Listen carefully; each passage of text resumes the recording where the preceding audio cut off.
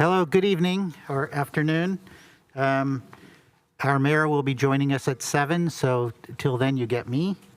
I would like to call this to order, this meeting. Can we have the roll call, please? Assistant City Clerk. Councilmember, microphone. Councilmember Board Member Watanabe. Here. Councilmember Board Member Shahal. Present. Councilmember Board Member Hardy. Present. Councilmember Board Member Park. Here. Vice Chair Jane. Here. Councilmember Board Member Becker. Here. And as stated, Mayor Gilmore will be present at 7 o'clock. Okay, very good. We have 2 items on our closed session. I'll read them off and then we can take any comment on those closed sessions. The first item, 1A, conference with labor negotiators pursuant to Government Code 54957.6. And then the second one is item 1B, that's conference with real property negotiators pursuant to Government Code 54956.8 concerning property at 5401 Lafayette Street in Santa Clara. Is there any member of the public that wishes to comment on those 2 items?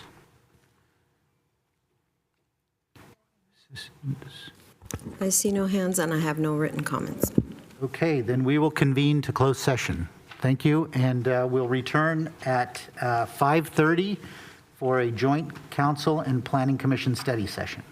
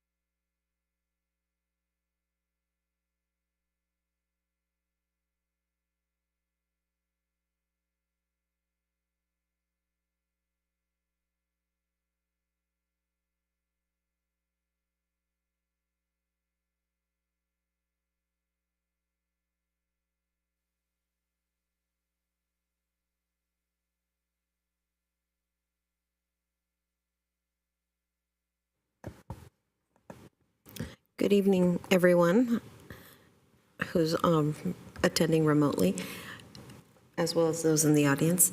The council is still in closed session, and it may be up to 30 additional minutes. So they may be coming back out at 6 p.m., not 5:30. Sorry for the inconvenience.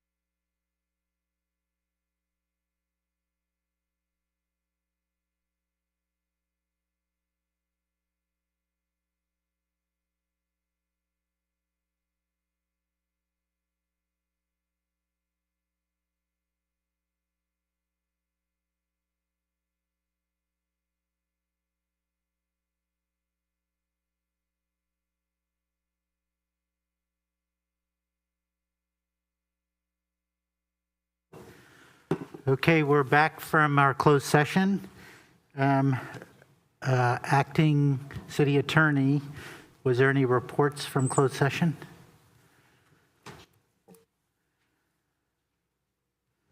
There's nothing to report. Nothing to report. Okay, so now we're on to a study session with the Planning Commission on our housing element update. Staff, is there a presentation? Assistant City Clerk, is there a roll call or not for this one? Thank Oh, we you. have to do a roll of the Planning Commission, right? Yes, thank you. Okay. We're moving so quickly here. Planning Commissioner Biagini. Oops, present. Sorry. Planning Commissioner Chiragru. Here. Planning Commissioner Salim. Here. Planning Commissioner Huang. Here. Planning Commissioner Bhatnagar. Here. Thank you. Okay, welcome, Planning Commissioners. So I think we have a staff presentation on our housing update. Yes, thank you, Vice Mayor. We have Community Development Director Andrew Crabtree. He will introduce the subject. We're talking about the housing element update today, and he will make a presentation, and then you can ask questions, including the planning commissioners, and give some ideas or direction after that. Thank you, Vice Mayor Jane, members of the City Council, Planning Commissioners, thank you for joining us tonight. I'm Andrew Crabtree, Director of Community Development, and we have tonight, we'll see about time, probably about an hour, for a study session to really kind of give you a check-in on our housing element and progress so far through this year, kind of where we are, next steps. And so I am looking for, well, I do have a PowerPoint, if we could bring that up. Thank you. All right, and next slide, please. As you're probably well aware, the housing element is an important part of the city's general plan. It's a fairly technical exercise that every 8 years we need to go through this update process and submit our housing element of the general plan to the state for their review and approval. And we also, on an annual basis, submit it to the state for review. In recent years, the state has really been making the requirements more stringent with the goal of promoting more housing development within the various jurisdictions in California. I note also that Southern California jurisdictions are on a different timeline than Northern California, so a number of them are a year ahead of us. And we've seen the results of their work and the challenges that a lot of them have had with getting state approval. So we know that the state is being pretty serious about this, and we're at the same time fairly confident that we're doing a good job and looking forward to proceeding through the process. Tonight at our study session, we'd like to summarize for all of you some of the outreach that we've done recently, and then walk through a few of the elements of the draft housing element, which is now up on the city's website and available for public review. Note there, it's from July 1st through August 1st. So we want to just go over some of the sections, highlight some of the content for you. Rena Brio, the Assistant Director from our department, will be joining me on that part of the presentation. And then we'll finish with an updated timeline. And in terms of the outreach, we'll start with what we heard at the April study session, give you a summary of a community survey, and then some specific stakeholder feedback. Next slide, please.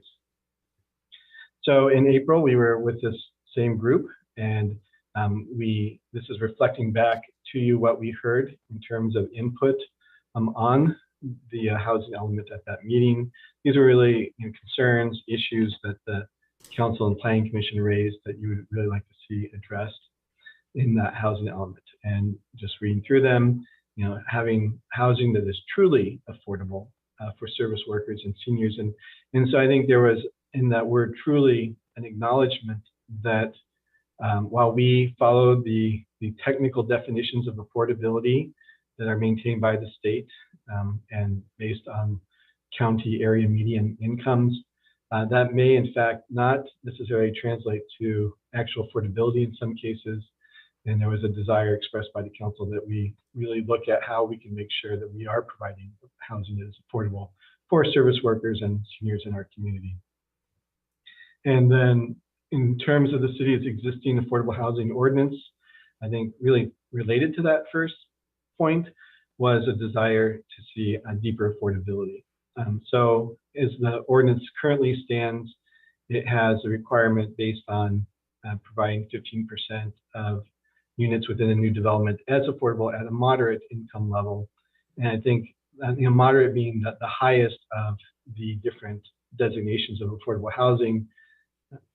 There's a desire to look at, and we've seen that in a few recent specific plans, a requirement to distribute affordable across the different income categories, low, very low, as well as moderate in our requirement. So we heard that. Then there's also the idea of perhaps providing relocation assistance when people may be displaced by new development, a desire to focus new housing near opportunities, such as retail, shopping, transit, parks, and walkable areas. And these are also things that the state uses when they review the housing that we produce to make sure that we are providing housing in areas that have these types of opportunities or amenities. And then, as we're also aware, the council has an interest in making sure that we're responding to homelessness issues. And we do have a separate task force that's working on that at the same time. Next slide, please. So the community survey was a fairly significant part of the outreach that we're doing, and the state does require community outreach as part of the housing element process. So we're making sure that we're following their requirements as we go forward. The survey that we conducted, I would think of as sort of a very large community meeting. It was not a scientific survey, but really just an opportunity for interested community members to provide input to us on what should be addressed in the housing element. We had the survey up on the city's website from May 16th through July 8th, and we made various efforts to promote that. We went out to the Health and Wellness Fair, we were at the library, different locations, and then also through the social media, city's gov delivery, bulletins, email distributions, and so forth, where we were sent this survey out to various folks and really tried to just give people an opportunity. The survey was available in English, Spanish, Chinese, and Vietnamese languages. And we had over 1,600 responses. So again, if you think of this as a community meeting, that's a very large community meeting with a lot of people providing input to the city. Next slide, please. So the next two slides give a little bit of a breakdown of who responded to the survey. Looking at that first column in age distribution, the first category is 65 plus. The next four are sort of 10-year increments in age. And so it's a fairly even distribution across those, if you sort of think about them being 10 years and then the 65 plus being a little bit more than 10 years. But that's also the largest group. And perhaps notably, we didn't have very many respondents under 25. But those were the folks that did provide responses. And the second question noted here is, there was a question about how long have you lived in Santa Clara. The survey was open to people who do not live in Santa Clara. So we had 4% of respondents who were not residents, but almost half had lived in the city for 20 plus years. So we have responses represent fairly established community members. They're 26%, 5 to 19 years, and then it sort of drops. The third question on this slide is, what is your current housing situation? And so we note that almost 2/3 of the respondents are homeowners, another third or so are renters, and then a variety of other options. Next slide, please. Just also reflecting sort of typical survey demographic questions. We had one about race and ethnicity. You can see that if the city demographically is about evenly in thirds in those first three categories, so we have a little bit of a skew there. And then also on household income, probably a little bit skewed towards the upper ends of the income range in the community. And next slide, please. So then getting into the questions that were asked about housing, the question on this slide that's noted is, what type of housing do you think Santa Clara needs more of? And the number one answer, these are sort of bar graphs, represent the frequency response. So the one in the center, almost in the center, with some purple, single family homes was the most common response, but not too far behind it, senior housing and townhomes, which is also, townhomes are also sort of a form of single family residence, but in a more compact format. So those are things perhaps not too surprising with the what we know about aging population, and that the senior housing one would show up in the top group there.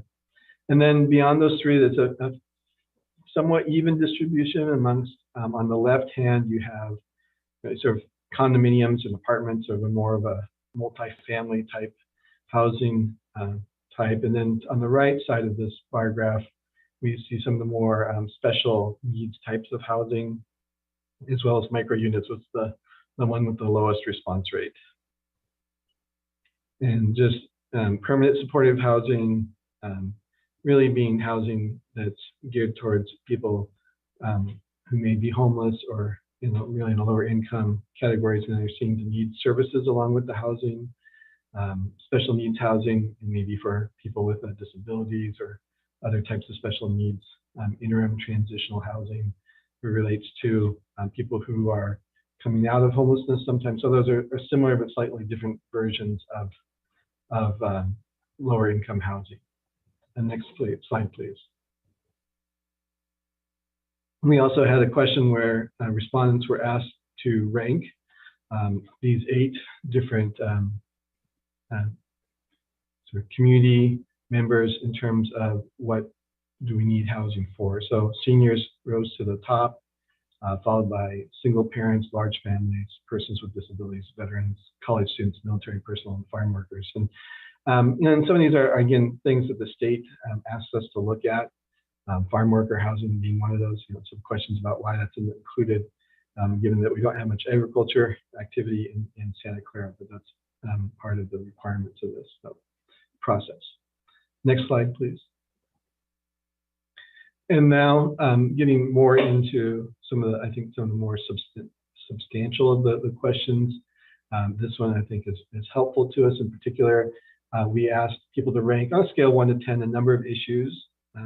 They could potentially have ranked everything at 10. So things generally show up as being fairly high. You see the 8 there represents that the average was on a scale of 1 to 10. This response got an 8 in terms of its importance. You can kind of see the gradation here as we move down the list, and there's 2 slides, so we'll see more next, of what issues the community finds to be important to be addressed. So the first, children who grow up in Santa Clara can afford to live in Santa Clara, even as housing prices go up, but income levels don't. There could be a problem where local residents see their children unable to live and are forced to move away to find affordable housing. People are concerned about that. Opportunities for people who work in Santa Clara to live in Santa Clara, and so being tied to the community, shorter commutes, other benefits there.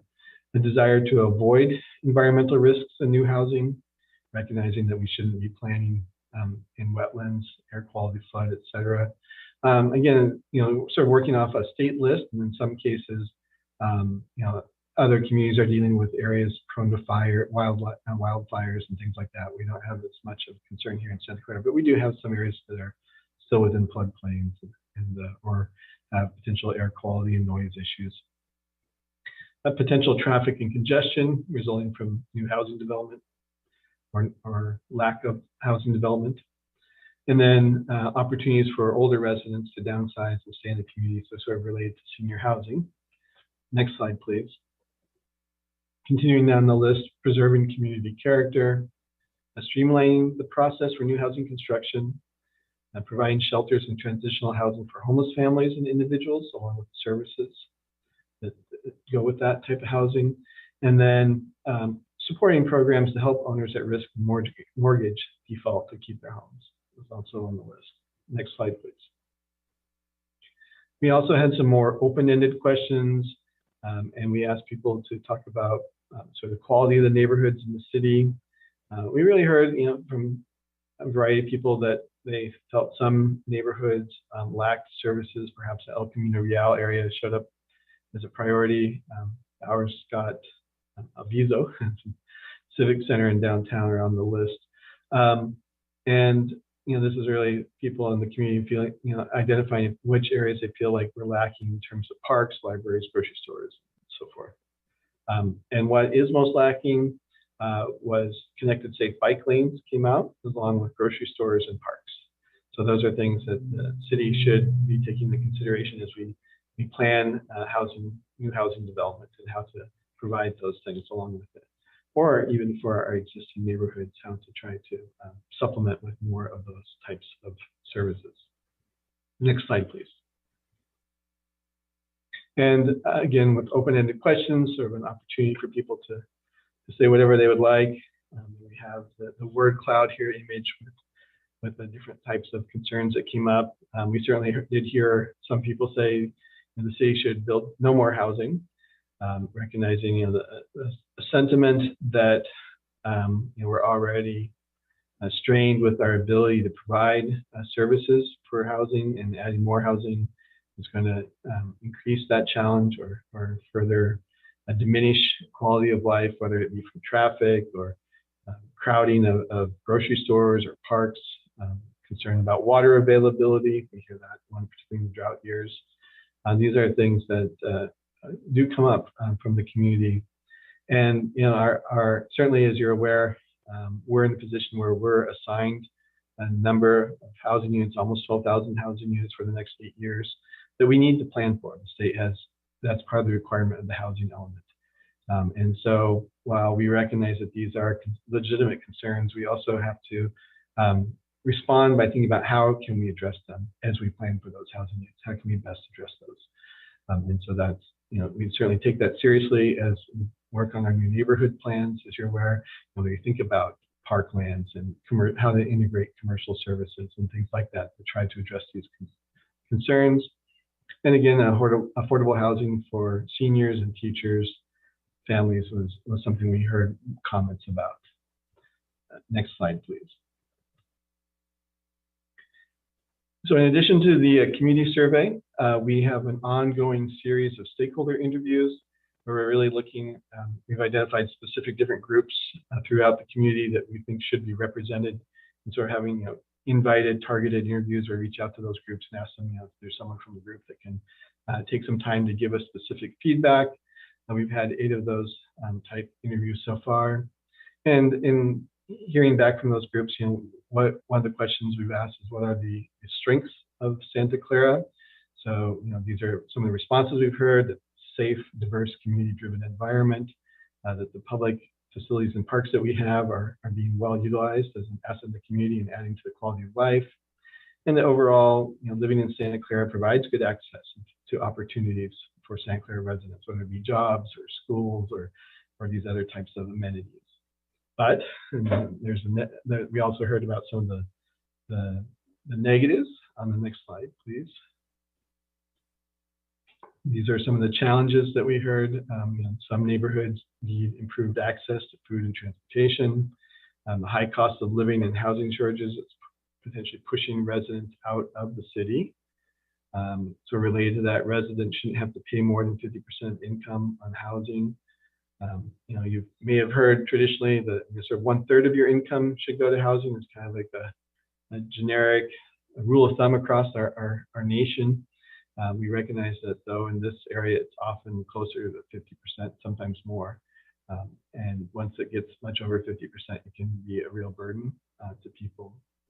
There's some concern about potential stigma for low-income affordable housing projects as we have those continue to go through the city's permitting process, and there could be a backlash or pushback against those. We heard about community acceptance, potential acceptance of creative and innovative thinking. I think this refers in particular to 2 new types of housing, whether it be changes in parking requirements or other types of housing that are a little bit different than traditional single-family neighborhoods. Access to transportation, traffic congestion, air quality, and noise pollution are also concerns. Next slide, please. Then we, as part of the stakeholder feedback, we got some recommendations that we look at specific programs that the city might offer or include in the services that we provide for residents. So this is a fairly significant list of sort of technical programs, but you know, having like a rental survey program, sort of having an ongoing awareness of you know, what renters are paying, what their concerns are within the community. Tenant relocation assistance, are talking about people who are being potentially displaced and having a program, active program to assist those. Eviction reduction programs, and there's been a lot of that under the as part of the COVID relief programs as well. And we do currently provide some access to legal services, but this is looking for something more robust and ongoing. Anti-rent gouging policy, some sort of you know, limitations on potential rent increases, rent control. So related to that, a limit on security deposits. You know, the initial security deposit can also be a barrier to someone obtaining housing if they can't make that initial payment.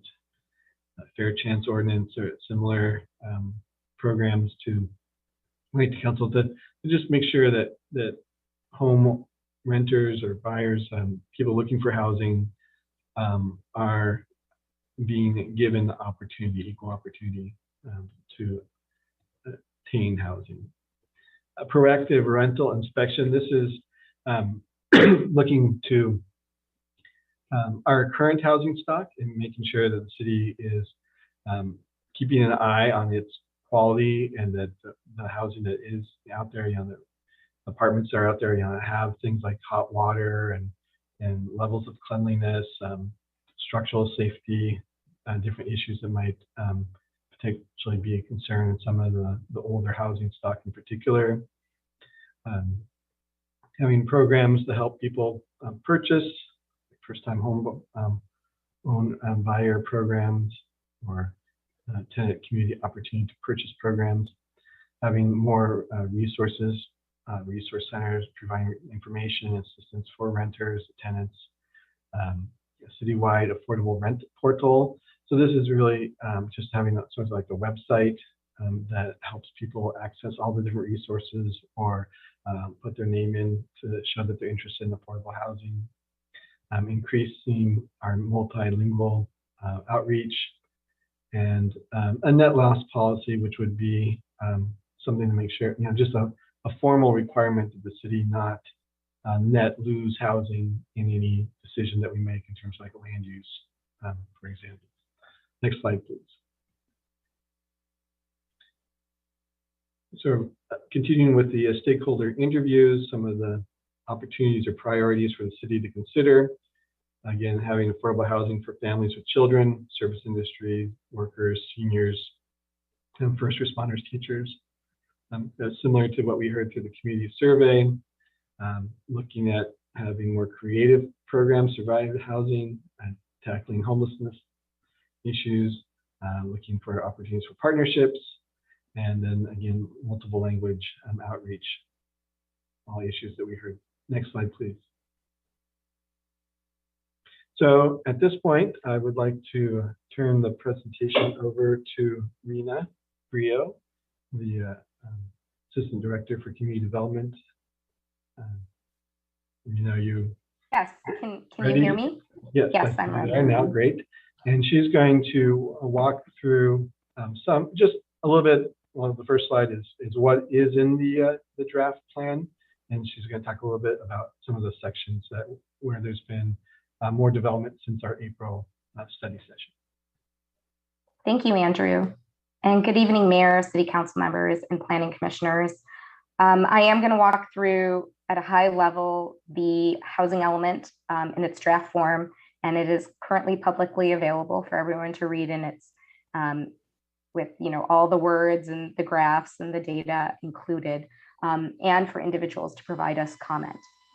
So the introduction really is going to set the stage and provide context to the public and to the state on the city of Santa Clara, our development patterns, how we've gotten to where we're at, and also some of our recent accomplishments. We want to definitely acknowledge a lot of the specific plan work and other policies that we've created. So that's what we're accomplishing in our introduction. Our second chapter, the housing plan, is actually a very key chapter that's going to lay out the housing goals, the policies, the implementation actions, and those quantifiable objectives that we are going to have and that we're committing to for the next 8 years. So our housing cycle is ending, our current housing cycle is ending this year. The next housing cycle begins in 2023 and will last through 2031. And I'm going to talk about some of the parts of this chapter in the next few slides. Chapter 3 is our AFFH, Affirmatively Furthering Fair Housing chapter. And this is new to the world of housing elements. We haven't done this in the past. And what this is really focusing on is our trends locally, our demographic trends and our concentrations of poverty, as well as the opportunities for access to resources, and kind of drilling down on what are these areas, what are these challenges, and how can we better address providing access to opportunity for all. Chapter 4 is the Housing Needs Assessment chapter, and that includes data on our special needs groups, as well as the condition of our housing stock. Chapter 5 is our constraints analysis, and this talks about the analysis of our plans for addressing governmental and non-governmental constraints to increasing the production to meet our RHNA, that's the Regional Housing Needs Assessment goals. I should say allocation goals. And chapter 6 is housing resources. So that provides an analysis of the resources available for development, rehabilitation, preservation of housing in Santa Clara. And this is also where our housing inventory, our sites analysis, where we're going to talk about how we can actually achieve the RHNA allocation that's been provided to us by looking at specific sites that are available and suitable for development. And chapter 7 is our program accomplishments. So this is essentially a report card, if you will, on our accomplishments in the current RHNA cycle. What did we achieve? What are areas that we could do better on? Next slide, please. So some of the key trends, a lot of these are demographic trends that are in our housing element. So Santa Clara, the city, has grown slightly faster than the county in population since 2010. The median age is slightly younger than the county, with our largest age group being in the 25 to 34 year old bracket. Employment in education, healthcare, social assistance, professional, scientific, management, administrative areas have increased, and manufacturing has decreased. Our racial distribution in the city has stayed relatively consistent, with slight decreases in the Hispanic and white populations, with increases in the Asian population. Renters and lower income households are more likely to experience housing cost burden and overcrowding. And homelessness has increased countywide, and the median income continues to increase countywide. Next slide, please. So in our last study session, we heard feedback from the council and the planning commission that affordable housing wasn't actually affordable anymore. And this slide really affirms that, observation. For instance, our median income has increased by 59% from $105,000 to $168,000 since 2014. And this is important because as the median income rises, so do the income limits that define affordable housing categories. And these are HCD categories. For example, the extremely low income category is defined as 30% or less of the median income. Once again, using the median income as the basis for what is affordable. And thus, our affordability levels have also increased. Another example is in 2014, extremely low income, that's ELI, for a one-person household was $22,300. In 2022, that same household for extremely low income is $35,400. And this is a challenge, especially for people on fixed or stagnant incomes, that these categories of extremely low, very low, and low income continue to be rising in total dollars. Also, HCD has actually created a new affordable housing category this year called the acutely low income category, and that's for households that are earning less than 15% of the median income. And just the fact that this new category has been created is really an acknowledgement that more people are falling into this unique category and that we need to research, study it, and capture that data in a more concrete way. Next slide, please. On this slide, we're going to see examples of the types of jobs that fall into these different income categories. And this is in a way to sort of humanize, right, like these dollars. For instance, a home health aide in 2022 would be working, and these salary ranges are based on specifically the San Jose Metropolitan Statistical Area, or the MSA. So we've got home health aide making extremely low income, child care workers, grocery stockers, EMTs at very low income, mail carriers at very low income, bus drivers as well, at low income, elementary school teachers at low income. Next slide, please.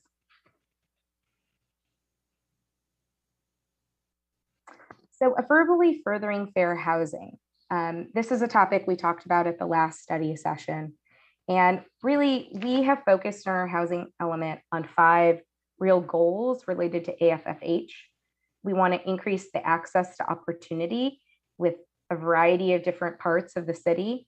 We want to be able to address displacement risks that exist and acknowledge them and improve upon them throughout the city. We recognize that there's a high housing cost burden that affects 51% of all the households. 60% of them are renters. Once again, high cost burden is, are you spending more than about a third of your income on rent or on your mortgage? Targeted outreach, realizing that we have several neighborhoods that have higher rates of poverty, cost burden, disability, or housing voucher usage. This information is really important for us because we can actually reach out to these individuals really proactively more to try and get their feedback in a way that's more precise now that we have really information on where a lot of these individuals are living in our community. Substandard conditions. So the city does have a higher rate of incomplete kitchen facilities than the rest of the county. And really a potential opportunity there is more proactive code enforcement to fully assess the actual conditions in these older apartments and homes, and then hopefully improve upon them. Next slide. So what this is showing, and this is from our American Community Survey, census data here, the darker parts of this map, and you can see the dashed black line. If you look close enough, you can see the outline of Santa Clara. The darker colors represent areas of higher concentration of low and moderate income households throughout the city.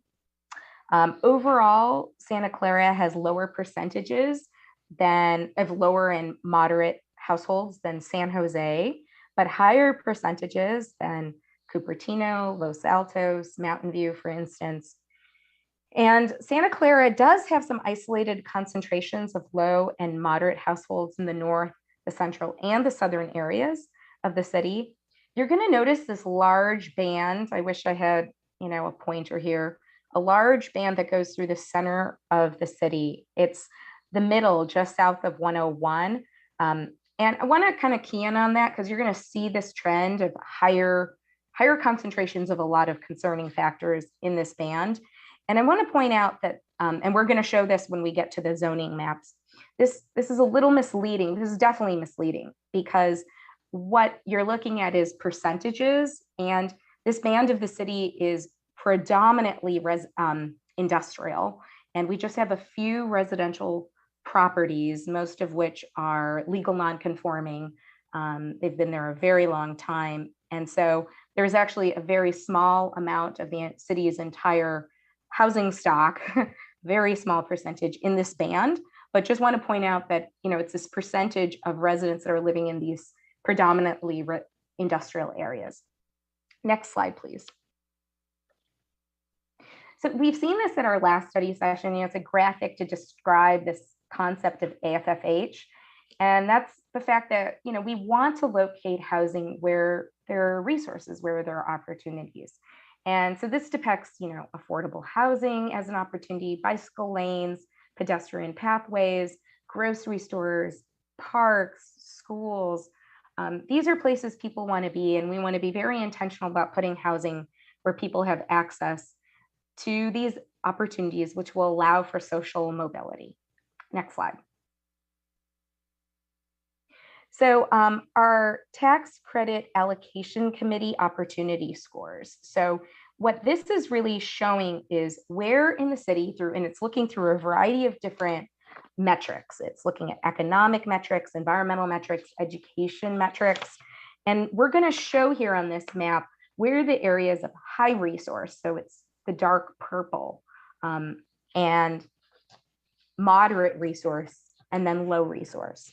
So as you can see, the northern section of the city, there is a mix of moderate resources. In the central part of the city, from 101 to the railroad tracks, as I mentioned before, this is predominantly industrial in nature. That is characterized as a low resource area. And then in the area south of the railroad tracks, you have a mix of moderate and high to the highest resource neighborhoods in the city. Next slide, please.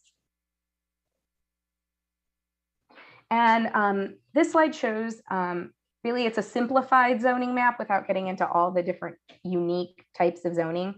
However, just breaking it down into the main types, you know, residential being yellow, gray being industrial, you can see a lot of that band, that central band of the city is industrial, and is actually also intended through our general plan to stay industrial. Next slide, please.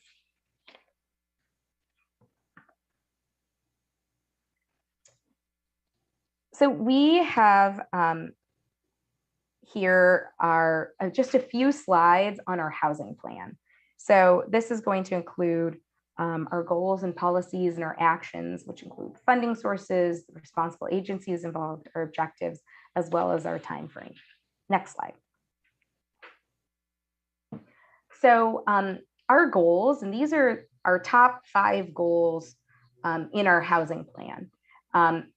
Many of these goals are similar to what's been in our existing housing element. However, goal E, which I'm going to expand upon, is more trying to get at this new topic of AFFH.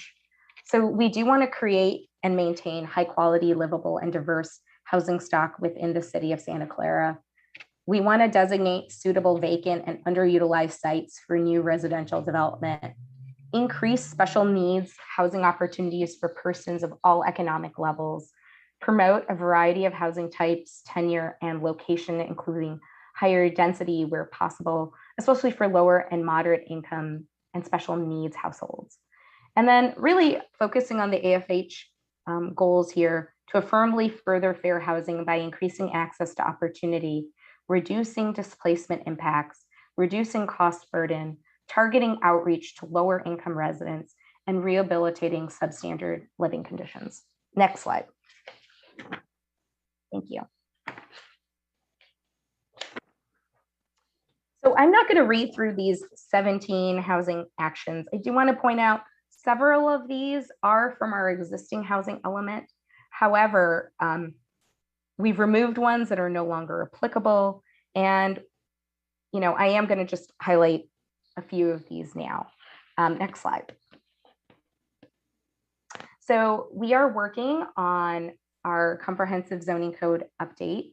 That will be coming to our decision makers here that I'm speaking to, the Plan Commission and the City Council, very shortly. We will probably be bringing this either, right after, I would say, this housing element is adopted, or simultaneously at the same hearings in a very short time frame afterwards. We'll be exploring the changes to the city's affordable housing ordinance to require deeper levels of affordability for inclusionary rental as well as ownership projects.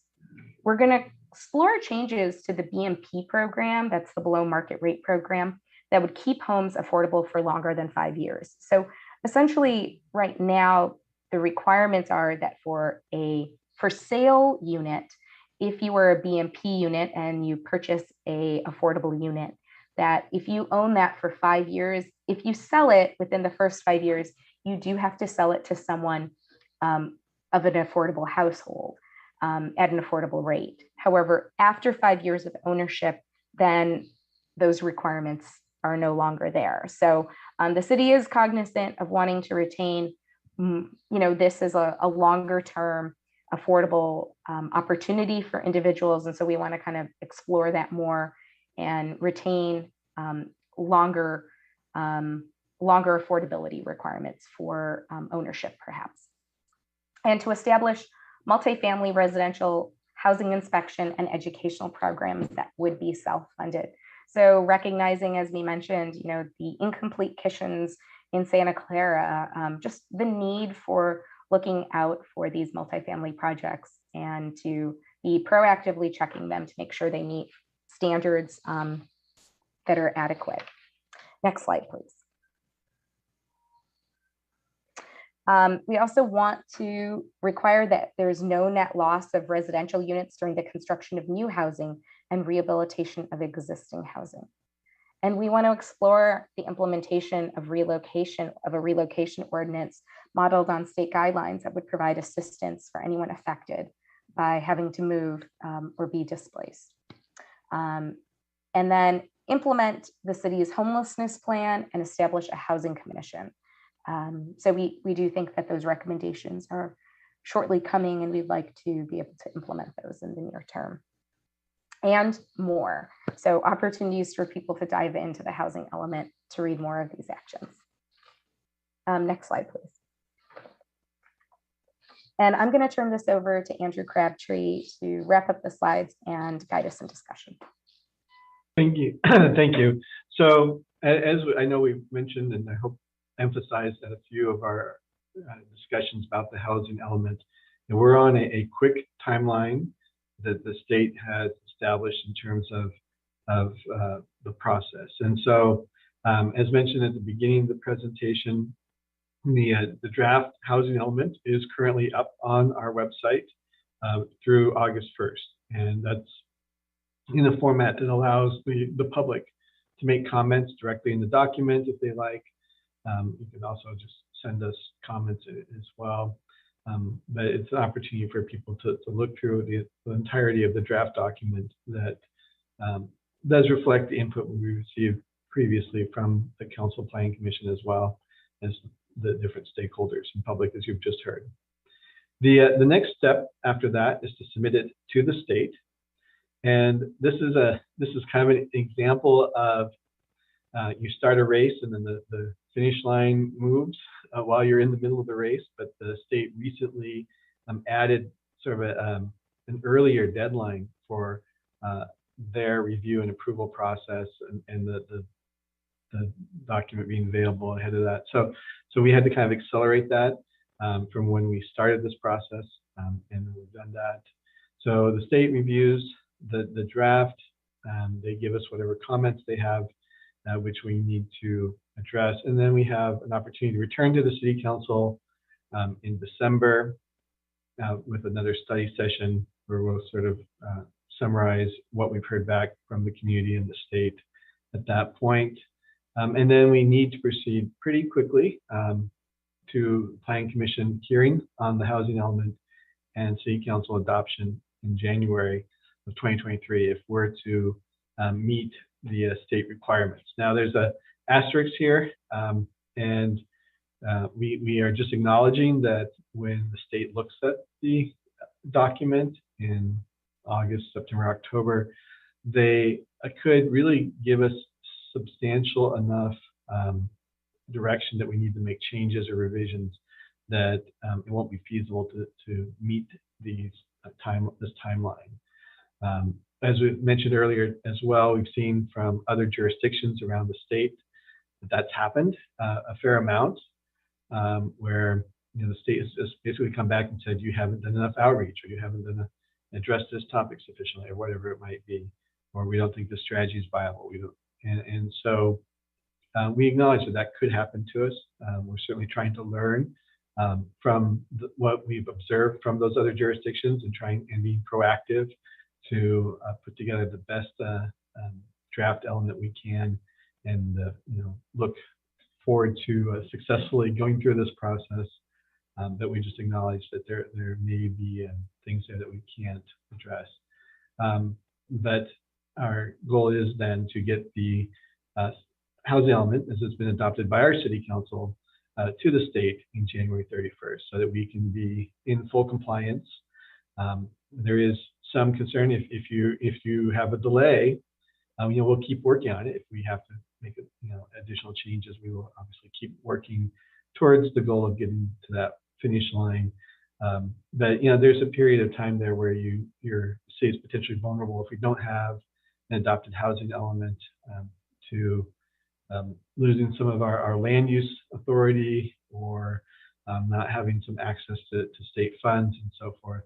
So there's some serious reasons why we want to keep moving forward and try to finish this on the timeline. Thank you. The next slide, please. So with that, we're going to open this to discussion from the City Council and Planning Commission. And these are some of the topics that we've just gone over: the community survey results, stakeholder findings, key trends, the public review draft, and our timeline. You're certainly welcome to comment on any of these, as well as anything else related to the housing element. And we look forward to hearing your comments. Thank you. Thank you, Andrew and Rena, for that very short presentation of a big topic. So I do have some questions. I'm going to go to the planning commissioners first, and then we will have time for the public. So we'll probably go past 7, I believe. Commissioner Salem. Wow, I got my hand up first. Thank you. I'm really interested to see how staff approach the community involvement on the opposing forces of little or no development against the ideas of state mandated development and low-income housing, which are quite opposed to each other as far as our approach to development. And actually, you know what? I think that's going to be a big enough question. I don't need to add an and. That's how did you address that? If you want to answer these in line, we don't have to wait till the end. You want to go through all the questions first? Okay. All right. So Commissioner Cherakuru. Hi again, good to be with City Council, and thank you, staff. I was one of the participants in the survey, so very thorough, exhaustive survey, and very well done. I had some feedback as well on the survey in my response, but I had a couple of observations and questions. One, how are we addressing the housing element tied to the historic homes? As I didn't see anywhere in context a goal or an actual acknowledgement of some of our historic gems. Not that we have it as a district yet, but it would be nice to have the housing element address some of our historic homes and what it means. The other question I had is, how does SB 9 roll up to our housing element? Some of the indicators from the SB 9, like Commissioner Salem pointed, seems to be at odds with our vision, especially as we are trying to encourage more single-family homes. So density versus SB 9 would be a good question for me as well. Thank you, Chair. question. Okay, Commissioner Wong. Oh, thank you, Vice Mayor. Actually, my question is on page 6, the slides. On the right-hand side, the household income, 30%, it's over 150K. But if you add them up, the total is only 76.5%. So I think maybe something missing on that page, on that data. Yeah, that's it. Thank you. Chair Biagini. Well, I used to be chair. Oh. Priya is now. Okay. Anyway, I think Priya pretty much asked the questions I was thinking. Thank you, Priya. But I did one minor thing.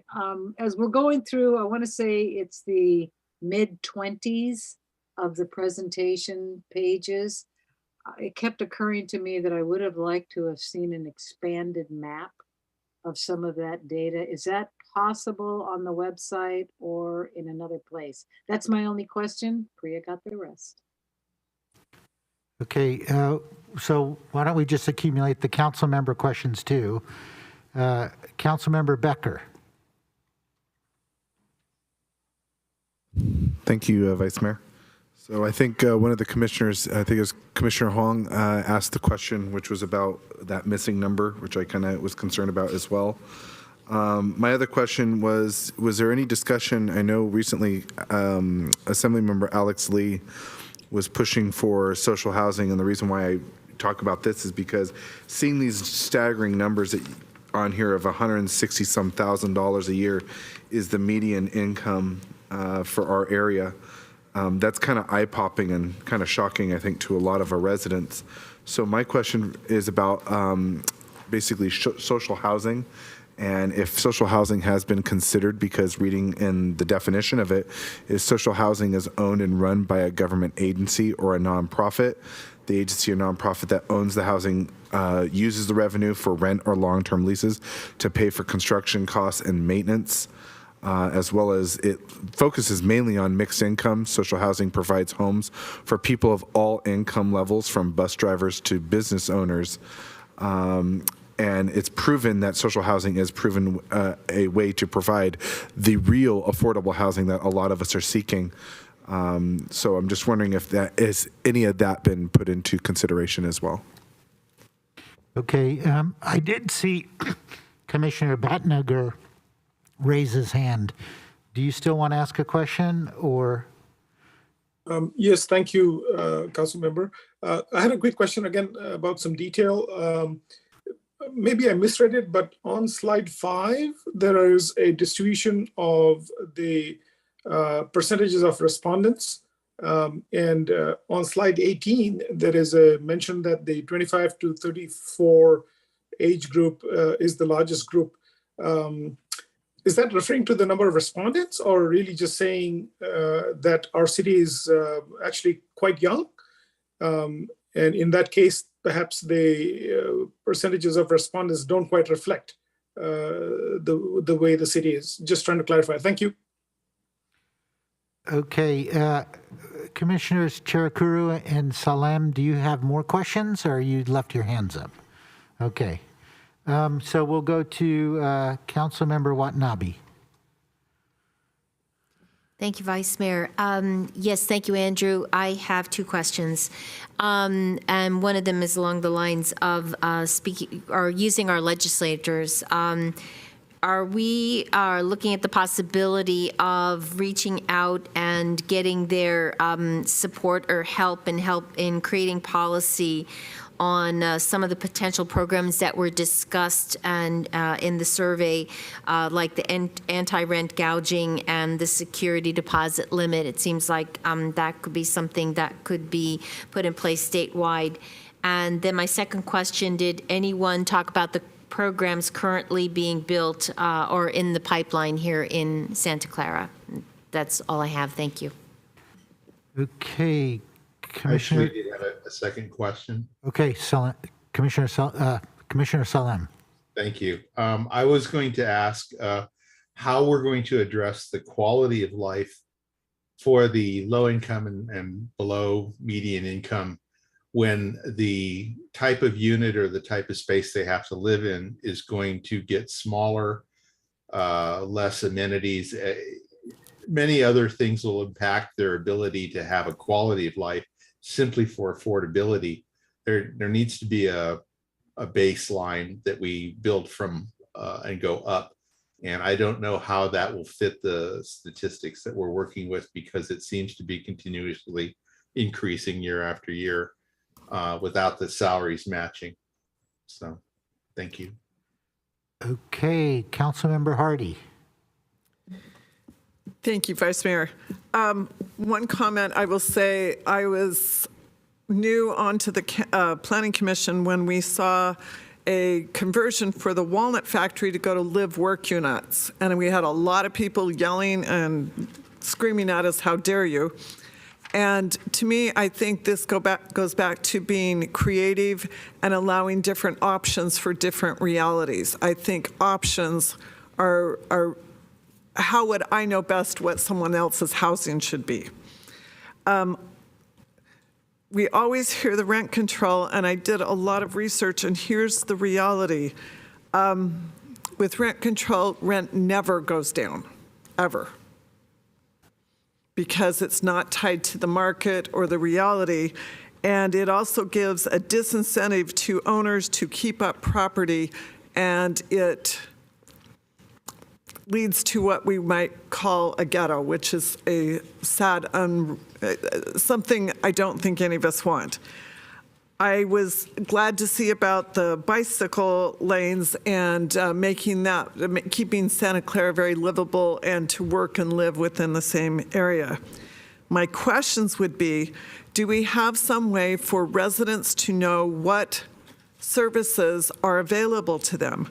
I know when I was a renter and had problems with a landlord, when I called the city, they suggested Project Sentinel, who worked as a mediator with us, and that was very, very helpful as a renter, not knowing all the rules and knowing what my options were. So I'm wondering, do we have planned some sort of a eligibility calculator for people to see what services would be open to them with their realities? And I was also concerned about this incomplete kitchen, what that meant, and was a little concerned about how someone would report a problem of something being substandard. Is there a way for them to do that? That also, I guess, ties into this eligibility reality and what is possible and open to residents. Thank you. Councilmember Chahal. Thank you, Vice Mayor. Thank you, Director Crabtree and Rena, for the presentation. And Vice Mayor rightly put it, short presentation for a very big topic. I have a few clarification questions, and some of them are already asked. One is the anti-rent gouging. I think we need to expand the definition and what the city can do in these circumstances, elaboration of that. Responsibility of landlords. We have currently housing units in the city which are not well maintained by the landlords. So how we fix that responsibility, and so that landlords should be clearly knowing what is their responsibility to maintain an housing unit, whether it's a rental or any other type of housing unit. And they have to maintain whatever jurisdiction they have for the park and recreation activities within that. So that has to be very much elaborated on that. One question is regarding the median income. I'm not sure, 168,000 for a 4-person median income, that's pretty high. How we deal with that, and that brings to Commissioner Salem's question, it directly relates to quality of life. If the units they are getting for the lower income category are very small or something which does not fit the quality of life of these residents, how we cope up with that. Next question is about the affordability component. Good that we are touching that topic. We want to increase from 15% to probably higher. But time and again, we are hearing from the developers that anything beyond 15% will not pan out. So my question is, should we, or we should rather, prepare a fiscal study that in the Bay Area, the housing element or how the units are being rented out at the average rent or how the units are being sold out, whatever percentage we are saying, 15, 20, 25, whatever, will pan out. So that component is a very necessary to counter developers' concept that these housing units will not pan out at a particular percentage. One more thing I want to highlight is state has different programs. Because housing, everybody's trying to work on the housing, city, county, state. I think we should provide a resource within our housing element. What are the resources being provided by the state and the county for making housing affordability? Just take an example like a state has a first-time home buyer down payment program. Very few people know about it, but we should be including that in our housing element. What are the outside resources can be taken away? So that addition would help. And other than that, I think that's good for the timing. Thank you. Okay, Councilmember Park. Yes, thank you, staff, for the report. I also noticed, like one of the commissioners noticed, that the largest group was not well represented in the survey. That was the 25 to 30-year-old demographic. And I want to know, like, if you could show the responses for each demographic group. I think that that would be telling as well, because I see that median income is increasing while homelessness also increases. And I think that shows something like a wage disparity. And it'd be interesting to know which demographics are losing housing. For example, if we could point to reasons like sudden job loss versus long-term unemployment, et cetera. I also noticed that the percentages didn't add up, but I just dismissed that because I thought the discrepancy would simply be due to decline to answer, but I don't know if that's exactly the reason. I had questions going through the survey as well, where the survey participants told or given data about what exists or what the needs, or what the descriptions were, or what the needs were prior to the survey, because I didn't see them in the survey themselves. And I would think that people wouldn't necessarily pick options that they were not familiar with. So I would think that that would have a bias, that would show some bias in the data selection. And then do we know how each demographic voted for each option? It seems like we would be able to get that, but I don't know if we've broken that out. Because again, bias, looking for bias, each may see a greater need for their own demographic or for the next phase of housing. For example, renters looking to buy housing, et cetera. So it'd be nice to know those kinds of things, seeing the bias in the data. And conversely, there's this thought that maybe preserving community character could be seen as we want less housing for young people. I mean, there's lots of ways to look at it, and I think that the survey, it had a lot of questions, but I felt like it didn't really go deep into what the actual issues were. We're just simply looking for answers. I thought that maybe a scale from -5 to 5 would work better than 0 to 10, because that would allow for votes in dissent of options. I believe that Commissioner Salame mentioned something like that, but that's how I thought about it when I was looking at the survey, when I took the survey. And then consistently ranking instead of pick top 3. Like, I know that there were some options where you had to pick top 3, and I thought that simply saying rank the top 3 or rank every single option would be better in those cases, because you just pick top 3 and I don't know what that means, right? You're saying that more people pick this, but you're not seeing what their preference is in the selections that they made. And the ranking allowed you to select more than 3 when it says pick the top 3. I don't know if the pick the top 3 was necessary. We're kind of running out of time. Understood, but I've got questions. Right, so I thought maybe if you just, allowed them to, if you just always had ranking and allowed people to apply points to their choices.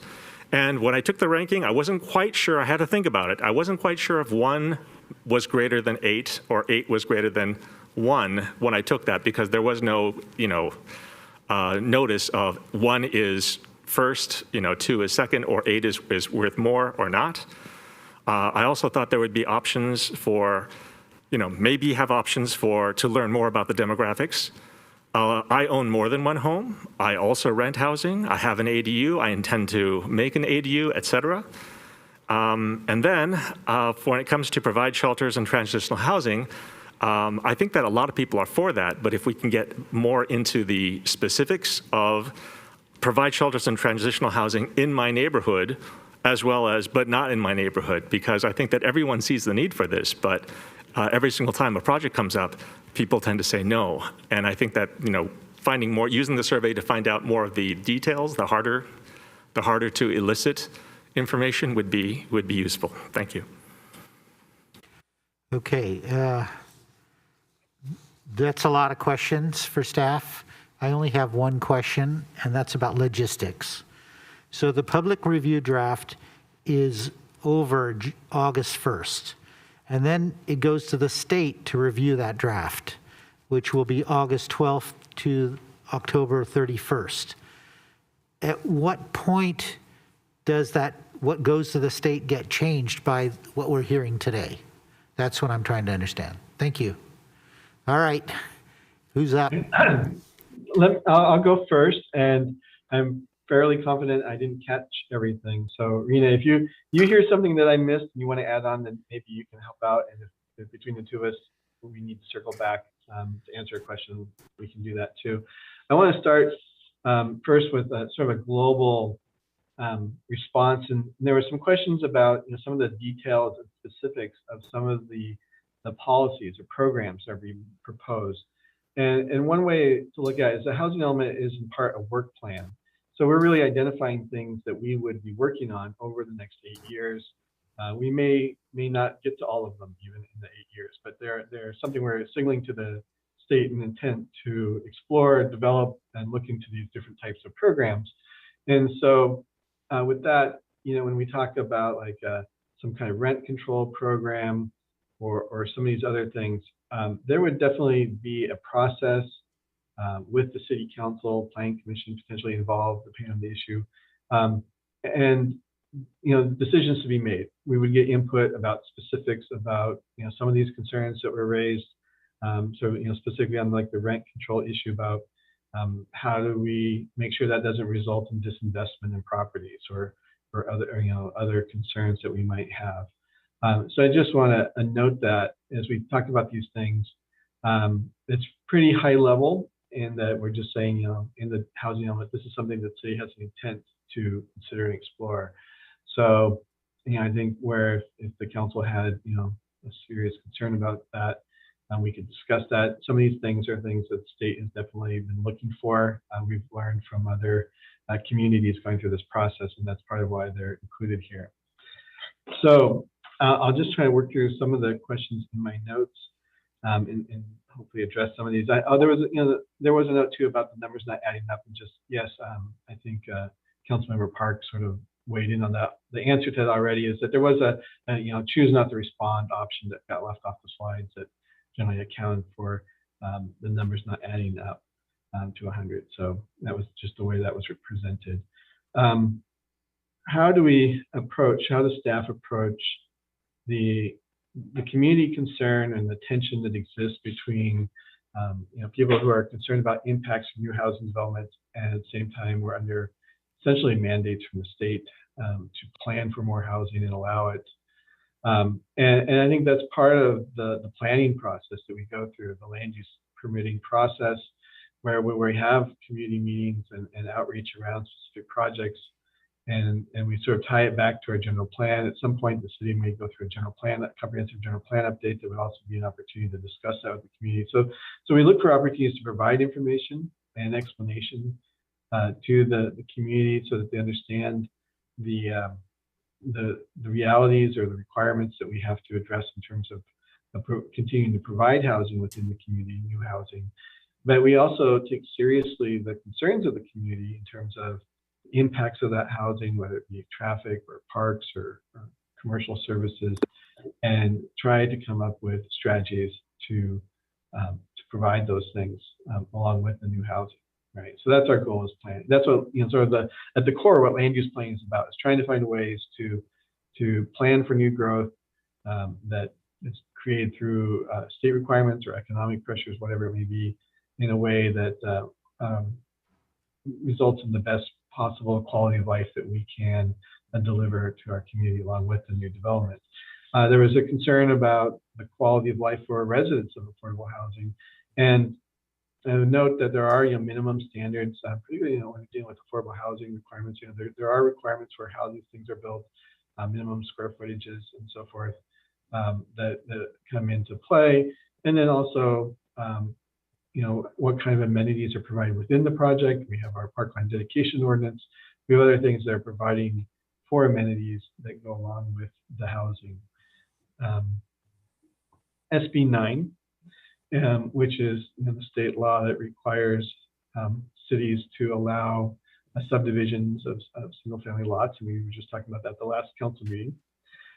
You may have heard a little bit about this because some communities around here are really trying to capture units that may be produced through SB 9 in their accounting of housing units for the state. That's not a strategy really we're relying upon because we have other ways to meet those numbers, and we don't really have good data to draw upon that SB 9 is going to have that much effect yet that we know of. So I don't really see necessarily a conflict between what SB 9 allows and what our housing element is trying to accomplish.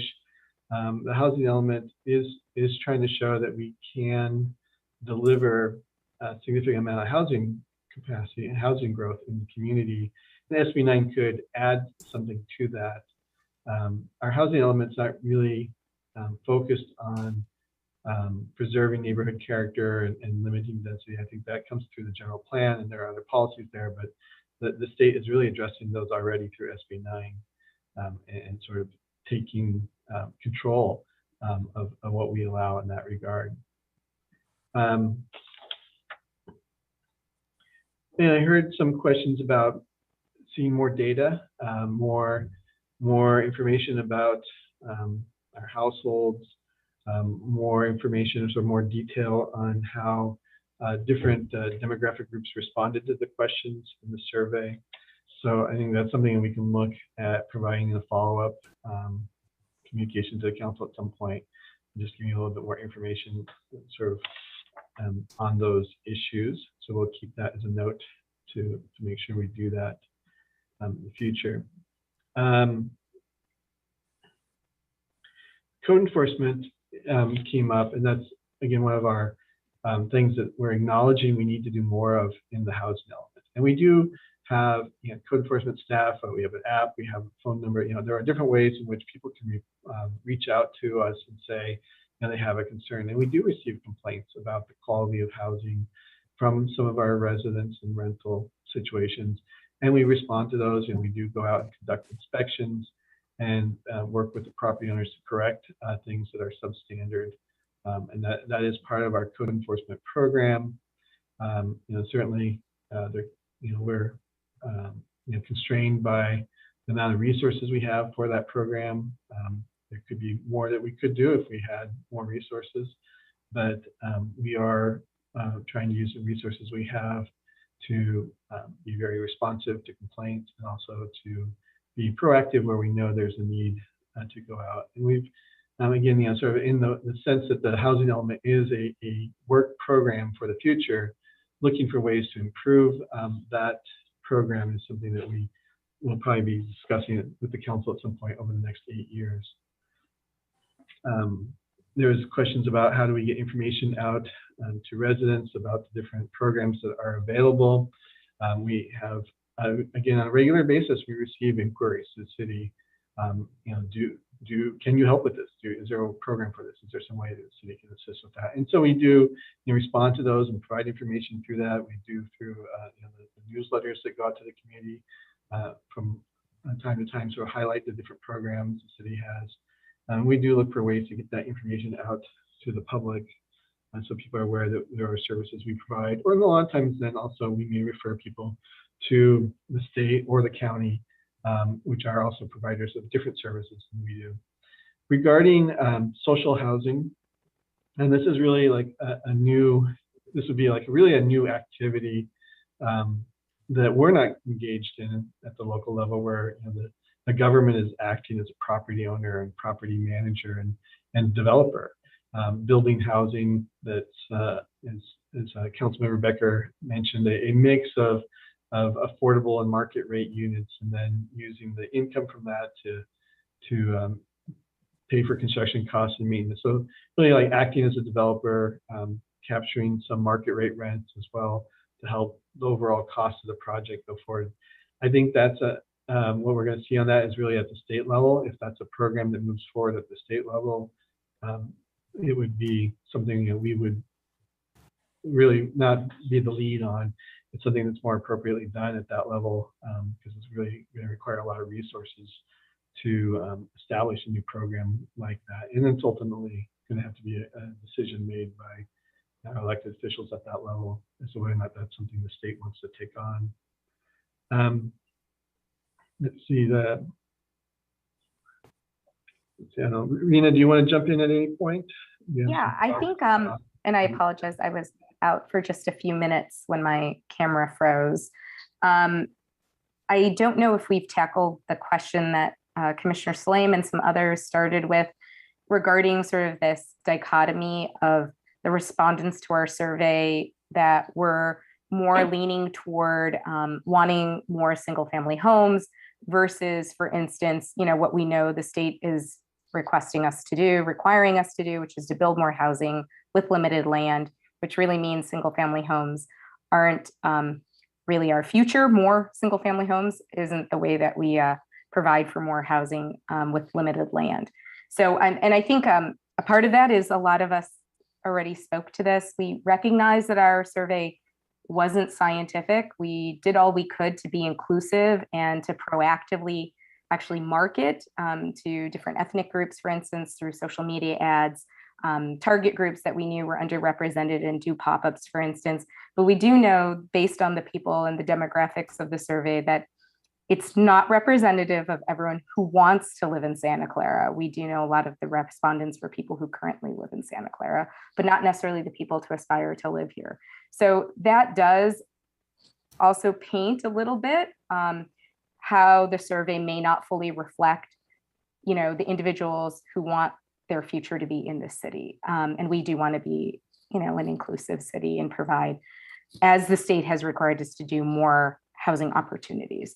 So I think that does tell us, though, that tension that we see here at the council when we bring land use proposals forward, right? And we do need to focus on outreach. We need to focus not on storytelling, but on data and challenges and why there's a connection between what people want, which is for their children to live here, yet the lack of opportunities don't provide those. So I think what this is really very informative of the challenge that we have to meet our requirements, but also recognizing the community, still not necessarily wanting that much change. And how do we listen? How do we accommodate? How do we find the right balance to preserve those elements that are very important to them, but to also provide more housing? I'm ready to jump in on a couple of Yes, yeah, go ahead. So I know that at the end we had a question about logistics and the timing of the review. So we're really under a requirement to get it to the state about 10 days after the public review of the draft completes, but we can continue working on it while the state is also doing the review. So as long as we take the state's feedback into consideration from the public review draft that we sent to them, we also have an opportunity to continue to work through. I mean, we'll try to get through as many of the comments we hear tonight and from the community in those 10 days as we can, but we can also continue making adjustments there. I know there were some questions about historic resources. And so again, I think that the housing element is in one document that our primary goal is to satisfy state requirements. And we have other venues through which we really establish policies and goals about a lot about it. There's just one part of the general plan. And so I think that's where we more appropriately are addressing a lot of the concerns about historic preservation. as well as through our separate historic preservation ordinance. And so those are the primary tools that we have to be looking at how we do neighborhood preservation. You know, there may be some tension there with like SB 9 and things where we're preempted in some degree, but SB 9 also includes a recognition for historic resources. So, you know, those are things that we certainly take seriously, but they're not really the focus of the requirements for the housing element. So, Rita, back to you. Yeah, no, and I would just say, and this came up in terms of how does our housing element better depict the resources that are available? And I think we can definitely put things in the housing element, but I think what we really want is an action item to make that information available in different formats and available to others in a more accessible way, because we do recognize that the housing element, as much as we've done surveys on it and we have a public document, is still not necessarily where people are going to go for information. And that, as well as from a historic preservation standpoint, promoting, for instance, that the city has a Mills Act process and opportunity that provides financial incentives for individuals to preserve affordable, historic homes. That's a big thing that we want to promote and make available to the public. So I think a part of what we're doing with the housing element is acknowledging the things that we do, but finding also those action items and how we can promote those activities to the general public so they can access them better. And I think both, you know, Chair Chirukuru, Councilmember Hardy, Councilmember Shahal all acknowledge, you know, just getting resources out to people so that they know where to find stuff. And I think Council Members Hardy of, you know, maybe some sort of calculator, that's something that certainly can be explored. So we'll take a look at that feedback, not for the housing element, but maybe as something we could look at other communities to see if anyone's done anything like that, to put something concrete in the housing element, but more exploring that more as an action item in and of itself. I'll jump in here and just say, you know, I know that some of the comments are more in the realm of feedback. For example, you know, Councilmember Chahal mentioned that, you know, when we look at our affordability ordinance, making sure that we do an economic analysis of that. And so those are comments that we, even if they're not specific questions that we've made note of. And I also want to state too that when we work with our affordable housing developers, who are often nonprofits or sometimes for-profit developers, we certainly work with the county and state, cooperate with them very closely in terms of getting access to the county and state resources too. And because we have some resources here in the city, but you know, we recognize that the county and the state participation is vital to our ability to like deliver those projects. So we do work closely with those other agencies and our developers. And Councilmember Shahal, we did recently conduct a financial feasibility analysis to look at our existing affordable housing ordinance to see what's the breaking point, how can we get more affordability. And that analysis actually informed some of the numbers that were included as part of the specific plan that was recently adopted, the Patrick Henry Drive specific plan, for instance, and the Freedom Circle focus area. The breakdown of the 15% into 5-5-5 for deeper levels of affordability. Those were substantiated financially, but we did realize through that analysis, granted it's, you know, a couple of years old at this point, that there isn't a lot of room for modifications above that, but we certainly can explore that more. You know, as you know, the market's always changing, so we can get more current information as well. And I don't think I have anything else. There and yeah, I'll go back to Vice Mayor Jane if you want to. Okay, so when I was chair of the Planning Commission, I was notorious for having long meetings. So I'm cognizant of that. So commissioners and council members, if you had a question that you really wanted, that you asked that didn't get answered, raise your hand and we'll address that. Otherwise, I want to go to the public. Okay. All right. Commissioner Salem. Thank you. Everything disappeared and I had to go hunting for it. Yeah, the only one that kind of got partially answered, I think, is going to be an ongoing issue with the minimum baseline home that we want to consider a low income housing, because I think we don't want Harry Potter's closet under the stairs to be our standard for low cost housing. We really hopefully could set what we believe to be the minimum standard, and then that would be something that the commission would see when development projects come through us first, and we can react to it much more quickly before having it go up to council and not meet criteria and then fall back down through re-review and redesign. So if at some point a definition of what a low-income housing project would or unit would look like made it into the document, that would be so helpful for everybody, public and commissions. So that's just a suggestion, less of a question, but more of a suggestion, that build in some examples, not criteria, but examples. Awesome. Thank you. Good. That was a great presentation. Councilmember Chahal. Thank you, Vice Mayor. I'll keep it short. I know we are following the county median income guidelines for our affordability component. Is there anything city can come up with a plan to incorporate what percentage of income is going towards the housing or rent, so that we can define that way and we can define affordability of a family according to that, basically. If we can do something, these are just comments. If we can do something, if city can do something on that, I would like to have some suggestion. Thank you. Okay, Councilmember Becker. Thank you, Vice Mayor. So, you know, we had the comment just a bit ago that said the short presentation for such a large topic. I would really recommend, because, you know, our planning commissioners are being here and took the time out of their day. We were also a little bit late tonight, that in the future for such a big topic like this, that maybe we should do this on a separate night. And I'm even willing to say that I will be glad to show up on Wednesday nights when planning commissioners meet, because then it's more amenable to their schedules. So just wanted to put that out there as for future reference. Okay, we'll go to the public now. Nora, Assistant City Clerk, are there any hand? Okay.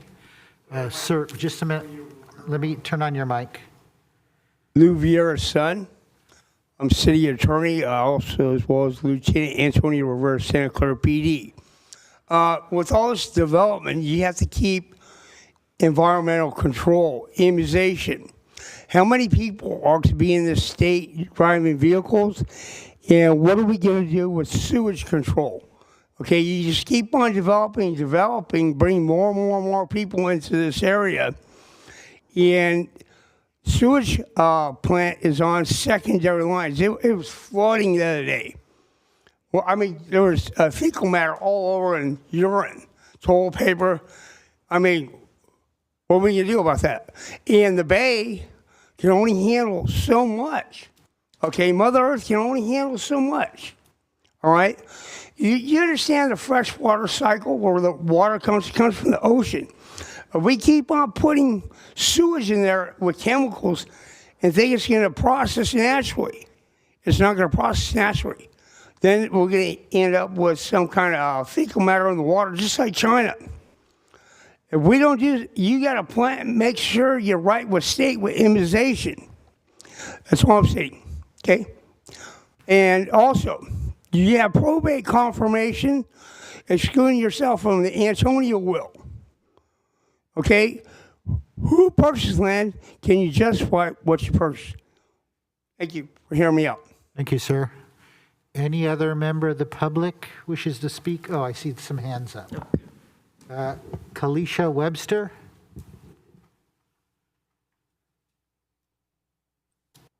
Thank you. My name is Calisha Webster. Good evening. I'm Senior Housing Advocate at Housing Choices.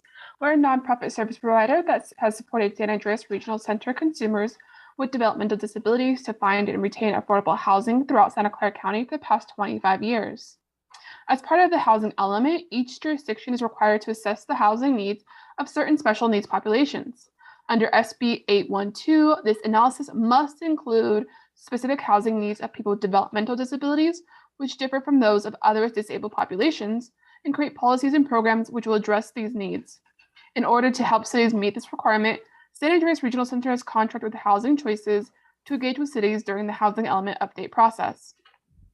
California's Code of Regulations defines developmental disability as a substantial disability onset before the age of 18 and attributable to major impairment of cognitive and/or social functioning, which entitles people to a suite of coordinated supportive services funded by the regional center in order to live in the community.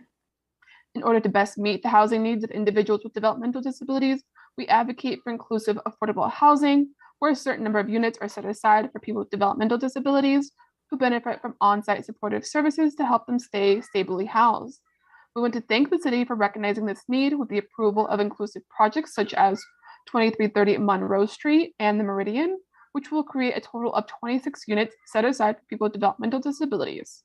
However, the city still has a long way to go in meeting the housing needs of all people with developmental disabilities in the community. Per HCD guidance on affirmatively furthering fair housing, respondents to housing element engagement efforts should reflect the diversity of the city so that the city can make sure that over the next 8 years, you're creating housing that better serves all members of the community, especially those experiencing the greatest housing barriers. The lack of engagement with people with developmental disabilities, their families, and service providers in developing the first draft of this housing element update is reflected in the incomplete analysis of housing needs, which omitted much of the quantitative and qualitative data required by HCD. Thank you, Kalisha. Thank you. Thank you. All right, our next speaker is Catalyze SV.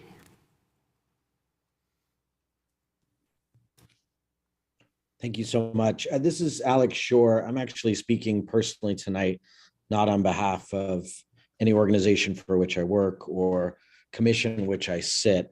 I say that because I've spent the last 7 years sitting on San Jose's Housing and Community Development Commission, where we have policies in our city around rent stabilization. I wanted to comment on something that Councilmember Hardy said today. And I'm thinking about this in the context of a lunch I had this afternoon with a reverend whose views on some issues might be quite different than me, but we talked a lot about how we can civically agree to disagree and civilly agree to disagree at times. So I thought I heard Councilmember Hardy say that rent stabilization causes ghettos, and I would just encourage the council to examine these issues deeply, look at cities that have rent stabilization and the results there, because I think rent stabilization can be a very, very helpful tool for keeping people in our community and preventing them from being displaced. So I would just ask for continued dialogue and discussion on these issues. I'm certainly happy to sit down with anyone on the council and chat more about issues around housing protections. Thanks so much. Okay, thank you, Alex. Our next speaker is Events Silicon Valley at Home.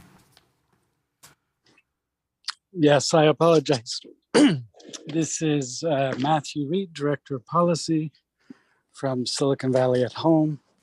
SV at Home is affordable housing policy and advocacy organization serving Santa Clara County. We have been pleased to be able to be engaged with the City of Santa Clara. I am a resident of the City of Santa Clara.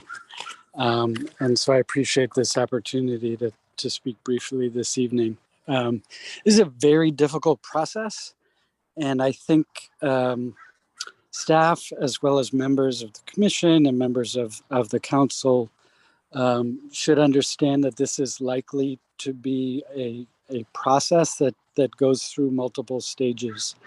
There have been very few of these housing elements that have been approved on the first shot by the Department of Housing and Community Development, and that is partly because we have in general fallen short on meeting what is a pretty high bar to respond to the requirements of state law that have been laid out and being enforced by Housing and Community Development. We are looking forward to seeing the details of the draft as they come forward. We've been sort of watching where there's opportunities to watch, and it's very difficult to know what the substantive details I think are going to be coming out of the Santa Clara draft. So we're very eager. We know that staff has invested tremendous amount of time and energy in this. Our caution, I think, to everybody around the county is that this has been a very difficult process. And so this is, you're likely to have other opportunities to discuss this in more detail, Councilmember Becker, as it comes back for further revisions. So we appreciate the presentation tonight. Thank you. Thank you, Matthew. Any other member of the public? Okay. Staff, do you have any comments, last comments based on what you've heard? I think that was good input. It's helpful. We'll continue to work on this. We take the comments that we heard just from Matthew Reed seriously too, because we've seen the numbers from Southern California, and we recognize that there are a lot of challenges. As I mentioned earlier, we're trying to learn from this feedback that the state has been giving and trying to get ahead of that, be proactive as well. We'll continue to look for more opportunities to engage with stakeholders, as well as we continue to develop our housing element, and look forward to coming back and talking more with the City Council and Planning Commission later this year. Thank you. Thank you very much. Very informative. Okay, now we'll move on to our regular meeting of the council. I would like to call to order. Oh, she is? She's here. She was waiting. She didn't want to interrupt. Oh, okay. I see. All right, we'll take a 2 or 3 minute break.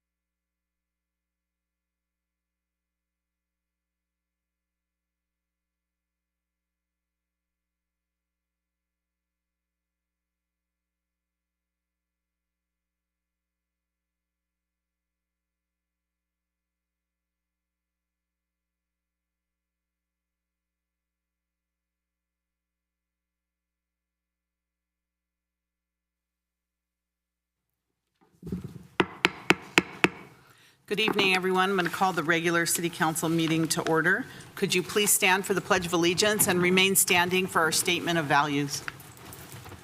I pledge allegiance to the flag of the United States of America and to the republic for which it stands, one nation, under God, indivisible, with liberty and justice for all. As we gather this evening, we humbly seek blessings upon this meeting. May we act with strength and courage and the will to perform our obligations and duties to our people with justice for all. Let us seek wisdom so that we may act in the best interest of our people, our neighbors, and our country. All this we ask so we may serve our community with fairness and respect, putting their needs before all. Thank you. Thank you. Please be seated. Mayor, may I read the announcements? Yes, go ahead. AB 23, announcement, members of the Santa Clara Stadium Authority, Sports and Open Space Authority, and Housing Authority are entitled to receive $30 for each attended meeting. Statement of behavioral standards. The City of Santa Clara has adopted a code of ethics and values and behavioral standards for public meetings to promote and maintain the highest levels of conduct. This includes mutual respect, robust discussion, and allowing city business to be done in an efficient and consistent manner.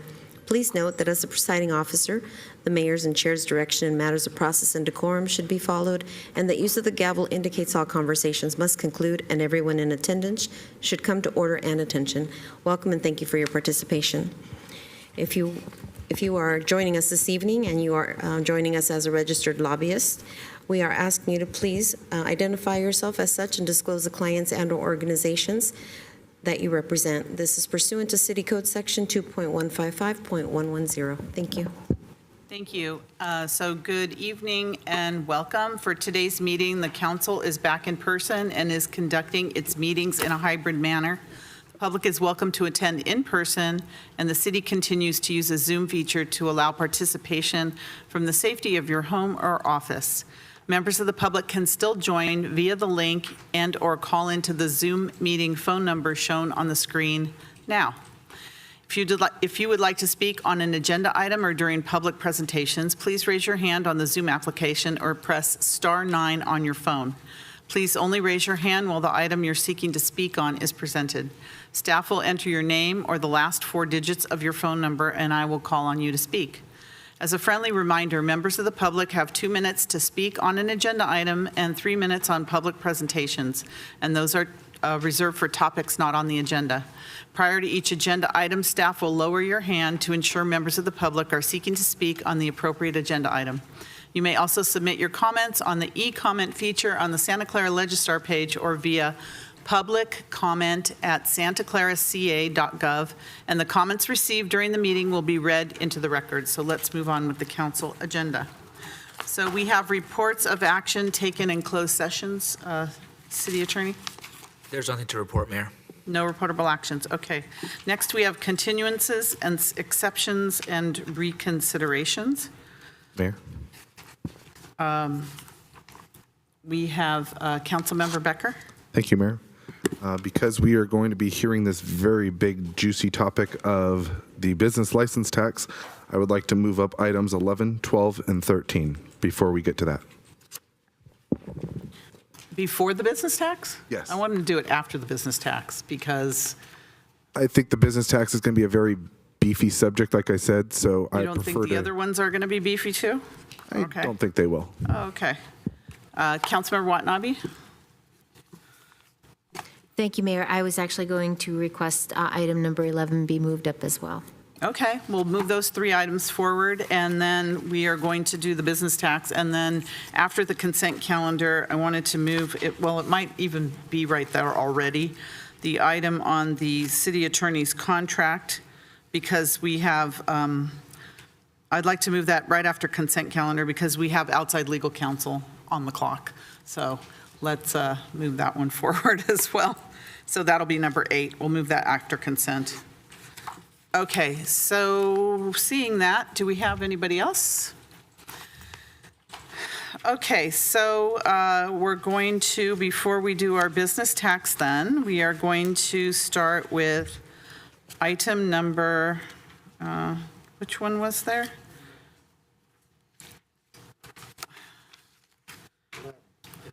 11, 12, and 13, is that what we're moving up? Okay. All right, item number 11. Response to Councilmember Becker's written request regarding the recent appointment of Ron Patrick to the Planning Commission. Do we have a staff report on this? Do we have a city manager? I think city attorney will present that. Oh, city attorney. Thank you. Thank you, Mayor and Council. Before we proceed to the item, I want to clarify the scope of the council's authority tonight. There was some confusion around the motion, the language around the motion, and it was agendized for this meeting as a response. There is not a notice for an action to be taken to remove the commissioner and to replace the commissioner if that commissioner is removed. So unfortunately, because of that slight confusion, even though we understood the intent of the 030 petition to ask for action to be taken tonight, the agenda was not noticed to formally take that action tonight. So what we would ask is that the council consider the report that the city attorney's office provided in the agenda materials. We've outlined several options in response to the petition to agendize the item. There's some background, some factual background related to that. There's some assessment of residency question, as well as the options that the council can pursue in response to the facts and or complaint before you. Okay, questions on that? Let's see, we have Councilmember Becker. Thank you. So I really don't have any questions for staff or anybody on this matter. What it really is going to come down to is, a lot of this that is public record. And what it comes down to is when I made my decision and I casted my vote, I didn't have all the information that I needed to have. The meeting, we passed it. We appointed the person, Mr. Patrick, to the role. The following day, we had a council meeting, and this is where I ended up sending an email to staff, to Nora, and I asked questions about the address of the applicant. Because I noticed, before, when I was on the Architectural Review Committee, I remember that Mr. Patrick was a resident of Mountain View. And I said, interesting, on his application, it says 95054. And I said, I hope that isn't his business address at 5191 Lafayette Street. That is where I sent my email to Nora, and I asked the questions specifically of that. The applications were due on April 27th. I think it was April 27th or April 28th. In an email dated on Tuesday, May 3rd, 2022, the Register of Voters office did not see the 5191 Lafayette Street address yet on the record. This is a public record email.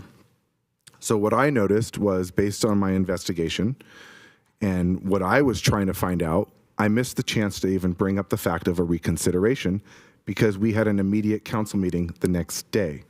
So that was we did it on the 7th, we had a council meeting the next, we did this on the 6th, and we had a council meeting the next day on the 7th. So what I noticed in that process is a bunch of irregularities, misrepresentations, and it gets to me to think about things where I honestly think about as, if I apply for a job and I provide misinformation or misrepresentations, I don't get the job. And that is a concern to me. And, as I said, I was thinking about a reconsideration before, but that ship had passed. And I felt like I was basically lied to, or not lied to, I was given misrepresented facts. And to me, I don't think that is ethical. That is not transparent. And furthermore, in seeing this, the memorandum, I see the address is changing, looks like twice. So I'm kind of concerned about that in the address of 5191 and saying that it was his residency. And then it moves on to 4666 Armour Drive. This is twice this residency has changed. So that concerns me. So like I said, there was irregularities. I felt there was misrepresentations. And frankly, I just don't feel comfortable with the vote that I made back on June 6th. And I will honestly admit, I made a mistake. And a lot of people who are public officials never admit they make mistakes. So I feel I made a mistake. So with that, because seeing that this was agendized improperly and has the wrong language that I was intending, I am willing to make a motion to direct staff to return the item as an action item, and going by the final item on the options, which is option 1 of the determine the staff investigation sufficiently provided evidence of irregularities regarding Mr. Patrick's residency and take action in accordance with policy 032. Thank you. Okay. Is there anyone else that would like to speak on the council on that? If that's a motion, do you need a second then? If you want to second that motion. I'll second that. All right. Councilmember Watanabe. Thank you, Mayor. Yes, going back to the memorandum that's part of the agenda this evening and the work that the attorney, city attorney's office did regarding this matter, I want to just state for the record that according to the memorandum, it states that in order to serve as a planning commissioner, the city charter only requires that an individual be a qualified elector of the city. And Dr. Patrick has not misrepresented that. He is a qualified elector, and the address that he uses is the Lafayette Street address. He has been transparent. He has been honest. He has not tried to hide anything about of any of the information that is on his application.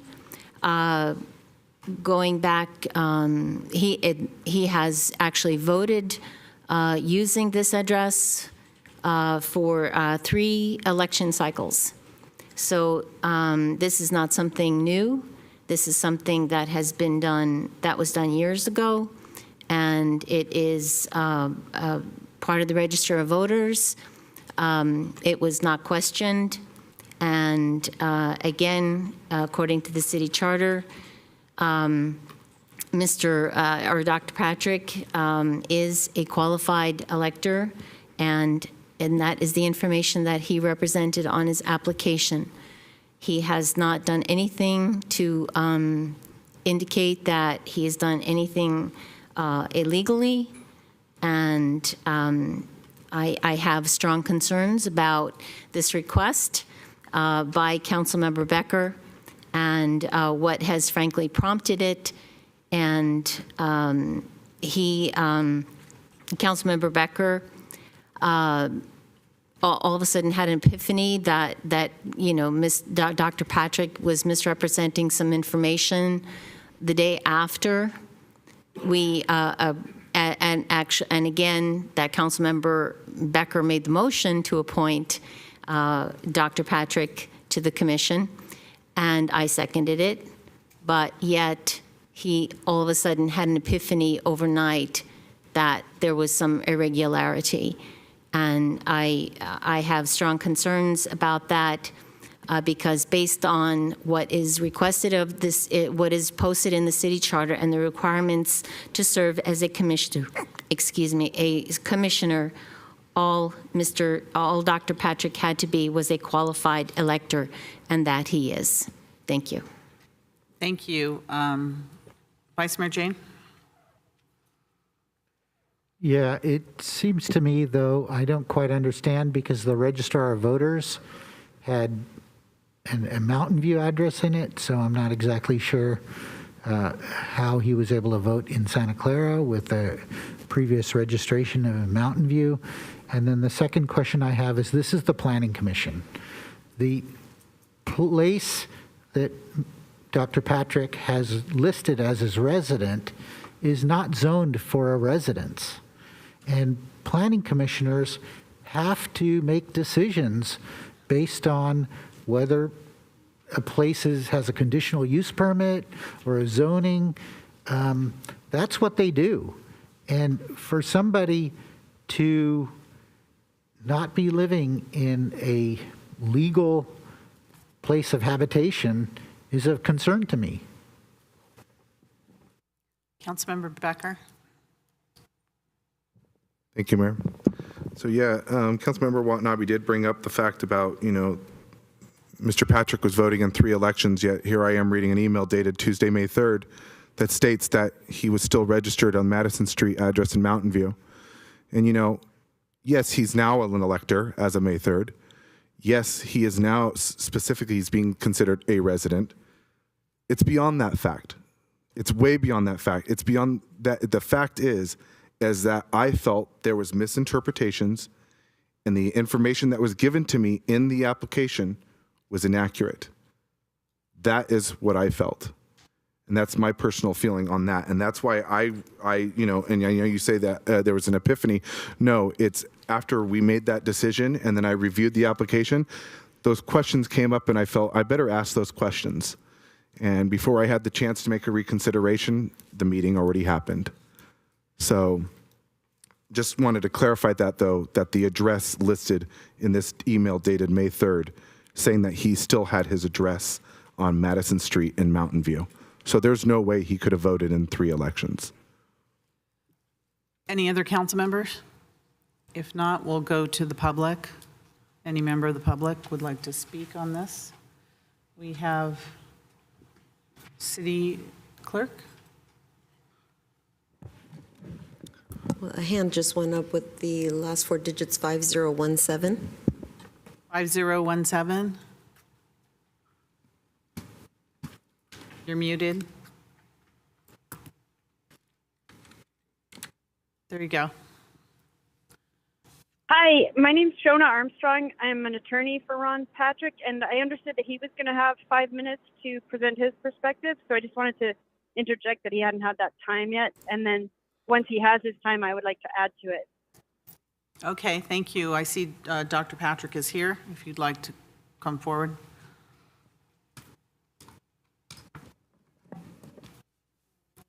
Yes, City Clerk. I also see some hands that had emailed that they would be conceding time to Mr. Patrick's time as well. I have Kirk Vartan. I don't see the other 3, so unless our hands go up, then. Okay. But for now, he has 4 additional minutes to his 5, so I'll set the timer at 9 minutes. Okay. Go ahead, 9 minutes. Madam Mayor, Yes. City Council members, there's a saying, and some of you may have heard it before, and it goes something like this. If you want a friend in politics, get yourself a dog. About 3 weeks ago, I told you I had a dog, and after the number of emails and telephone calls and people willing to give me extra time to speak tonight, I have to say that I am blessed with actually friends. I trust we have all read Mr. Sanchez's memorandum regarding the factors at play in the question of whether I should be allowed to serve on the Santa Clara Planning Commission. The upshot is that you are faced with a decision that is essentially political, and the decision you make should depend only on whether you believe I will do a good and responsible job as a planning commissioner. As Mr. Sanchez has explained, you may legally take no action at this meeting and thus allow me to serve as a commissioner. I am here to tell you why you should allow me to be commissioner. First of all, my legal voting residence is 5191 Lafayette in Santa Clara, and I have a certified copy of this with voting dates on it.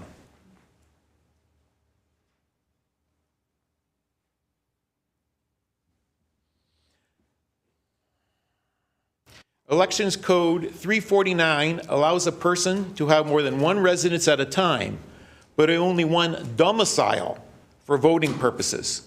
I do reside at 5191 Lafayette in Santa Clara, and I have designated that place as my residence for voting purposes pursuant to Elections Code 349. I have had a nomadic life since my divorce in 2010, which is when I bought the property on Lafayette. At that time, and in a very short period, I lost my wife, my children, my father, my best friend, and my secretary. I still own the marital house, which is in Mountain View, but I find it depressing to spend time there. Instead, since then, I have frequently stayed at homes of friends, mostly Skip Broussard in Armour Drive in Santa Clara, or at my girlfriend's, and sometimes in my truck. I know what it is like to feel unmoored and bereft. During this time of profound loss, I purchased my property in Santa Clara, and I consider it to be my home base for the rest of my life. As such, I am deeply invested in Santa Clara's success. I am an involved citizen. I want to play an active role in ensuring a vibrant future. I value fairness and good planning. I pay attention. I devour information voraciously. I am told I am smart, and I'm relentless in my commitment to justice. To be fair, the staff at the Community Development Department might find me annoying at times, but I want things done right, and I work hard to make sure that happens. My quest to be on the commission is already costing me a bundle in terms of time and money. You might ask, why am I doing this? It's because I am passionate about the future of Tasman East, and I care deeply about Santa Clara. If I am allowed to serve on the Planning Commission, you can be sure that my dedication to the citizens of Santa Clara will not waver, and I will do a careful and good job for all the citizens. I will be a passionate advocate for smart and fair development and sustainability in this city of ours. Thank you. Thank you. Okay, 5017.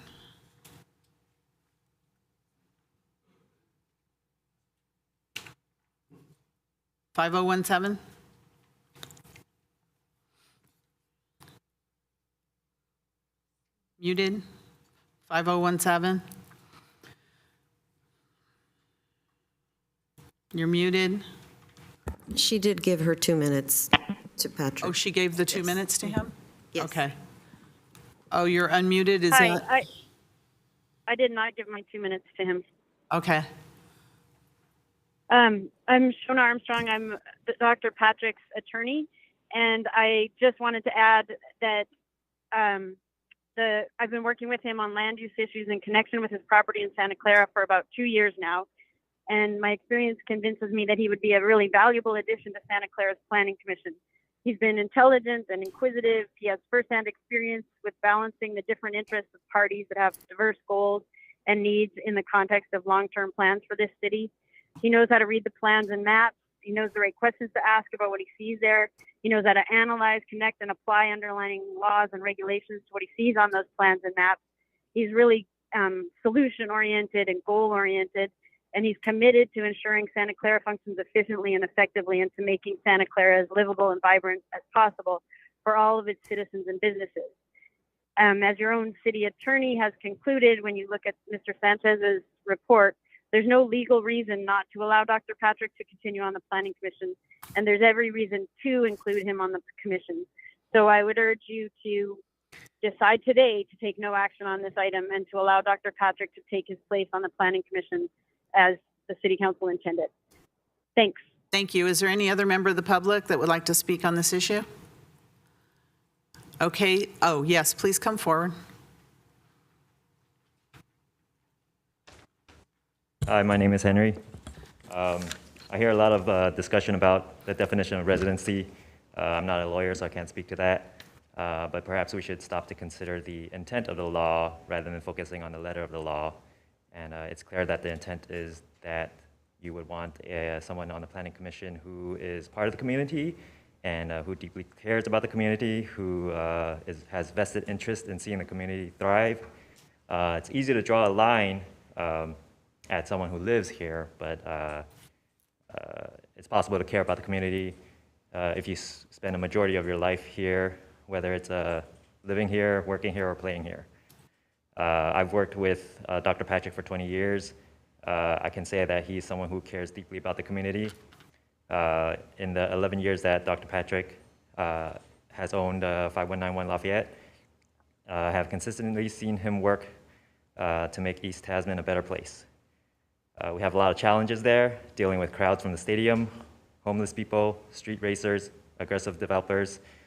Ron's life is centered at 5191 Lafayette, and he regularly spends 16 plus hours a day, 7 days a week there. If you drive by at night, you'll often see his lights on in the office. An example of his commitment to East Tasman, after football games or other stadium events, you'll see him cleaning garbage around the building, around other buildings, the neighbors' buildings, and on the roads. I've attended many Santa Clara City Council meetings with him, and I can see him work hard with the city and developers on issues concerning East Tasman. So although Dr. Patrick's time on the Planning Commission will take away from the time at his business, working on engineering issues with me, I feel in the long run, it will be beneficial to people in the Santa Clara and people who live here and work here. Thank you. Thank you. Is there anyone else? Okay, we have a motion and a second on the floor. Vice Mayor Jane? Yes. No, it's not a vote. Your light's on. Councilmember Becker? Thank you, Mayor. So we just got some evidence that Mr. Patrick had provided, but going back and looking at this email dated May 3rd, the registered voters do not see that 5191 Lafayette street address yet. They still see you registered at the Madison Street address. Mr. Patrick responded with, you can call the number and ask because it may not come up in the computer for a while. They say approximately 24 hours, but you can call.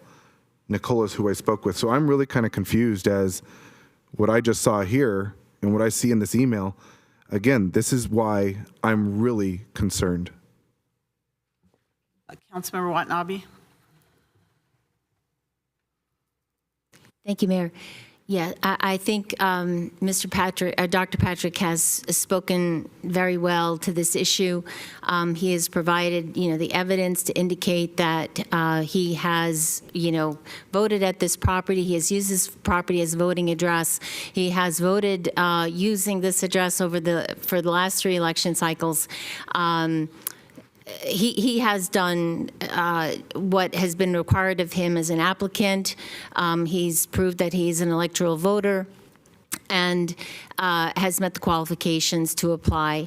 I find it very disconcerting and looking forward at anybody that applies for any commission to see this as possibly setting precedent because, right now, again, Dr. Patrick has been forthright, transparent in his application. He has not hid anything, and yet we have a council member right now. There's another issue coming up here shortly regarding another 030 policy where regarding a council member that was not transparent regarding his Form 700s. And it's taken 2 years to get to this point after multiple requests by the community, the former city attorney, and here we are 2 years later finally seeing this issue addressed. Yet poor Dr. Patrick less than a month ago applying for a position on the Planning Commission and now getting the bum's rush off because he's being accused of not being forthright and honest, and whereas he has proved that that is beyond, that is very contrary to the accusations that have been made. Thank you. Thank you. Councilmember Chahal. Thank you, Mayor.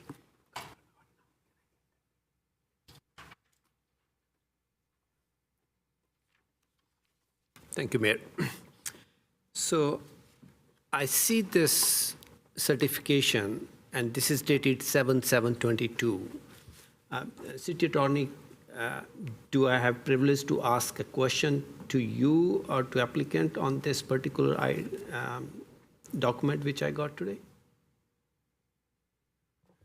I've not seen a copy of that, and I can't. You want to see before I proceed?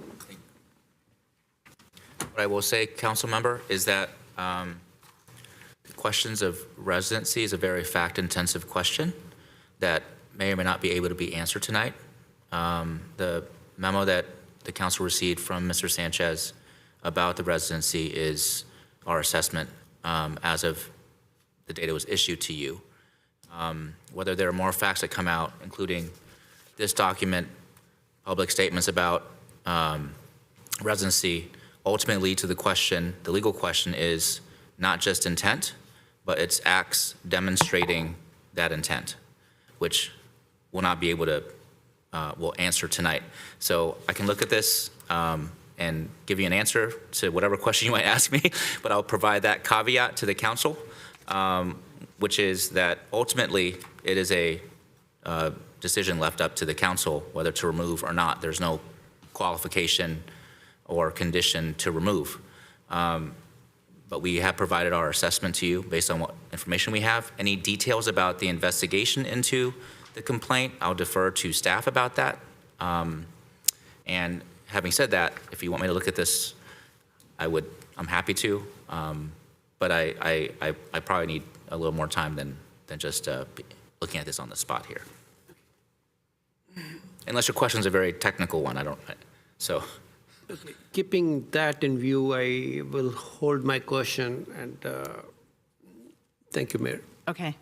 I just want to say that in hearing all of this, going through the Planning Commission interviews, Dr. Patrick was by far the favorite applicant. 5 out of 7 of us voted for him, including myself. The question is, did he follow the charter, and what does the charter say about being a planning commissioner in the city of Santa Clara? There's 2 requirements. One, you have to be 18 years old. I think he's over 18. And the second one is that you have to be a qualified electorate in the city. You could actually live under a bridge and be a qualified elector in the city of Santa Clara. It doesn't matter where you live, as long as the registrar of voters qualifies you as an elector in the city of Santa Clara.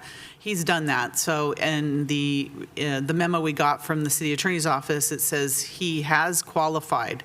However, the council always has the authority to remove any commissioner for whatever reason. The council wants to remove a commissioner. In my time here in the city, I don't recall a commissioner ever being removed. We came close a few times because of very nefarious behavior on the city commissions, but I don't believe in decades, if anyone can remember, a commissioner being removed. And if so, we actually have a policy about that, and I think the city attorney's office had put that in there. So there was clarifications asked for. Dr. Patrick provided that. So my question to Councilmember Becker and those supporting this, what is the real reason here? Because he was approved one night and the very next morning this all happened. So there's more than meets the eye here. There's a lot more. So all I can say is he has qualified. He has followed the charter. He is a qualified, he can be a qualified planning commissioner based on the charter. So whatever is above and beyond that is something I don't understand. There's more to it. So unless you want to explain what the real reason is, we should really move on and let him continue in the role that we appointed him to, that he's qualified legally to be there. That's what I have to say. Councilmember Becker. So the real reason is because I felt that there was misrepresentations in the application. The application was submitted based on the evidence I'm reading right here in the emails that are public record. It seems like that I was either lied to or given false facts. So how can we ignore, if we're going to sit here and talk about transparency, I mean, we're going to sit here and basically two council members are going to gaslight the rest of the council to say, oh, they don't care about transparency, that the charter's being followed. Does the charter mention anything about if someone misrepresents themselves in their application process? I mean, frankly, we need to have a better application process, a more streamlined application process that meets today's standards. So, you know, I hear a lot of rhetoric, and what it comes down to is what I saw on the night after I appointed him. I saw the zip code, and it made me question the zip code, saying, is this the actual address on the where the Tasman East project is going to be?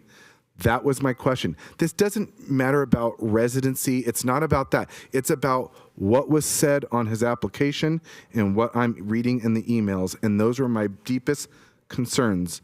So we can sit here and we can say, oh, you know, I've never seen this happen in my lifetime, or I don't understand. Because some people on this council don't understand doesn't mean the rest of us don't. We understand, and I understand the information that I am reading in emails that are public record. So, you know, it comes down to, again, the reason why, and the honest reason why, is because I found irregularities that I considered to be very concerning. That is my opinion, and that's why I put this forward. If this doesn't pass, then that's the way the cookie crumbles. So, again, irregularities, misrepresentation, this is what I saw when I did my own research. And just because some people on here don't agree, then, you know, I'm sorry. I'm sorry you don't agree. But we don't have to sit here and, you know, gaslight and say, oh, you don't care, or, you know, other factors. No, I care. He gave a great interview. But the fact that the information that is what I'm seeing in front of me, that makes me feel like if you misrepresented yourself to me now, what else are you going to misrepresent? Thank you. Councilmember Watanabe. Thank you, Mayor. In the end, this all comes down to your interpretation, Councilmember Becker, and because based on the memorandum that we received and what is asked of our applicants, according to the city charter, Dr. Patrick has met those requirements. He is a qualified elector. He is over 18 years of age. Again, this is your interpretation, and for whatever reason beyond this that you are making an issue out of this, I don't understand. But like the mayor just said, I believe this is beyond what you're stating. This has nothing to do with a residence. There's something more beyond here. Thank you. Okay, so we have a motion and a second. Mayor? You might want to, we're moving on. You might want to repeat your motion, I just want to please. say we got to stop the gaslighting here. I know that's maybe your word of the night. No, but it's the we word of the really- year, because you guys continue to gaslight us. Excuse me, stop. Can I say something on the emotion here? No. Mayor? I asked you to stop, please. City Clerk, roll call vote, please. Silencing me, okay. Would you please repeat the motion? The motion is direct staff to return at a future meeting as an action item, as option one, in the attorney's opinion, determine the staff investigation sufficiently provided evidence of irregularities regarding Mr. Patrick's residency, Mr. Patrick's, and take action in accordance with policy 032. I wanted to note, just for the record, on staff side, as far as what process is when we are in a recruitment, Mr. Patrick submitted his application, and the application address was not a registered voter. So I went back and I spoke with Mr. Patrick, and I let him know that the requirement was that he needed to be a resident and a registered voter. He did then update his information, and Councilmember Becker is correct that on May 3rd, they had told me that there wasn't anything yet, But later on that day, when I followed up with the registered office, the system had been updated with the 5191 Lafayette address. So just to state that in the record, he did change that in the system. Thank you. All right, roll call vote, please.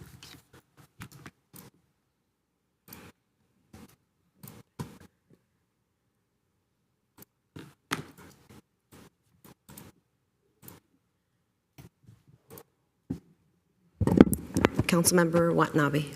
No. Councilmember Shahal. Yes. Councilmember Hardy. Yes. Councilmember Park. Yes. Councilmember Vice Mayor Jane. Yes.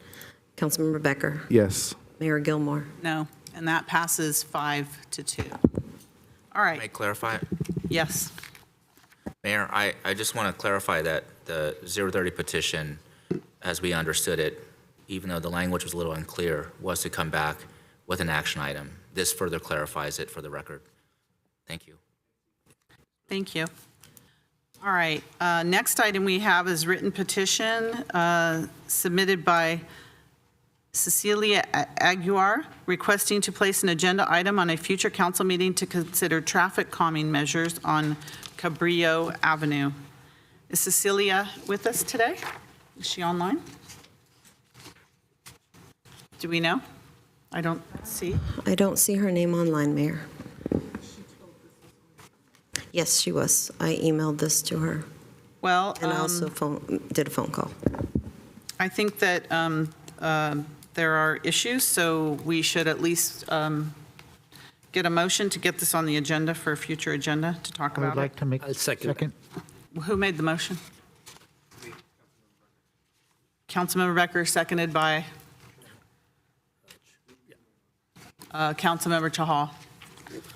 Put on a future agenda. Is there any member of the public that would like to speak on this?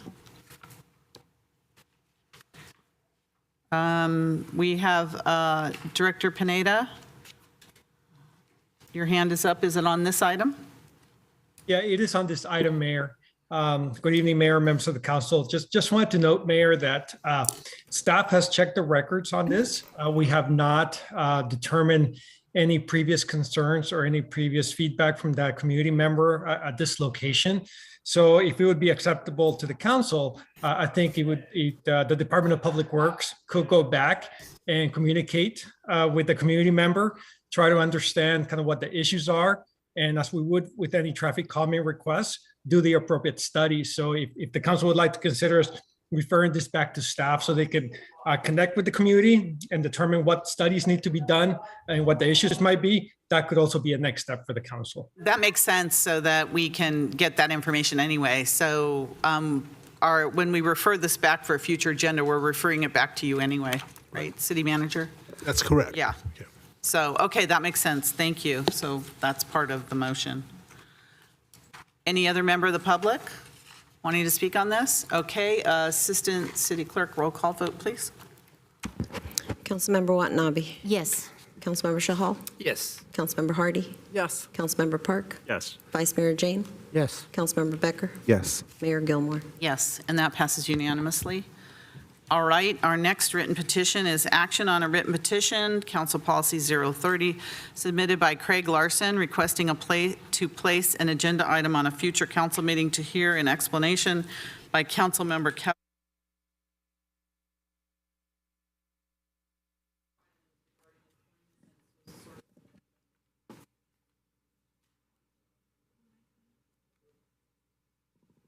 Should I repeat that? Okay. Action on a written petition submitted by Craig Larson requesting to place an agenda item on a future council meeting to hear an explanation by Councilmember Kevin Park on the apparent inconsistent statements in official filings regarding employment and sources of income. Mr. Larson, please come forward.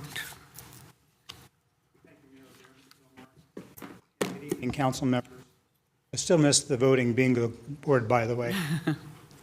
At the June 7th meeting, a petition, Form 22-780, was submitted by Mr. Brian Doyle. That petition was in regards to a sitting council member, Mr. Park. Mr. Park's reported inconsistent statements submitted in public FPPC filings as required for public office campaigns. Mr. Doyle's petition was heard, debated, and denied. I'm continuing in the spirit of that petition. Mr. Doyle was not able to attend tonight's meeting. I am in receipt of the 2 updated FPPC Form 700 Statements of Economic Interest Amendments submitted June 29th by Mr. Park. I commend him for submitting these corrections. One amendment covers Mr. Park as a candidate, and the other when Mr. Park assumed office. I'll submit these for the record. While these amendments may correct prior submitted data, they do not address the nature of the inconsistent data. There is the matter of the data, and then there's the matter of the ethics and restoring the public trust. There are the issues of how the prior errors occurred. Why did it take so long to correct them? This is almost 2 years later, by the way. And assurances that the same mistakes will not be committed in the future. You should not take petitions from the public for elected officials to do the right thing. I think Mr. Park owes it to the public to respond to those issues in this forum. I find it interesting that Mr. Park did not recuse himself in the council vote on Mr. Doyle's prior petition. Although recusing may not have been legally required, it looks bad when a council member votes on an issue concerning themselves. There's just no impartiality there, is there? For the upcoming November elections, those seeking office or seeking to retain office should pay attention. The public demands elected officials to be transparent and accountable for their actions. With that in mind, the City of Santa Clara is hosting an election candidates and treasurers workshop this Friday, June 15th from 9 to 7 p.m. It's presented by the Fair Political Practices Commission. Thank you for listening to my petition, and I encourage Mr. Park to attend this upcoming meeting by the FPPC as a refresher course. Thank you very much. Thank you.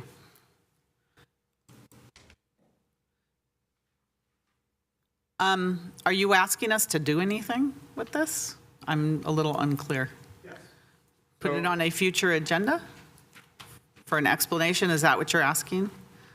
To be placed on, I would think if Mr. Park wishes to address that in public now, that's okay. If he wants to be an item on a future agenda, then that's what the original petition was submitted in purpose of. Okay, thank you. All right. Questions, comments? Well, I'm just going to say this is a little similar to the last one. So I would suggest that because it took the public to get Councilmember Park to amend his Form 700s, I think the public is due an explanation as to why it took so many years to do that and why it took the public to really coerce him to make those changes. And so I think the public is owed an explanation for that. So I would support putting it on a future agenda. Second. Oh, okay. I guess I made a motion. Councilmember Becker. Thank you. So I agree, Councilmember Park should explain about reasons why, and I think Councilmember Park is going to do that. And I think also this was filed via an FPPC issue. You know, when we talk about a lot of the community is concerned about this issue, I think it's a very small group of people that are very concerned about this issue. I'd say probably a minority of people that are concerned about this issue. So I think Mr. Park will be explaining that. I think from what I've seen is Mr. Park has an FPPC issue to take care of, and I think that's being resolved. I don't know anything further, but that's up to Mr. Park to give us more details. All right, so there's a motion and a second to set an agenda, so that an agenda item, so he can give more details. Is there anybody else that would like to speak on this, or any member of the public? All right, Councilmember Chahal. Thank you, Mayor.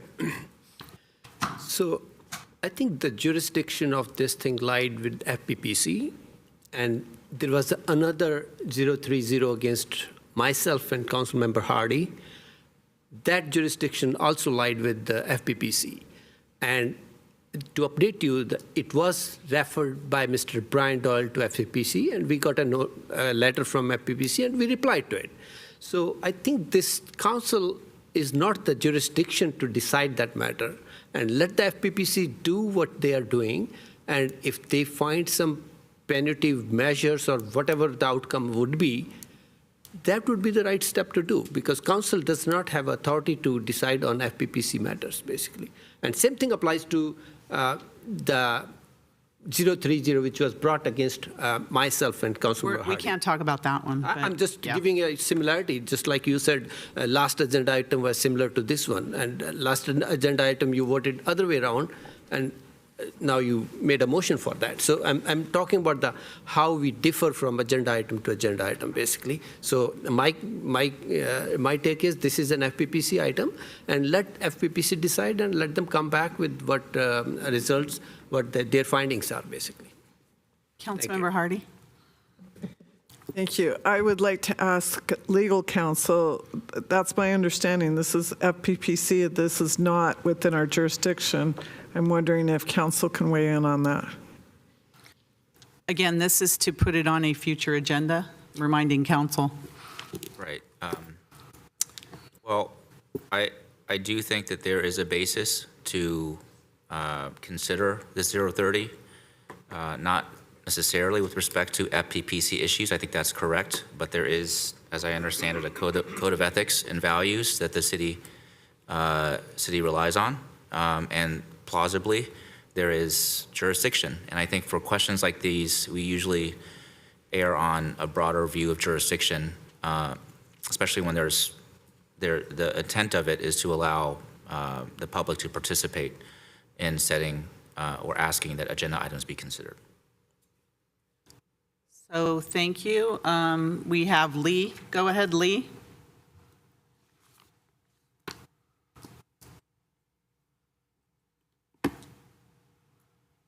You're muted. There you go. I really think that the fact that you're saying you don't need to monitor your own behavior is reprehensible. This should be taken care of before it gets to the FPPC, because you should be monitoring your own behavior. I can't believe you're going to pass this off. Thank you. Okay, so we have a motion and second to put it on a future agenda. Assistant City Clerk, roll call vote, please. Madam Mayor, I have two e-comments. Oh, go ahead. Sorry. The first one is from Debbie Triforas.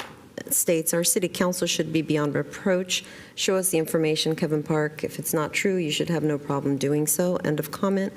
Second one is from Susan Hinton. Every council member should fulfill his or her civic duty as well as follow applicable laws. Mr. Park is no exception. I support Greg Larson's petition. End of comment. Okay. Roll call vote, please.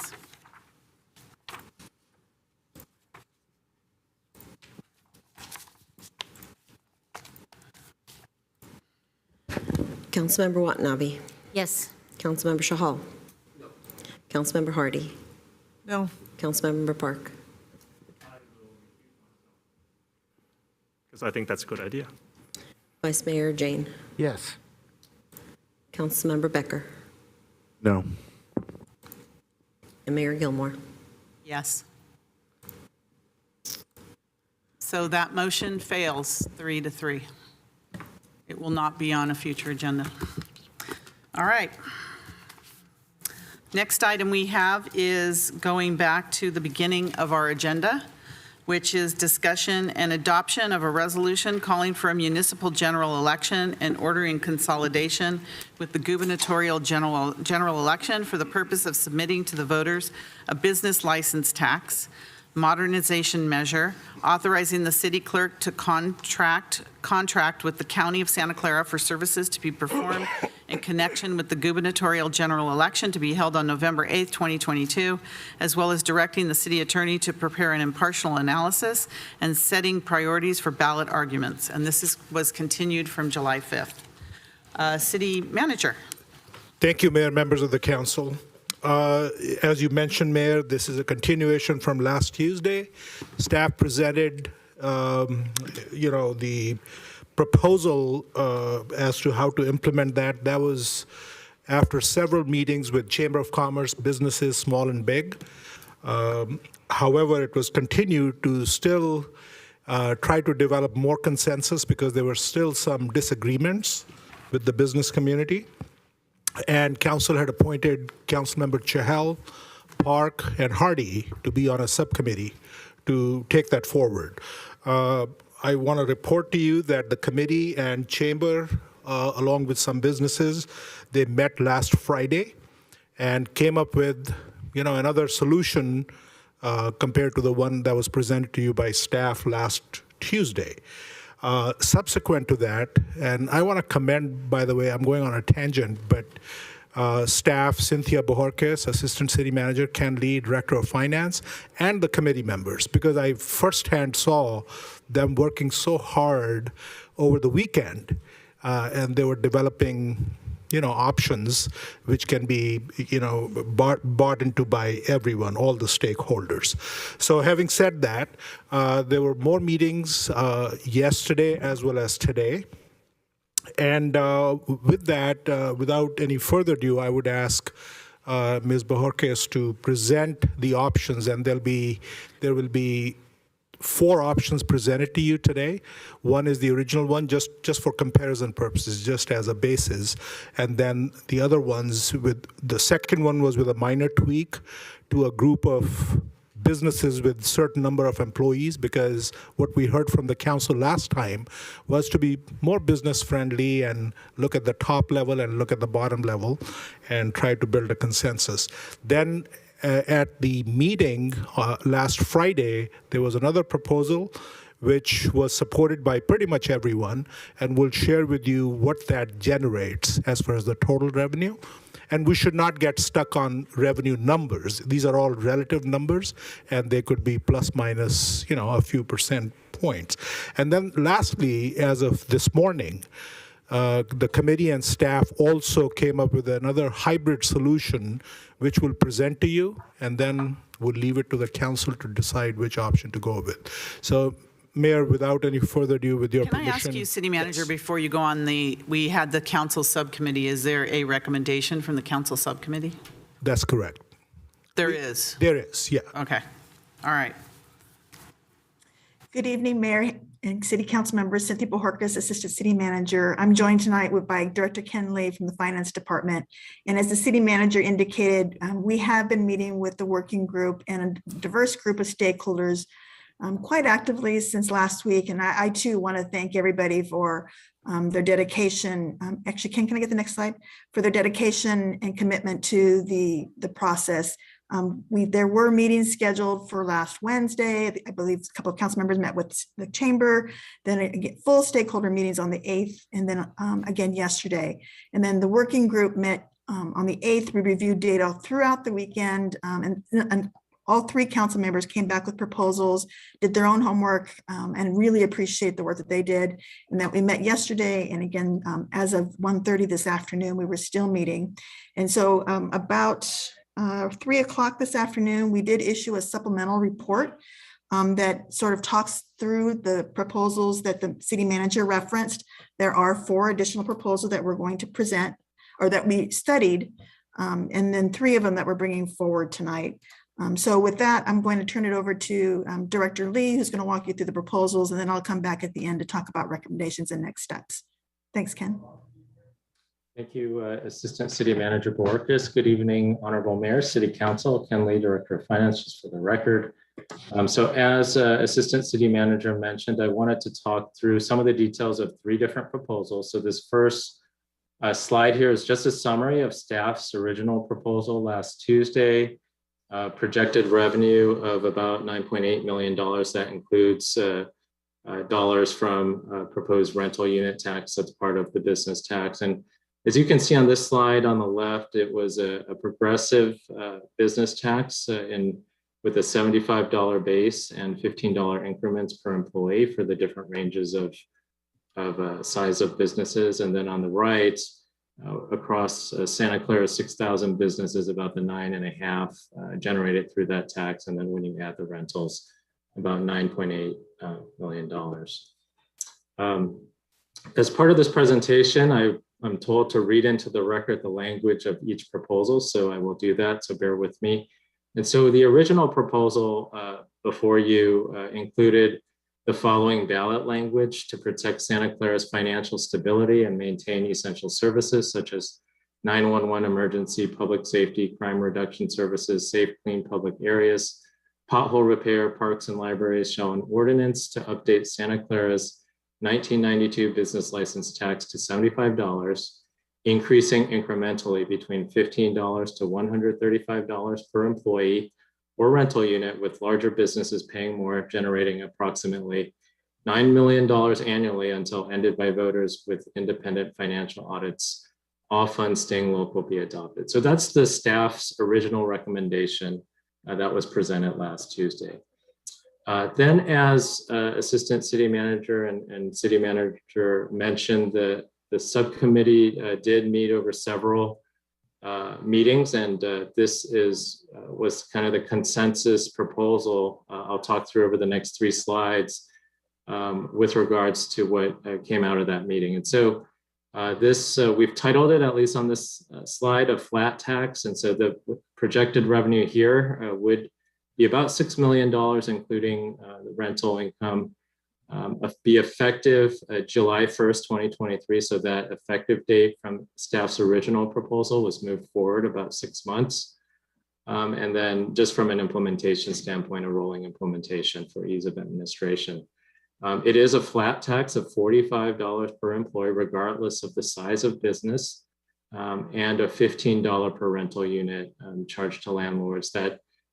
So the base rate that was in the original proposal and the progressive nature of the original proposal is not included in this proposal. It's a flat tax of $45 per employee. Some of the other items or concepts that were discussed with the original proposal were included in the ordinance language. Included an exemption for businesses with gross receipts under $5,000. That's still in this proposal. A cap of $350,000. That's the same dollar number or threshold that was presented by staff last week. And then CPI caps of 5%. That was feedback provided by the chamber that's included in this proposal. And then in the prior proposal, subsidies for companies were included for any business under 4. Because this is a lower tax, and the dollars that are allocated for potential subsidies could be spread to businesses under 49 in employee size. So a broader range of 1-year subsidies for those businesses. When you look at the schedule, this is a much simpler model. It's a straight $45 per employee, regardless of size of business. Some of the data points I wanted to show here is just number of employees subject to the tax, about 127,000, doubling the city's population during the business day. 1 company would be subject to the cap, and again, this $6 million level in this proposal. And I will read the proposed language for this alternative 1. I do want to note that based on some guidance from legal counsel very late this afternoon, there are a couple words that are different here from the resolution. So if the council were to consider this measure, that those changes would be included in the record, and I'll point that out. So the measure is to protect Santa Clara's financial stability and maintain essential services such as 911 emergency, public safety, crime reduction services, safe, clean public areas, pothole repair, parks, libraries, shall an ordinance to update Santa Clara's 1992 business license tax on businesses to $45 per employee and on landlords to $15 per rental unit, generating approximately $6 million annually until ended by voters with independent financial audits, all funds staying local be adopted. So this is the language according to the alternative number 1. And just the change in the resolution in the second line there, the words such as replacing the word including. In this third model here, what we've coined alternative number 2. So staff looked at the consensus proposal suggested by the subcommittee and wanted to also offer a hybrid or a little bit of a twist on that proposal. And so we looked at a flat tax of $45, but for employee Businesses with over 500 employees, if that were changed to $60 per employee over 500, what would that do? And that generates about $500,000 or $500,000 more than the other tax. I'll talk through of what that looks like from a benchmark, but all other aspects of the other proposal recommended by the subcommittee are included in this proposal, just with the tweak of potentially going up to $60 per employee for businesses over 500. When you look at the schedule, also a lot simpler than the original proposal, just 2 tiers, one charging $45 for small businesses and then going up to $60 for those over 500. Numbers here, $6.5 million when you're looking at the rental unit tax as well. And then reading into the record here, a little bit longer proposal for the ballot, but just want to make sure the words are in the record. So to protect Santa Clara's financial stability and maintain essential services such as 911 emergency, public safety, crime reduction services, safe, clean public areas, pothole repair, parks and libraries shall an ordinance to update Santa Clara's 1992 license tax on businesses to $45 per employee, increasing to $60, with larger businesses paying more, and on landlords to $15 per rental unit, generating approximately $6.5 million annually until ended by voters with independent financial audits. All funds staying local be adopted. And again, this also includes the correction on the language for such as in the resolution, that staff's recommendation. I want to spend a moment on this next slide with regards to benchmarking, because there's a lot of different numbers in the different proposals. And oftentimes we want to look at it as to what those impacts are to our businesses of varying size and across our neighboring cities. And so the same 3 cities we've included Mountain View, San Jose, and Sunnyvale in our original proposal there for the different sizes. Again, with Santa Clara's original proposal mirroring the value of protecting small businesses as well as large businesses with a cap. The flat tax here, the 4th row down in teal of $45, what that does is it starts out the tax rate at $45. It grows linearly at $225 for 5 employees. So that's slightly below San Jose.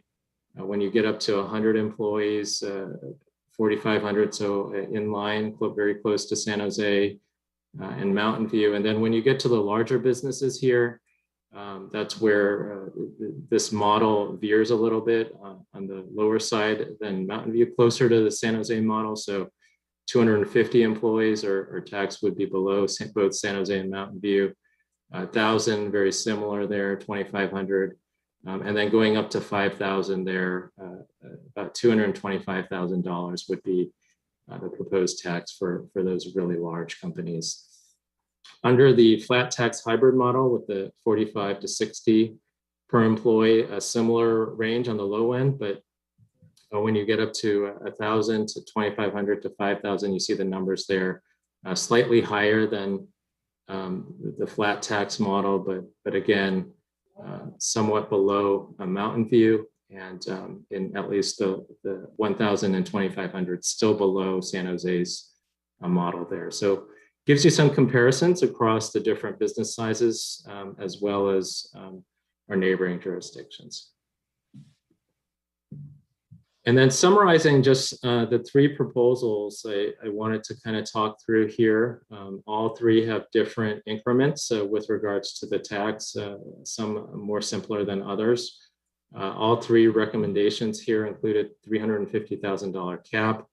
The revenue varies here from 9.8 in staff's original proposal to 6 million in the flat tax proposal and 6.5 in the hybrid. And as I presented in the budget study sessions several meetings ago, we have talked about our $27 million deficit and how this ballot potentially could be one of many solutions to that deficit. The other solution potentially being service reductions. And so the position equivalent, just given those numbers against the deficit of what I projected before, the varying numbers there that show that if we get less revenue here, we'll have to find solutions in other ways, either other revenues or potentially other position or service reductions. So with that, I'll turn it back over to Assistant City Manager Borges for the remaining slides. Thank you, Ken.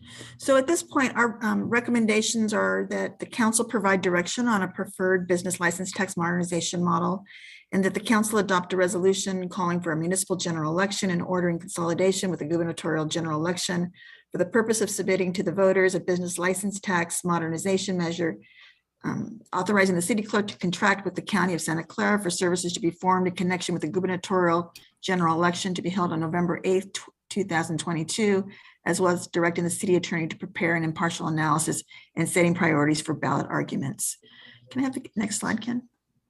And just to remind the council of the timeline, so if a resolution is adopted today, July 12th, arguments would be due to the city clerk's office on July 26th, with rebuttals and the impartial analysis due to the city clerk's office on August 5th.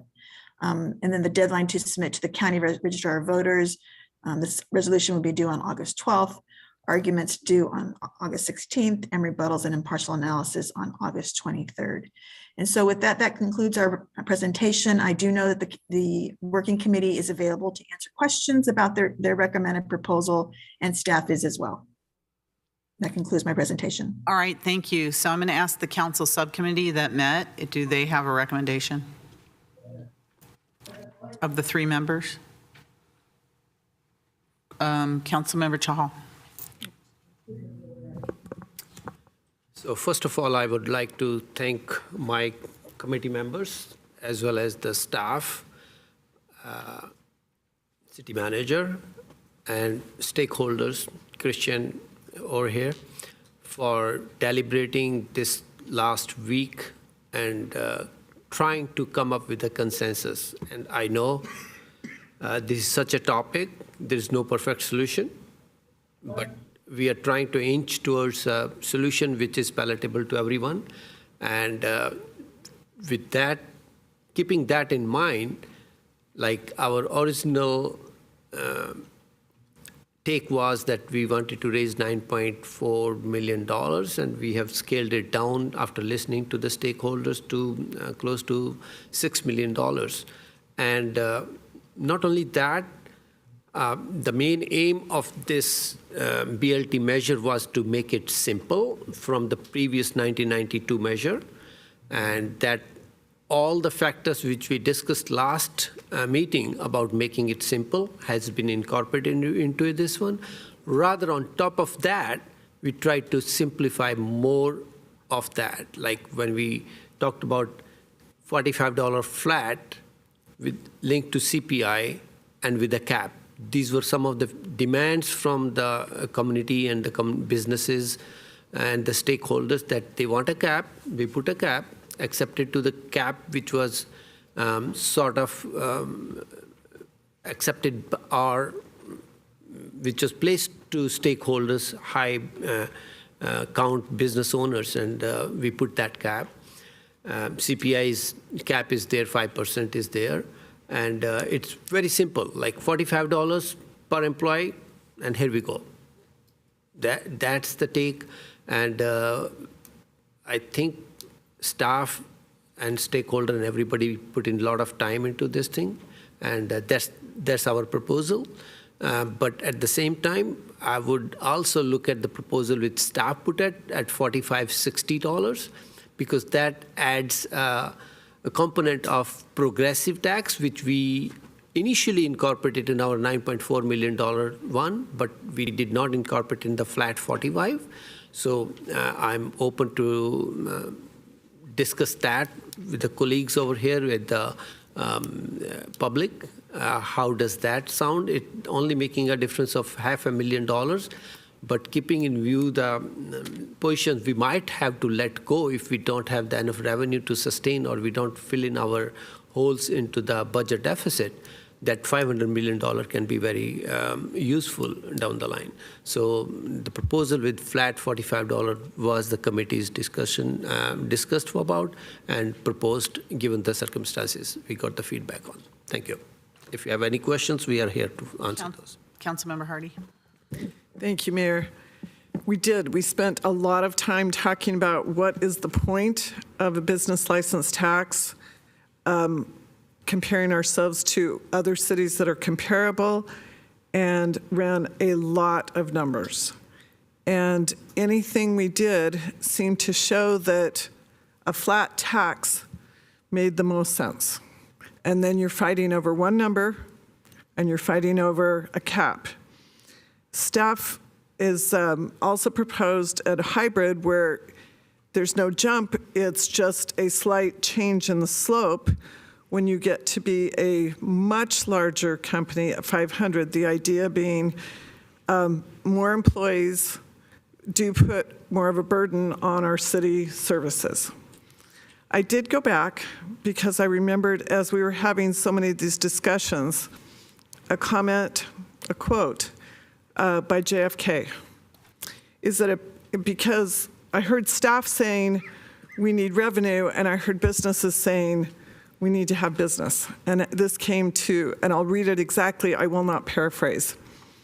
It is a paradoxical truth that tax rates are too high and tax revenues are too low. And the soundest way to raise the revenues in the long run is to cut the rates now. Cutting taxes now is not to incur a budget deficit, but to achieve the more prosperous expanding economy, which can bring a budget surplus.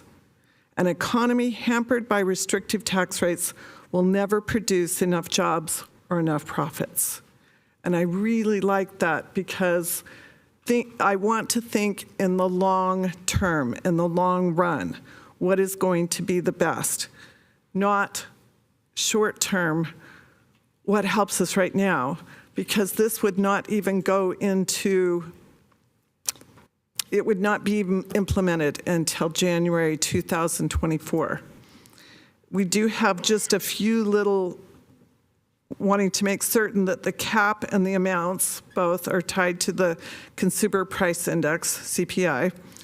And I wanted to make certain that we were really clear because apparently our late fees at this point on our business license tax, it forces you to restart the whole process. And I wanted to make certain we have some kind of a grace period of 90 days and not force our businesses to restart it, because I want to send the message that we like our businesses. We want our businesses here and we appreciate them. We do not want to be punitive, and we want them to grow. We want them to add employees and to see this as the business-friendly community that we want to be known as and should be. And that's what I want to see happen. This is why we proposed, and everyone on the committee was very comfortable with the 45. As I said, my sister has her PhD in government ethics. I know some people would say that's an oxymoron, but she made a comment that I think is very true. If you make a decision and everybody's just a little bit ticked off at you, you probably made a good decision. That's why if the rest of the council feels that the hybrid manner that was brought forth with a little bit of a change would be best, I might be able to live with that, although I feel very strongly that a flat tax is a good way to go. Thank you. Vice Mayor Jane. So I want to ask the committee, we received a letter from the Chamber of Commerce. It says the Silicon Valley Central Chamber of Commerce, SVC Chamber, poses any dramatic increase in the business license tax, such as the nearly 700% increase being proposed. I think they meant 700x, because if you take 350,000 and divide by 500, you get 700x. Similarly, we oppose any harmful tax on small and medium-sized businesses. So what I'd like to know is this agreement that you guys have sort of hashed out, either alternative 1 or 2, still has that dramatic increase. And I just wanted to understand the sentiments of the chamber with respect to that what you might call a dramatic increase. Now, then the second question I had was that the rental tax is $15 per unit. And I don't believe that's even cost recovery for the city. Just the processing costs of handling those applications every year have got to be more than $15. And, you know, a very minimum rent in the city is $1,000. I mean, you can't even find a studio apartment for less than $1,500. But just given that it's $1,000, that's $12K a year, and you're charging a $15 business license tax, which is 0.12%. And if you use a realistic rent for an apartment at $2,500 a month, that's $30,000 a year. That's 0.05%. That's a 20th% for the business tax. I can't imagine that covers all of the code enforcement and the issues with having to handle rental units. So I don't understand how we can leave that at $15 a unit per year. But if, you know, I'm pleased if this is something that's amenable to everybody to basically, you know, take any revenue we can get to help plug our big hole that we have. And it'll take other things that we need. You know, we increase the TOT, and we're trying to, you know, get some concert revenues, and we're trying to do other things. And hopefully we will get out of this hole that we're in. But, you know, we can't, and, you know, the chamber has asked us to dig into our reserves. We've already reduced our reserves from 25% to 15%. And, you know, I keep seeing these reports in the business media about a possible recession. And so I can't see digging into those reserves at this point. So I'm all in favor of trying to take the $6 million or $6.5 million to help fill a little bit of that hole that we're in, and we'll have to find other revenue sources. We're trying. So I would support either of these two proposals if that's what's been hashed out. Thank you. Councilmember Park. Thank you. As a subcommittee member, I'd also like to thank all the people that contributed, including the other council members, and again, Christian Malezic from the chamber, and the other residents who were part of the process, and also to City Manager Rajiv Vatra and to city staff, Cynthia Bojorquez and Ken Lee, who also helped this process quite a bit. Again, we set goals, and we wanted the process to be very simple. We wanted the business license tax to be very simple. I wanted it to be fair. I didn't want there to be any penalties or any obstacles to growth for cities. And I wanted to maintain the city's reputation for being a business-friendly city. We also got some other goals. I heard from the chamber about a $6 million business license tax goal because they're looking after the businesses, which is exactly what the chamber should be doing, and I'm grateful for their input because a lot of businesses could not make it, but there were several businesses that did join the session, so I want to thank them for taking the time to do that as well. In addition to that, there were other things that people wanted from the last meeting, which included the ability for staff to grant waivers and to suspend penalties and things like that. And I think that was addressed by staff, and I think that staff does have methods for doing that. I just want to make sure that's still in there because that's something that happens when things don't go right. And I think that those are the things that are missed. Those are the things that will kill businesses when things are going tough, and that's not what we want to do. I also note that there's no solution that considers only a single dimension that is fair, you know, or in a lot of cases equitable. Unfortunately, we didn't have the time, we didn't have the capacity to think about all the dimensions that we could have considered. If we wanted to look at the impact of businesses on the city, we would have been looking at the types of businesses and the proportional effect of the business of its business on the environment and the rest of the community. And employee count doesn't adequately capture that. There are lots of big companies that have lots of employees and there's a lot of small companies that have, a lot of few employees, but have a big effect. Square footage doesn't adequately capture that. Even revenue doesn't adequately capture that. But we already have sales tax to try to get our share from successful businesses. That said, this is a business license tax. It's the entrance fee businesses pay for the opportunity to pay more to the city if they're successful. Making the businesses as successful as possible should be the city's goal. We should not be trying to solve the city's deficit on the backs of the business community. We want them to be successful. I think that, I think that Councilmember Hardy said it kind of indirectly, but as we get more and more money, it turns out that we find more and more to spend it on. And I think that the real way to solve deficits is to find ways to control spending. So getting more money isn't necessarily the way to do it. And I think that, trying to get the money from businesses up front is not the best policy. In all cases, I have this idea where we treat people like people, not resources, and we treat business partnerships as relationships beyond just the contracts. I've said this many times, but if you like your customers, give them a solution. If you don't like your customers, or if you don't, do what's legally allowed. Get as much as you can. And I think that kind of relationship never gives us the optimal solutions.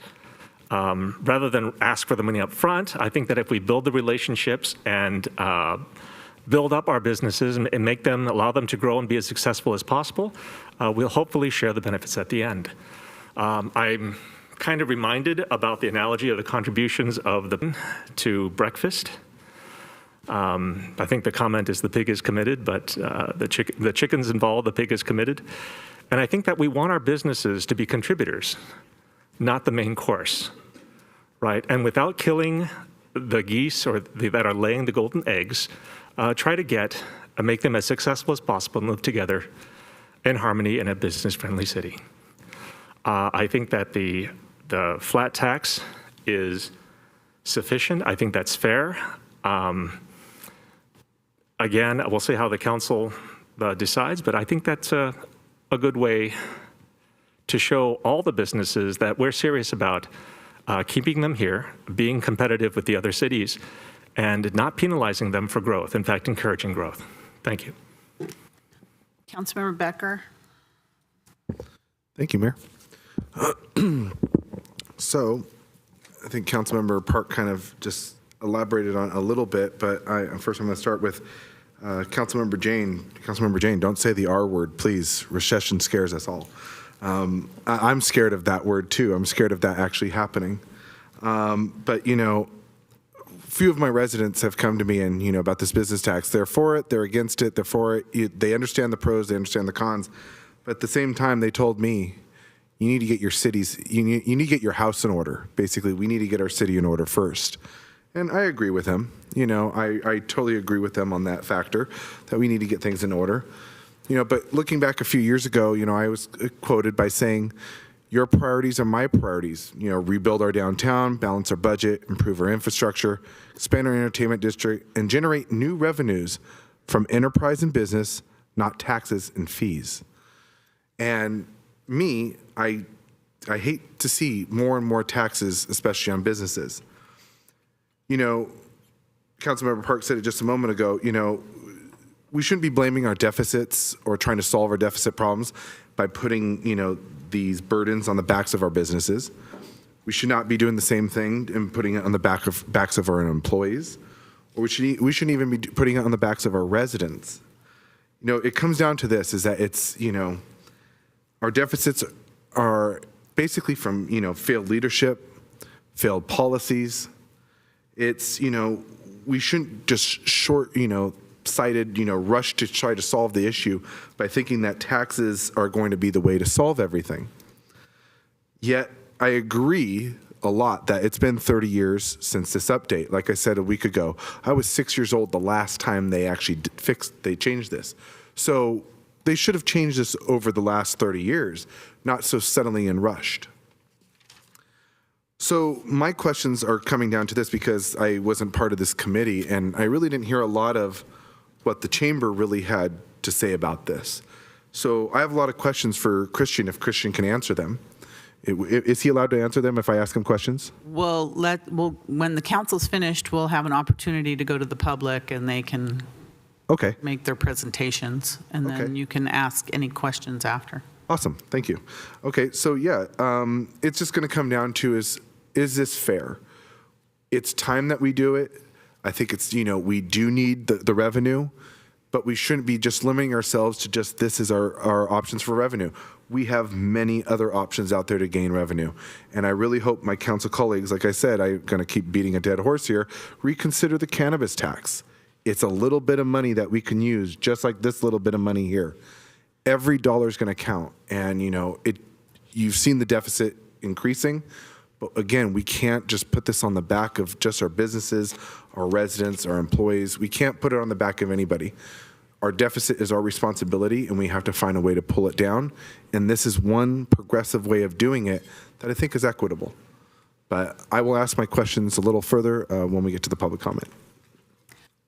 All right, the only question I had for staff, this was supposed to be question time, is there was a second poll that was done, and we didn't, unless I missed it, we didn't get any information on it, the second poll. Apparently it came in at 4 o'clock last Tuesday, and we never saw it, so I really wanted to see, because one of my concerns is that they're very fragile numbers, and depending on what is passed, if anything's passed at all, what is the likelihood of success? So I wanted to see that, but I didn't see it in the packet, so that's my questions. Let's go to the public, and then we'll come back and get all the questions answered, because the public may have some as well. So Christian Malesic, if you'd like to go first, followed by Kirk Vartan.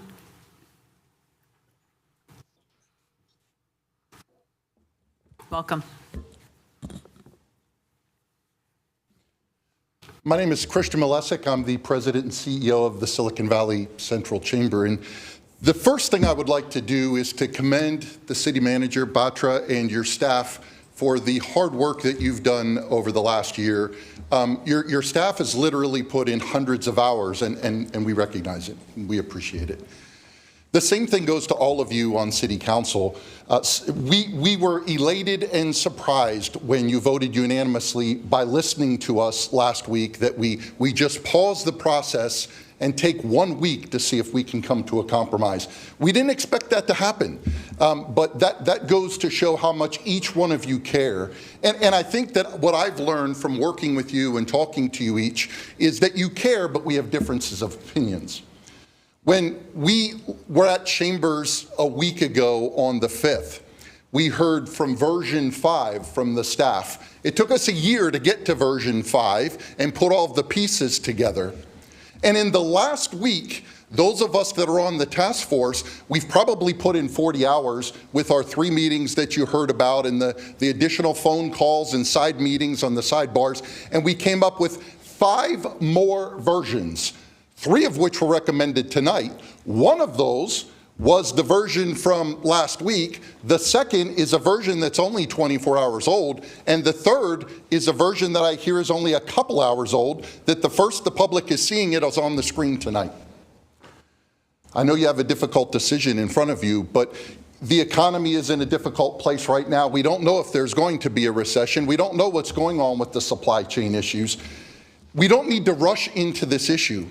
What we would recommend to you is that you actually vote no on any proposal tonight. Now, I know what you're hearing. We need to do something. I'm going to allow you a little more time since you represent the chamber, and it's important what you have to say. So thank you. Go ahead. I appreciate that. I know that you're timid, and we can't vote no. We have to do something. But the biggest delay in this whole plan is the staff implementation because of our current systems, policies, procedures, and forms. The staff has already told us that if it does pass tonight, and in fact passes the ballot in November, that it will be more than a year until it's actually implemented. What I encourage you to do is instead direct staff to begin the changes now so that the implementation time is nothing. So when it passes the ballot, it can go to effect the next month. If we do that, we can spend the next several weeks, months, years, maybe if we have to, making the right decision, getting it on the ballot when it needs to get on the ballot, and we're really not delaying or affecting the revenue that goes into the coffers of the city. We're not changing anything at all except making the right decision. The last thing that I'll leave you with is that there was a lot of good ideas that really came from each one of you along this process. Certainly the task force came up with amazing ideas, and they're all on the cutting room floor because we had to cut them out. We didn't have time to discuss them. That's why 6 different versions. I think the right answer, although it's hard, is to vote no tonight, but we keep working and we keep working together. Thank you for hearing us out. Thank you, Christian. Kirk, go ahead, Kirk.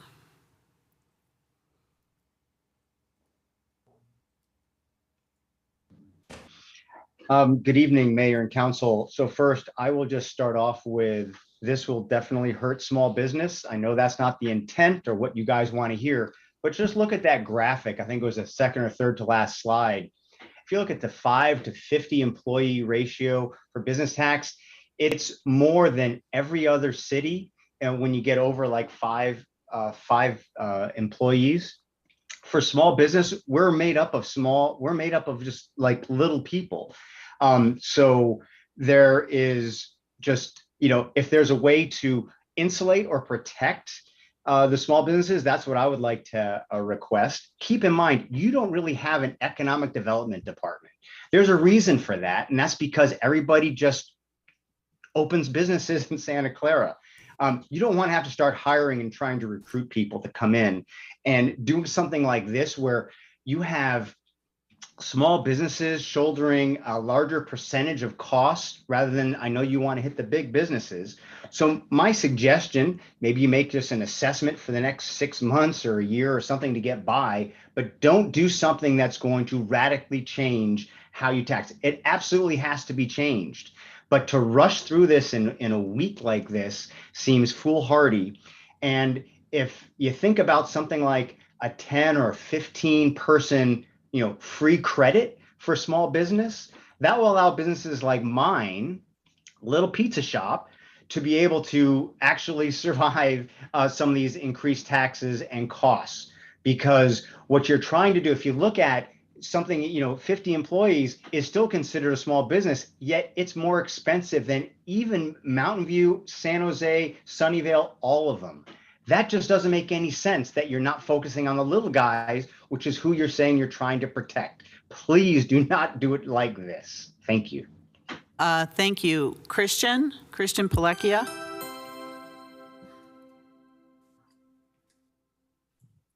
Hello, Mayor, City Council, and staff. I apologize that I'm not there in person, but I'm visiting family out of state. My name is Christian Pilecchia. I'm the immediate past chair of the Chamber of Commerce and the immediate past chair of the Santa Clara Business Council.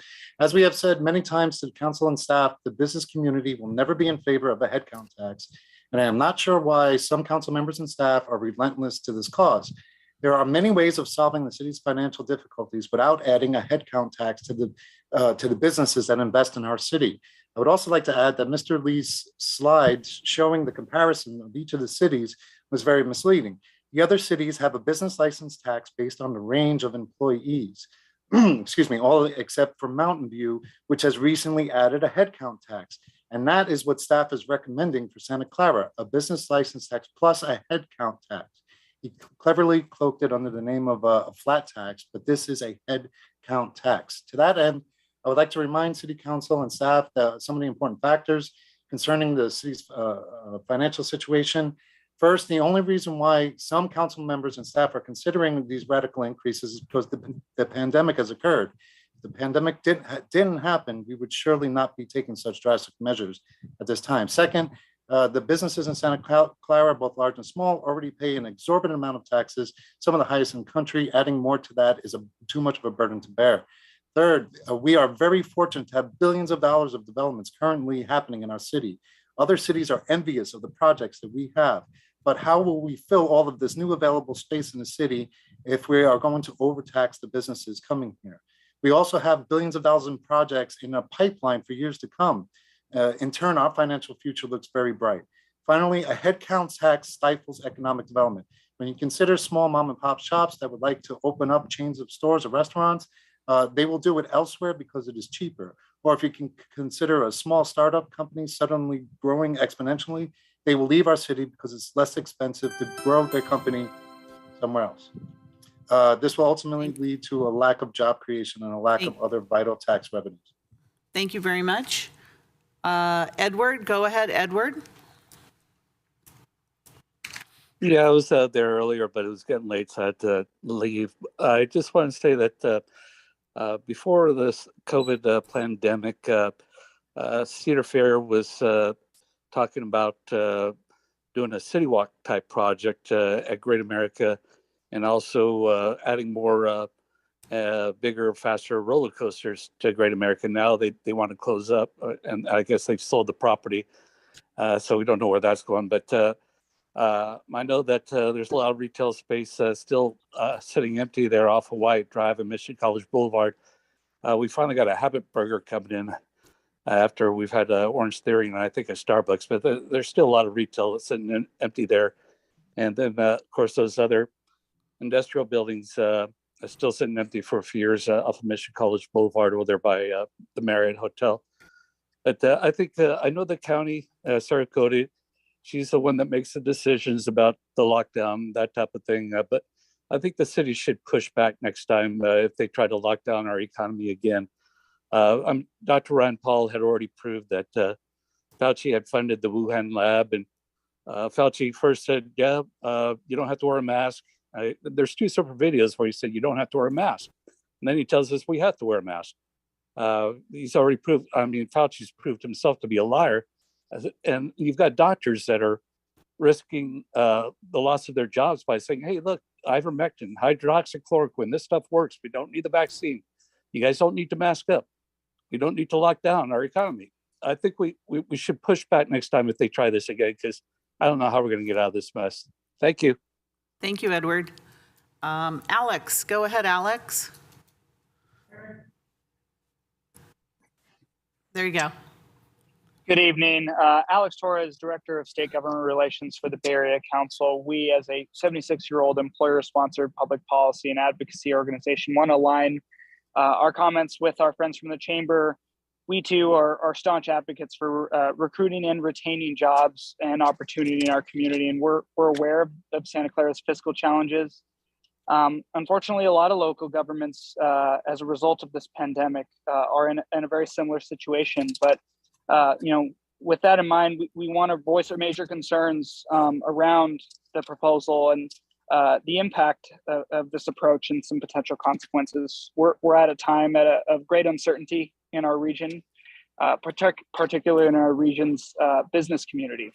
Just about every large employer is reevaluating long-term strategic growth, where they should locate employees, where they should get office space, if they even need office space in the era of remote work. The policy decisions made today by local governments are having more influence than almost at any point in history on where companies choose to call home. Other jurisdictions have faced similar fiscal challenges, as I mentioned, and have proposed tax increases on their business community. Oakland is a jurisdiction we would note, but we at the council were able to work with the city there and provide an economic analysis and help broker a deal that was really a win-win scenario. It meets the city's needs without adverse impact to the economic growth. Once again, we would caution city leaders about the impacts here. Santa Clara has a well-deserved reputation for being a business-friendly city. And we want to try and get to a win-win situation and maintain that status quo. So once again, would align our comments with our friends from the Chamber and urge you to make a decision that helps Santa Clara continue its status as a place that businesses and employers want to locate to. Thank you.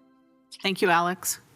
So I don't have any more hands. Is there any member of the public that would like to speak? Please come forward. Welcome.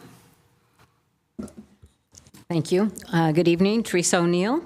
I would like to, I really appreciate all the work that's been done by everybody, but I don't want us to make any radical changes at this point. I really appreciate that there's been a lot of movement, but I still think that there's going to be an issue with head tax, because I think it will send a message that you're not encouraging companies to add employees or to start new operations. And one of the things that jumps out at me, why do we want to be higher than San Jose on any part of this tax? I think that's a bad message. I've had a representative of major investors in Santa Clara tell me that the margin that exists between doing business, the cost of business in San Jose and Santa Clara is narrowing very quickly, and that soon it may be cheaper for them to do business in San Jose. So I think we need to really consider that. I also want us to think about the trickle-down effect, that if you have employers that are choosing to have people work remotely or in other cities, that there's a trickle-down effect to the smaller businesses that rely on them to buy support services, to give them subcontracts, things like that. A restaurant that I used to go to that used to provide food sometimes for council dinners the owner told all of us, her customers, that she was closing because she had lost her business, her lunch business, from no employers buying lunches. So that's something very much to consider. And also, we talk about the tax base. The least volatile tax base is property taxes, and there are some other ones.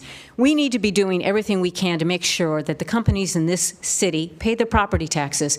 And I would really implore those of you on the council who have very strong relationships with the 49er football team, please get them to pay their fair share of property taxes. It's the least volatile tax. That's a decision that is impacting all the taxing entities in this community for decades to come. Thank you. Thank you. Is there anyone else that would like to speak on this issue? Yes, go ahead, Assistant City Clerk. Thank you, Madam Mayor. I received two public comment emails to be read out loud. First one is, my name is Linda Leka, and I'm the general manager at Mariani's Restaurant and Inn. I've been working at Mariani's Inn for the past 23 years. Many of you know me from working at Mariani's and as a resident of Santa Clara for the past 11 years. My husband's small business was recently one of the casualties of the pandemic and had to close. Not unlike many other businesses that have found themselves in similar situations due to our being isolated to our homes and not supporting local businesses as a result. At Mariani's, we are in a similar situation where the revenue stream has stopped, and we are now faced with an uncertain future which is still under discussions with the Mariani family. Other businesses are barely surviving due to the difficulties in getting staff help to run and support their businesses. Business owners are now having to depend on family members to work long hours due to the shortage of help available to support their businesses. Some are paying more for hourly workers in order to attract them to work for their store, and in some cases, wage-biting wars are taking place between competing businesses. The cost of their products are increasing as a result of this practice, as well as being hit with inflation that continues to affect all our financial planning, not only in our personal lives, but our businesses as well. I've heard from many discussions of the head tax being added to all businesses in Santa Clara as proposed by city staff. I also understand that the business license tax had not been updated or at least stayed in step with inflation, and now due to the general fund's shortfall, city staff and council are looking at ways to reduce the general fund's gap by taxing the local small, medium, and large-sized businesses. In the end, it will be Santa Clarans that will suffer the consequences of the head tax with the already inflated costs that will be passed on to all of us. Then the cycle begins with businesses suffering due to losing their loyal customers who can't afford to eat, buy, or use the services of those businesses in Santa Clara, and will go to neighboring cities to enjoy a lower cost for any goods and services. Time's up. The second comment is from Kauser Jamal. Good evening, Madam Mayor, Lisa Gilmore, City Council members, and City Manager Batra. My name is Kauser Jamal, and I am the CEO of Ascend Technologies, where we have offices throughout the world and in Santa Clara. I established Ascend Technologies over 19 years ago, and I have been a resident of Santa Clara for the past 8 years and formed the Ascend Santa Clara office in 2015. As a business owner, I would support a business license tax increase since it hadn't been updated to coincide with inflation over the past 30 years. With that said, however, the City Council You all have taken this under advisement with the situation as it exists for many businesses in Santa Clara that have been struggling to make ends meet due to the pandemic. I have witnessed the impact firsthand on a local scale, but on a global scale as well. Other companies have not been as fortunate as Ascend Technologies, who were not able to withstand the COVID impacts and had to take more drastic actions. Some closing their businesses, while others significantly reducing their overhead by cutting staff and just getting by. A compromise should be established on the business license tax so businesses can continue to enjoy the business-friendly environment in the city of Santa Clara and services it provides. Anything beyond a gradual increase would be unsustainable for some businesses and could change the whole completion of Santa Clara being a business-friendly city. End of comment. Is that it for your comments? The comments? All right. I was going to ask staff to answer questions, but I see Vice Mayor Jane and Councilmember Becker. Do you have questions, or are you going to be making comments? Because if you have questions, this would be the time to ask the questions, and then we can have staff answer questions. I have comments. I don't have a question. Okay. Councilmember Becker? Same what? Same. I have comments, not questions. Okay. So let me ask the staff if you would like to answer some of the questions that we had from earlier. Yeah, Mayor, I'll go to Cynthia. Thank you, Mayor. I would like to answer some of the questions. Actually, I'm going to ask Director Lee if he can pull up the PowerPoint for the flat fee proposals. I think that it might be helpful to understand what the proposals are in terms of, I did hear Mr. Vertan's comments about the impact of small businesses. And I want to, not the other slide, Ken, I'm sorry, the one, there you go, right there, with the subsidy. The next one, Ken, there you go. So I do want to share that we've been very conscious about the need to protect small businesses. And so in all three of these models, we are recommending that there be a subsidy for small businesses. So again, we would provide a range of subsidies. We do have some funding available as a result of a settlement agreement with the chamber to provide these subsidies so that businesses are not so the impact on small businesses is mitigated, and we provide for a small transition. And so in the staff's original proposal, we were proposing that there be an $80 proposal subsidy for those in the 1 to 4 employee range. And then I did want to make a correction. This chart should also be 1 to 4 for the $30. But again, in the flat tax proposals, both of them would have subsidies, but because of the size of the tax, the flat tax, we are actually able to extend the subsidy up to those businesses up to 49 employees. And so you see on the right, the employee range and the subsidy per business. And so we have been very conscious of trying to maintain and protect the subsidies for small businesses. Can I ask something on that before you go further? So Sure. for instance, Mr. Vartan talked about 5 to 50 employees. So the tax is like $2,900 or something like that. Are you talking about a $200 subsidy for like a year? Is that what that means? Correct. Okay. Correct. All right. Thank you. So then the other issue I wanted to clarify in the staff report, I should have done that, is that we did look at a tiered model as Christian Palekia had referred to. The working committee looked at a working model. There was actually a proposal, and it's in the supplemental memo. We do provide the information there for you. One of the concerns, was a significant concern, was that when you go in tiers, that the jump between by simply just adding 2 employees was pretty significant in the tax rate. And so, for example, a company that had 49 employees would pay $1,500, but by simply adding 2 employees and going to 51, they would now be paying $4,000. And so, as you went through the tiered model, those jumps went from $4,000 to $10,000 to $25,000 to $60,000. And so we spent a lot of time on Friday talking this through, saying, is it possible to add more tiers to make it so that it wasn't such a steep jump? We asked the chamber for input. And this model, just the issue around the significant jumps still remained. And so that's why that model did not come forward. So we did spend a lot of time looking at that tiered model and found it to be problematic and serving as a disincentive for business growth. With respect to the timing of an election, please remember that the For it to be a 50% plus one, it needs to take place in a regular election. And so it would be 2 years before we could go back, or we would have to go back with the 2/3 votes, which we all know is a significant threshold and very difficult to attain. The other point I wanted to make was that you hear tonight, there is no large businesses represented because they've told us that they're supportive of the staff recommendation. They're not here. They're not going to oppose it. They don't see what we're proposing to be, what we're proposing to be a significant impact to them, and they're willing to support our proposal. And then finally, Mayor, you asked about the poll. That information, as I understand, and the clerk is confirming for me, was to be posted as post-agenda material last week, and I would defer to the city clerk, the assistant city clerk, to confirm whether or not that's been posted. But we did provide it to the working group, and so the working group did have that information and was able to go through that survey information. And I believe it should have been in the packet. It really should have. It was yeah, it posted? I agree. So my understanding was to be posted last week. But, City clerk?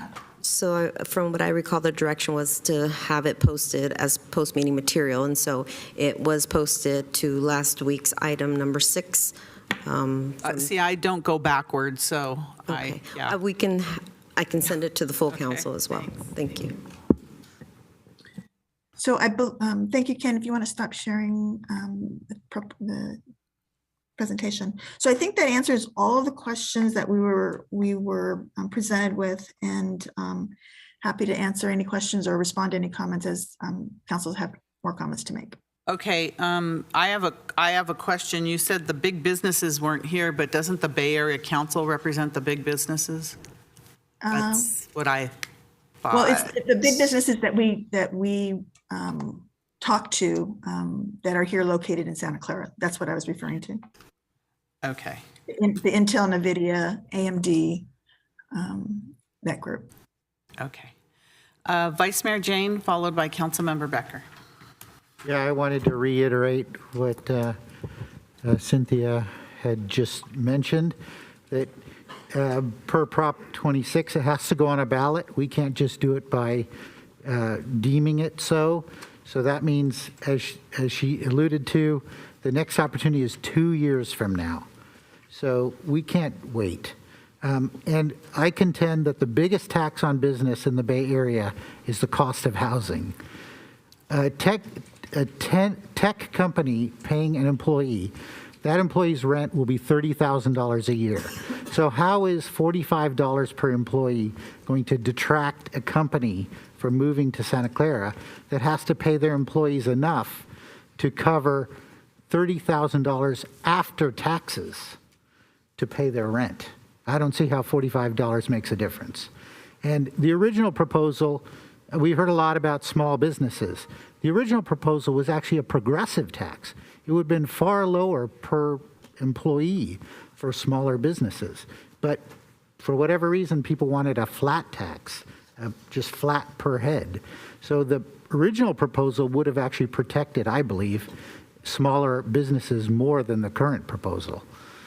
And I believe that this revenue increase to the city actually helps businesses. You get faster plan checks, faster permits get reviewed. We currently have a 14% employee vacancy rate in the city, and the planning department is extremely short-staffed. So businesses that want to do business in Santa Clara, they just have to wait.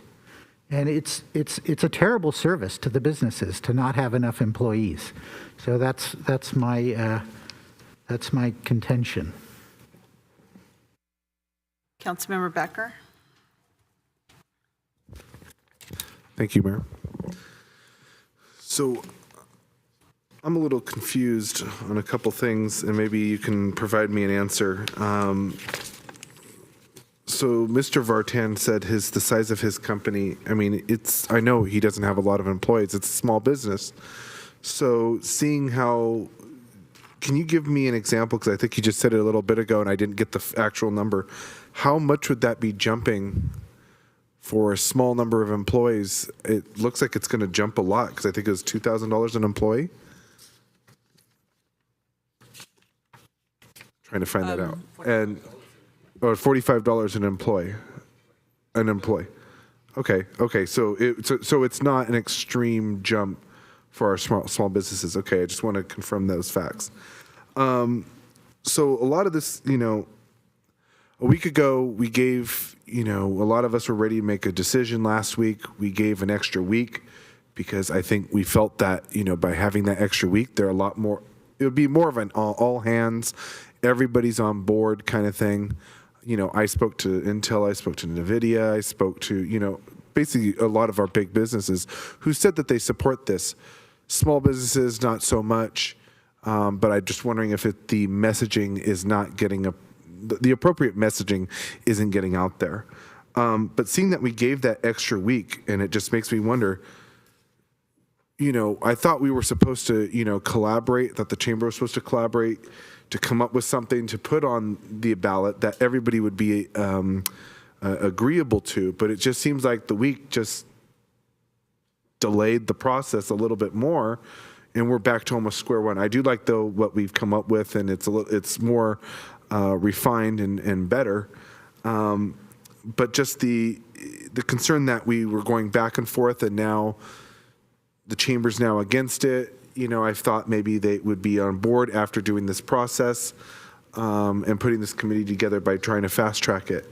I agree with Councilmember Jane. 2 years away is a long time to do this again. It just, it's the timing is a bad factor right now, I think also. As much as I, see taxes as a burden, I see this as kind of an opportunity for Santa Clara to kind of get out of the hole that we're in. Like I said, it can't be just the main reason to get out of the hole. It's just one piece of the puzzle to get out of there. Other than that, I don't have any other questions besides just I wish that the chamber, would have been a little more on board, especially giving that extra time, considering that, we put this together really quickly, and I think you guys said that you all put together 40 hours to come up with something, and I wish that, it would have been more collaborative that way. And I just hope that people just don't try to campaign against this to prevent something that's going to try to help the community in the long run, especially after we haven't done anything for 30 years. So those are basically just some of my concerns. Yeah, that's it. Thank you. Councilmember Chahal. Thank you, Mayor. So I would try to address some of the concerns raised by residents. And let me first take up Mr. Vartan's concern about small businesses. Yes, we had the same concern, but as I mentioned earlier, there is no perfect solution to this thing. And for the small business, as Assistant City Manager mentioned, we are allocating the subsidy to higher tiers, basically, so we will be providing that. And during the discussion, I did point out, if there is a small business who cannot afford to pay whatever amount they have to pay, they can always appeal to Director Ken Lee, and they will create an application where they can get a waiver or discount on the tax they have to pay, and that will be looked after as need basis. And I did specifically request that, and I want that to be part of the public record as well as the part of this proposal, that we will have a process of small businesses who cannot pay this thing. Will come up with a solution so that their taxes can be waived off or lowered as per the need be, right? Coming back to doing business in Santa Clara, I have been time and again, I've been saying this thing. Silicon Valley Power, if you pay just $200 a monthly Silicon Valley Power, your savings, even if we calculate at $25 a month, 25% savings from other cities, vicinity cities, you'll be saving around $600 annually. And that's only one benefit I'm trying to say. And people who are using at the higher end, which have multiple facilities, they will, basically they are saving much higher than what they are paying into the business license tax. So that's, Santa Clara is much more competitive doing business in that respect, basically. And remote workers, there was a question brought out for like what will happen, people may be doing remote worker. You know, if companies move to that model, it's good for the city of Santa Clara, basically, to be very frank. Because one of the bad reasons for the quality of life for Santa Clarans is the traffic congestion. If the companies allow remote working, yes, they will pay less tax, and city of Santa Clara will have less traffic, and we'll have a better quality of life for our residents. So I'm all for it, like if they're going for a remote working. What else? As regards the date, I know we have dwelled on this thing. 2 years is a long time, and as mentioned, like there is no perfect solution, but the committee as well as the discussions we carry forward had come down from $9.4 million to $6 million proposal, which is much lower than what we initially started with. And I would request that we should go forward with this thing. And if there are some long-term solutions which can be looked at, we have another 2 years to look into it. And one question or comment made by Mr. Christian was that it will be implemented from 1st of January 2024. No, we are asking this to be implemented from 1st of July 2023. That's the proposal, is that, for that matter. And that's the reason we want this to be considered right now. So I think we should go forward with this thing and take care of our quality of life of our residents with that. Thank you. Just a clarification, Assistant City Manager, is it July 2023 or January 2024? Because now I'm hearing something different. It would depend on which option you're looking at. The staff's original proposal was July 2024, but the working committee has asked us to expedite that as part of the flat fee and go to July 2023. Okay, thank you. All right. Any other council comments? Councilmember Park? Again, I want to thank the public for the comments. So I actually thought about this quite a bit. And if you look at the slide 11 of the staff presentation, it actually puts the fees in context and in perspective. I don't know if we can see the slide number 11, which is the business tax benchmarking alternatives. And I do agree that the business tax, the flat fees, are higher, but only at one point. And that point is at 5 employees. And I mean, when we compare to San Jose, Mountain View is a very different animal. And I think that, you know, so I'll limit and same thing with Sunnyvale. Sunnyvale also hasn't done a major update on their business license tax for a while, so I will try to compare ourselves to just San Jose.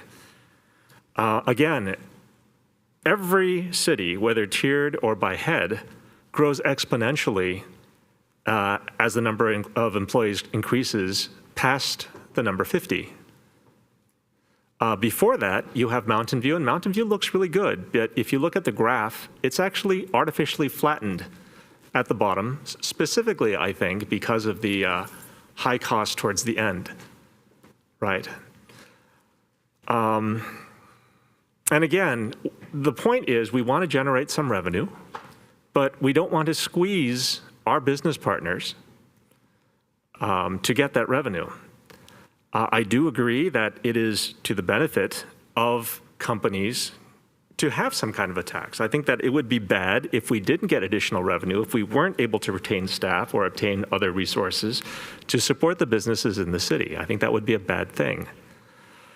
I'm looking at the email dated the 9th of June, 2022 from Applied Materials. So these are actually a couple of people from the big companies within Santa Clara. It says that a cap at some level would represent a 500 times 500x increase in BLT. And that 500x increase corresponds to about $250,000. And it looks like, when I look at the data here, that we only have one company that hits the $350,000 cap with the straight $45 fee. And we have about 2 companies that hit that cap with the progressive $45.60 fee. And that would be a loss if we actually lowered that cap to $250,000. That would be a loss of approximately $100,000 out of $6 million for the 45 straight fee. I'm going to avoid the use of the word flat because I think that gives different, has different connotations. And we would lose about $200,000 out of 6.5 million for the 45/60 fee, plus the number of businesses that could possibly hit the $250,000 mark, which I think is less than 5 according to my estimations, and that would cost us no more than $50,000 a piece.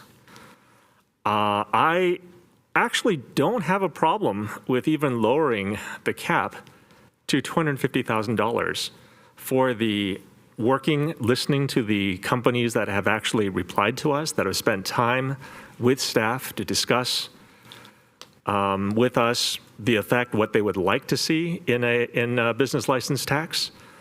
I think that it wouldn't cost us that much money. And again, we're not trying to squeeze our business partners into supporting the city. What we're trying to do is we're trying to find something that will work with the companies that are already in the city, and even extend a show of good faith that yes, we are raising the fees, but we are not trying to raise the fees because we want to penalize you or we want to squeeze you because we're in deficit, but so that we can continue to help you. We can continue to provide the services that you need to be successful in this city. And I think that if we can show them that yes, we will listen to you, yes, we will work with you, yes, we will come up with something fair, and for the people and for the companies that are on the low end, we do have the subsidies that will make us competitive, right? I think that the business license tax, again, is the entrance fee to the city. And everything else that we do, the service that we provide, the utilities, the atmosphere, the community, the Chamber of Commerce, helping to work with the businesses. These are the things that I will hope would make the businesses want to stay, right? It's just like there are lots of places that you would pay a little bit more because of who the people are, or because of what the quality is or what the experience is. And I would like Santa Clara to be a place that you get that high quality experience without having to pay more. That's what I'd like to see. Right, I'd like the businesses that come to Santa Clara, that decide to make Santa Clara their headquarters, their home, their one business, to be 100% confident that Santa Clara is the place they'd like to be. And I don't want any fees to stand in the way of that. At the same time, I think we have to look at, progress. And progress is costs have risen quite substantially in the last 30 years.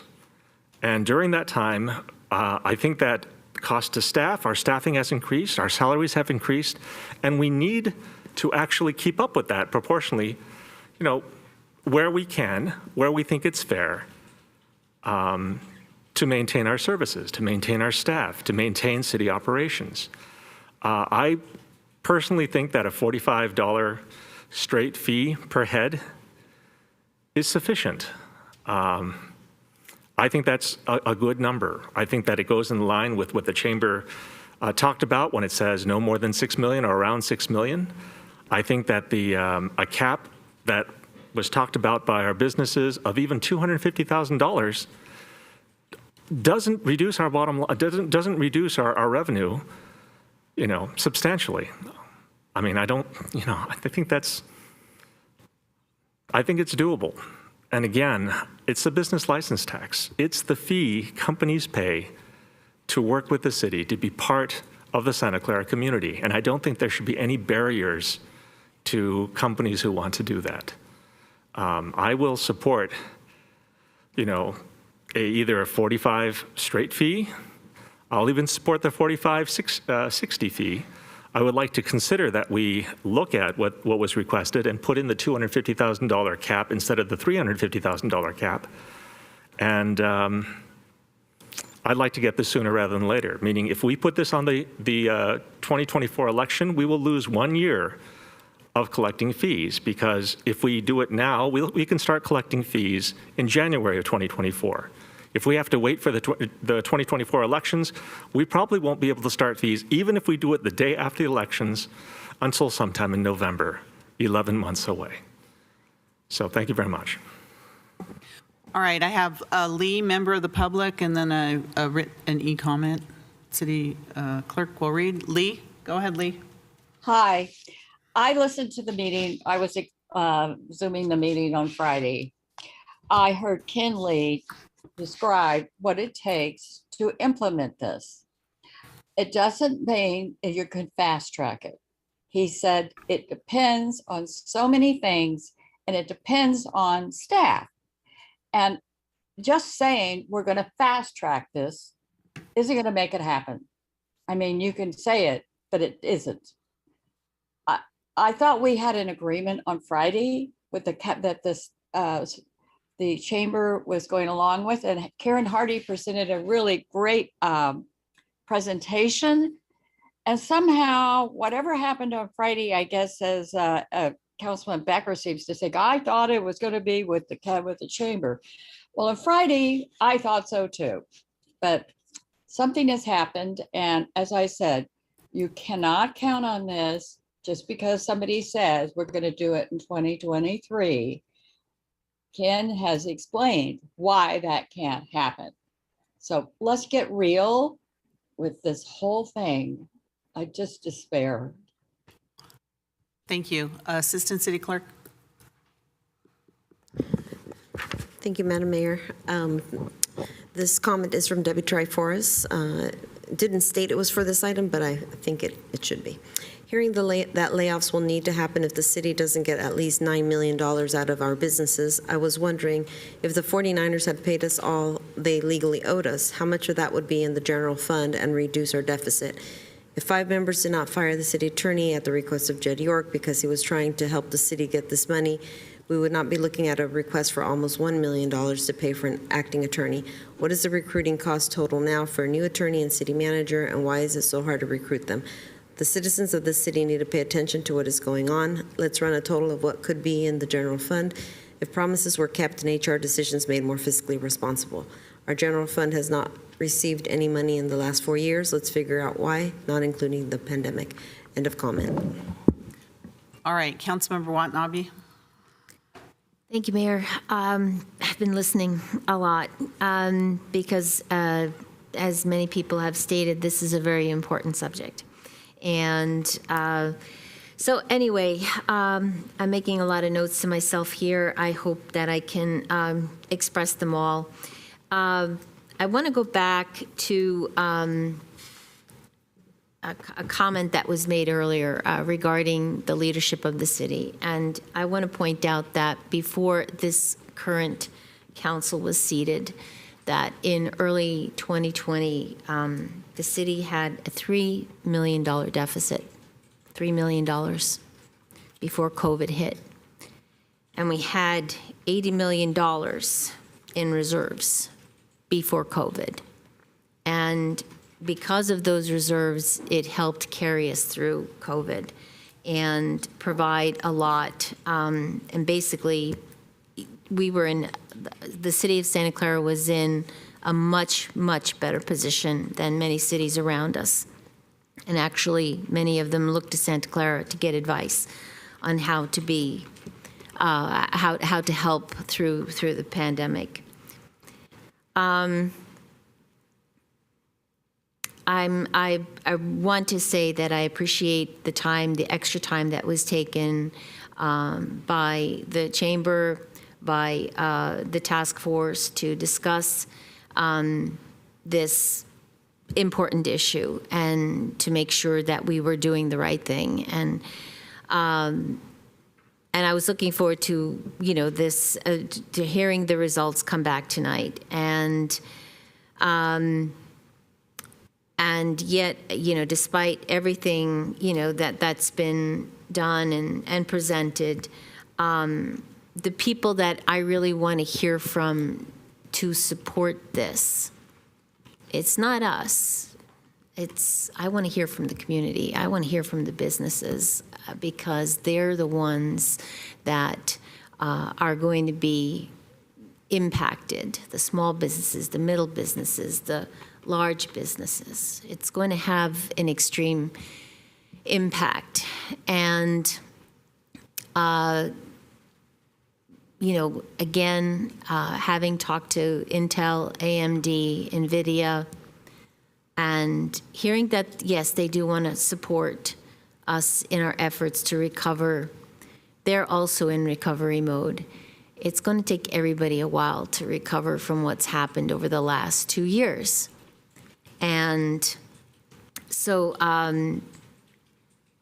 but knowing that if this council decides to put this ballot measure on the November ballot,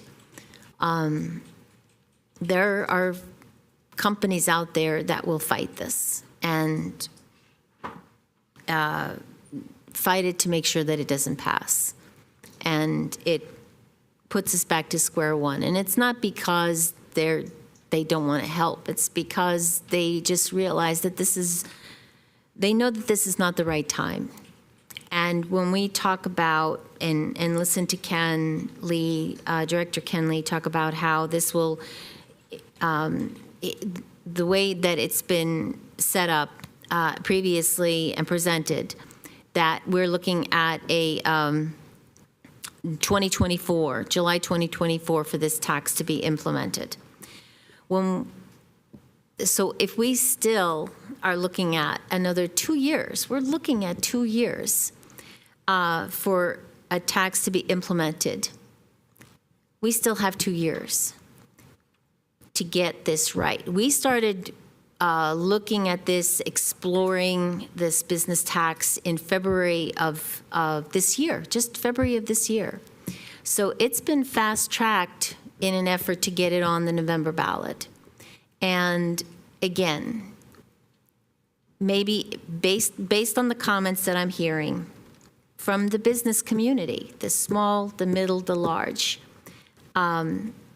we need to get it right. I feel like, the perfect solution, you want to talk about a perfect solution? I think the perfect solution would be to hold off and let the economy continue to recover. Let these businesses continue to recover.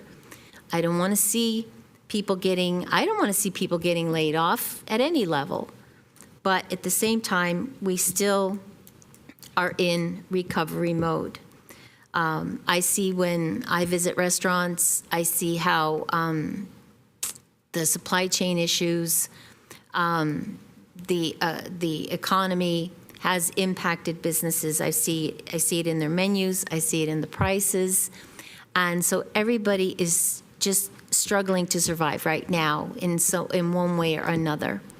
When I was in Nashville recently for the APPA conference, there were some economic speakers there and talked about the supply chain issue, the labor force issue, and how we're looking at another 12 to 18 months to recovery. When you look at that and you think that if we hold off and put this, look at putting this on a June 2024 ballot, and then be able to implement it, have it in place to be able to implement it in July 2024. That, to me, would make a lot more sense because I don't think all the I's have been dotted and the T's have been crossed. As I said last week, it still needs to be baked, and I think the oven is not quite there yet. And as much as I know that we're in need, I'm just, my concern is that there's a bigger need. And it's not just the city, it's the businesses. And we all need to work together to just make sure that we get to the right place to make sure, number one, that everybody is going to be supportive of this. And this is something that everybody is going to buy into, because I'm not convinced that everybody has bought into this BLT. Thank you. Thank you. Assistant City Manager Baracus. You're muted. Sorry about that. I did want to clarify, the proposal is to have the BLT go into effect July 2023, not 2024. I'm sorry, I just want to make sure that we're clear on that. And then if we were to take this measure to a June 2024 vote, that would require a 2/3 vote, not a 50% plus one. So it's a much higher threshold to have something be approved in the June 2024 ballot. All right, thank you.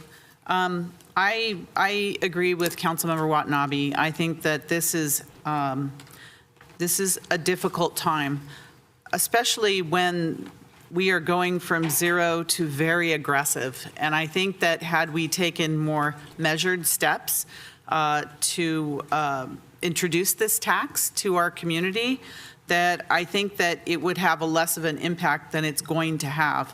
When you really look at this, I never really liked the head tax. I liked the tiers better, because I believe that as our businesses are going to determine ways to keep their employees outside of Santa Clara, whether they stay home from their home base or whether they assign them to different cities, they will save a lot of money if they do that. If they do that, it's going to affect everything all the way down. If we don't have the employees here, they're not going to be going to our small business establishments, and it just hits us from top to bottom.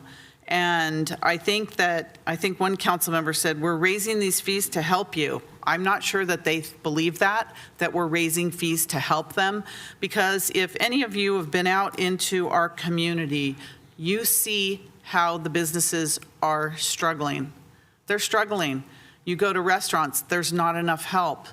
They can't keep employees, because keep in mind, we have a high minimum wage. We have all kinds of fees and taxes, and I don't want to be known as the city that has the award for having the highest business license tax. I am proud to say San Jose can have those awards and others, because we have a reputation to uphold as being a business-friendly community. But our businesses are struggling. All of them are struggling. And this tax is burdensome to all of them. The fact that we have not recovered from the pandemic is really foremost in my mind, that we are now going to put an additional burden on them. And I would be happy if we would be under San Jose's number, because I know that we do have to raise the business tax. But if we would work with our business community and come up with some number that is more reasonable. These numbers are just not reasonable. They're going to be burdensome. And I do believe that the tax, the polling is still critical, that if we have any really organized opposition, we're going to have a problem. So I think that we should spend the time going back, exactly what our business community has asked, that we go back and revisit this and come up with something that works for all, but at least give this community time to recover.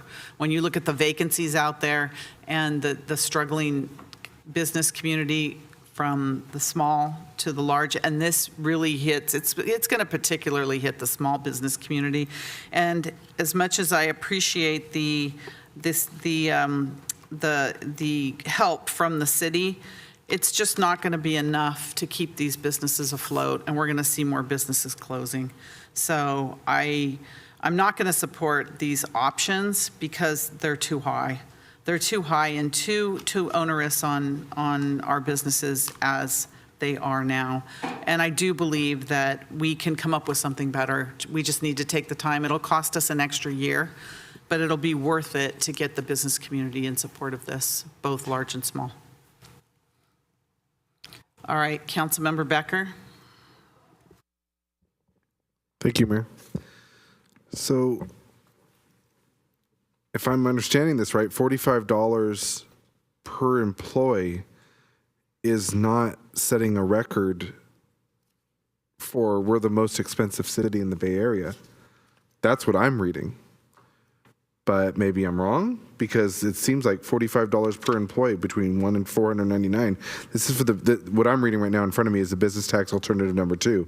Flat tax hybrid of $45 and $60 an employee. 1 through 499 employees is $45 per employee. So I don't know how that is going to be the most expensive in the Bay Area, and that Santa Clara is going to be the example. So I'm just a little confused on that and what's being said. But other than that, I mean, I see the concerns that, you know, some of my colleagues are having with this, but at the same time, you know, our businesses are struggling. I think a lot of people are struggling, and I see it when I go to the gas station. I see it when I go to the grocery store. It's becoming a burden on a lot of us, and if we don't go and start finding ways to fund things, we can't give raises, we can't go and fix things, we can't, you know, basically put our community in order. So I'm wondering a lot of questions, you know, seeing $45 per employee isn't that bad. It isn't that bad considering what I saw before a couple weeks ago or a week ago. So unless I'm reading this wrong or it's incorrect, I don't think $45 per employee is bad. I mean, if I'm looking at this correctly, we're basically in line with the city of Sunnyvale, and it looks like San Jose is a little more than we are. So that's just some things I've noticed here on these slides. So thank you. Councilmember Chahal. Thank you, Mayor. So we are talking about bad timings right now. Economy is bad, business not doing good, and we should not bring this tax. You know what? I brought forward this proposal in 2019, and my 2 colleagues over here, they said no, they did not attend to that. And that was a good time. It was a time we could have accumulated more reserves, and we could have provided more services to our residents. We could have added free shuttle with this type of money. We could have added more affordable housing component with that money in good times. And that was my idea, 2019. And now I'm listening, it's a bad timing. Earlier it was a good timing, we don't need it. Now it's a bad timing, we don't need it. I don't know when we'll need it. So I have a reservation on this logic. What will be the good time to bring this forward? As regards point which Councilmember Becker brought, there are 8 categories over here. Only in 3 categories we are higher than San Jose. And you know, on one category, we are higher by $200 and 50 employees. On 100 category, we are higher by $200 in total. And all other categories, only 2 out of the 8. San Jose still gets the championship in 6 categories. We are only higher in 2 categories by small margin. And so we are not champions on this thing. We put in a lot of efforts. Staff has put in a lot of efforts. And the need for city at this stage is tremendous. Like, if we want to maintain quality of life of our resident, we need this thing. We need this thing right now, and we need this thing ASAP. And let me also talk on the other side. The businesses I talked to, they were very receptive of this thing because we put a cap on that. Think of a company where we put a cap of $350K for 5,000 employees. Each employee, we just heard today, housing element. You know what's the median county income is? 168 for 4 people. That's a median income, 168. And what we are asking, 2 people's salary. 2 of those people's salary from a 5,000 people employer company, basically. So if you give all these things in perspective, It made logical sense. We are not charging exorbitant, like we are not telling them to give us 1% of their revenue or 5% of their revenue. No, we are not. We have dwelled on this thing in a very reasonable, analytical fashion. And that's the reason, like, we came back from $9.4 million to $6 million. So it is the right time to make this move. And if we have to make some changes down the line, we can do it. And I'm really surprised why we did not make these changes since 1992. That's a surprising thing to me. And that's the reason I brought this forward in 2019. It's a time to make a change on this thing. And we did not. And now it's the time. I think it's a perfect time to do that, and we should do it.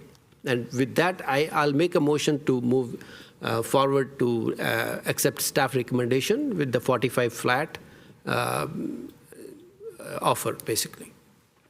Second, and that's to be implemented July 1st, 2023, right? That is correct. That on that proposal, that is the 1st July 2023. All right, Vice Mayor Jane, your light is on. I was going to make a motion, but now I second. Councilmember Park?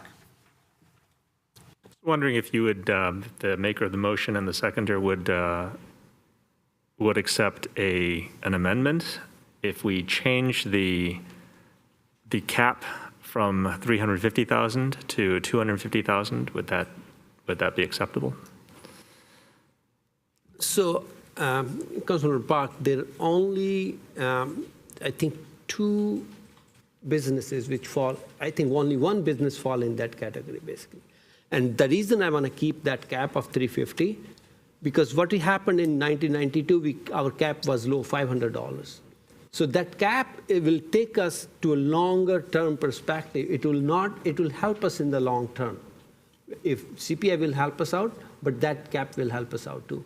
And the businesses who are in that bracket, they were positive. They said they will not fight it out. So I think that's a reasonable assumption to put that cap on there.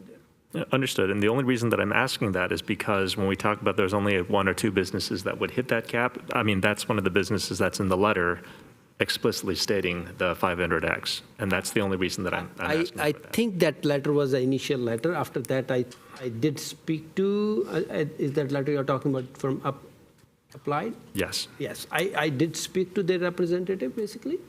And my intention, my feeling was they're okay as long as we put a cap on that. And this was reasonable. And I would also ask staff to clarify their discussion with these companies on that, basically. I would love to have their take also, because that was my take, and I would like to have a staff take on that. Thank you. Is that it, Councilmember Park? As a seconder, I'm not willing to accept that. All right.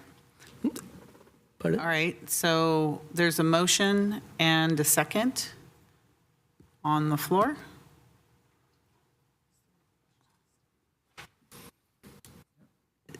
Is there any other comments? Vice Mayor Jane? Councilmember Park? I think No? need some clarification. Councilmember Park, go ahead. Okay. So, and I want to make it very clear, because I heard a lot of things from some of the other council members, but if I read slide 12 correctly, even with the highest business license tax, the original proposal, it looks like we'll have to reduce 72 positions to balance the budget. I mean, that's with the highest tax. And if we don't do any change whatsoever, we'll lose about 150 positions, if I read this correctly. Is that, I'd like to ask staff if that's correct. We'll lose over 150 positions if we don't make any changes to the BLT. We can save over 50 of those positions just with the $45 straight tax.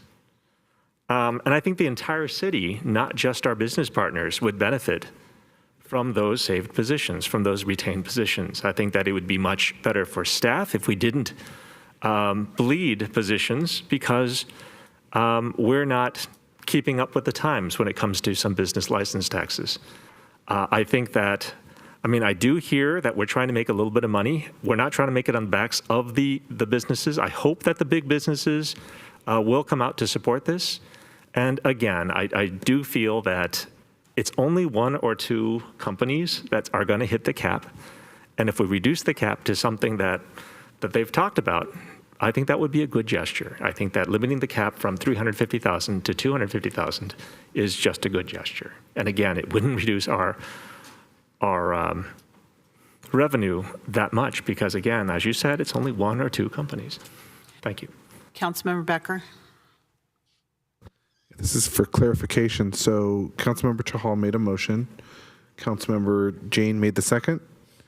And Councilmember Park, you were trying to make a friendly amendment? Was not accepted. And it was not accepted by Councilmember Jane. Okay, just want to confirm. Thank you.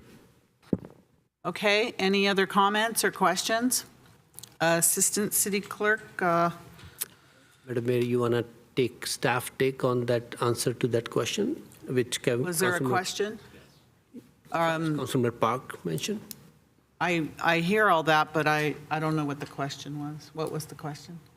I asked if my understanding was correct about the positions that would be lost and all the retained positions by that- the fees. Okay, can I have one council member at a time, please? Did you hear that, assistants? Maybe that's a city manager question. 70 positions or 150 positions? I don't know about 150, Mayor, but 72 was correct answer before. But with this new proposal, maybe Ken can weigh in.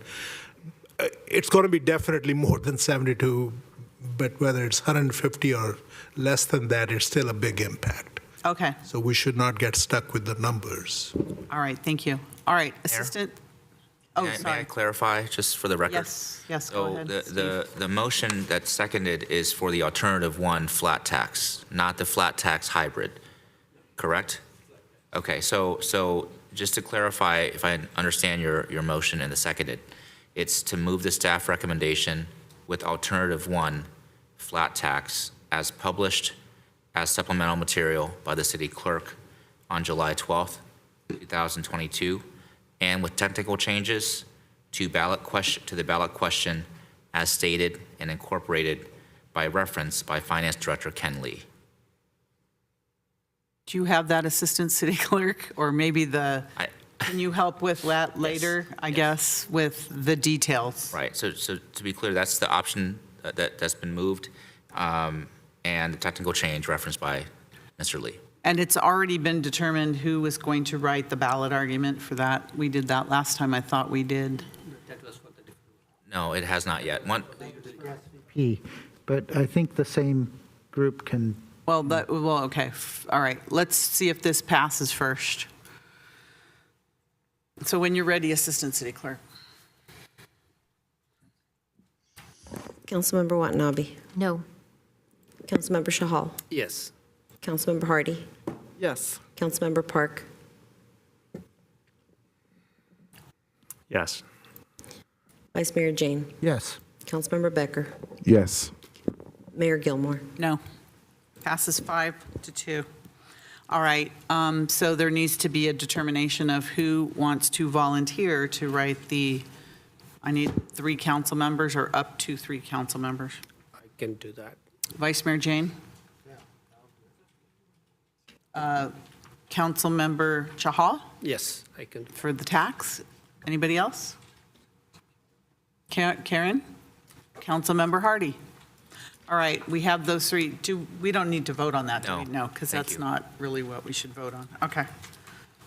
All right, so we're finished with that. We're going to take a 7-minute break, comfort break for our staff and ourselves. So we'll be back here 10:36.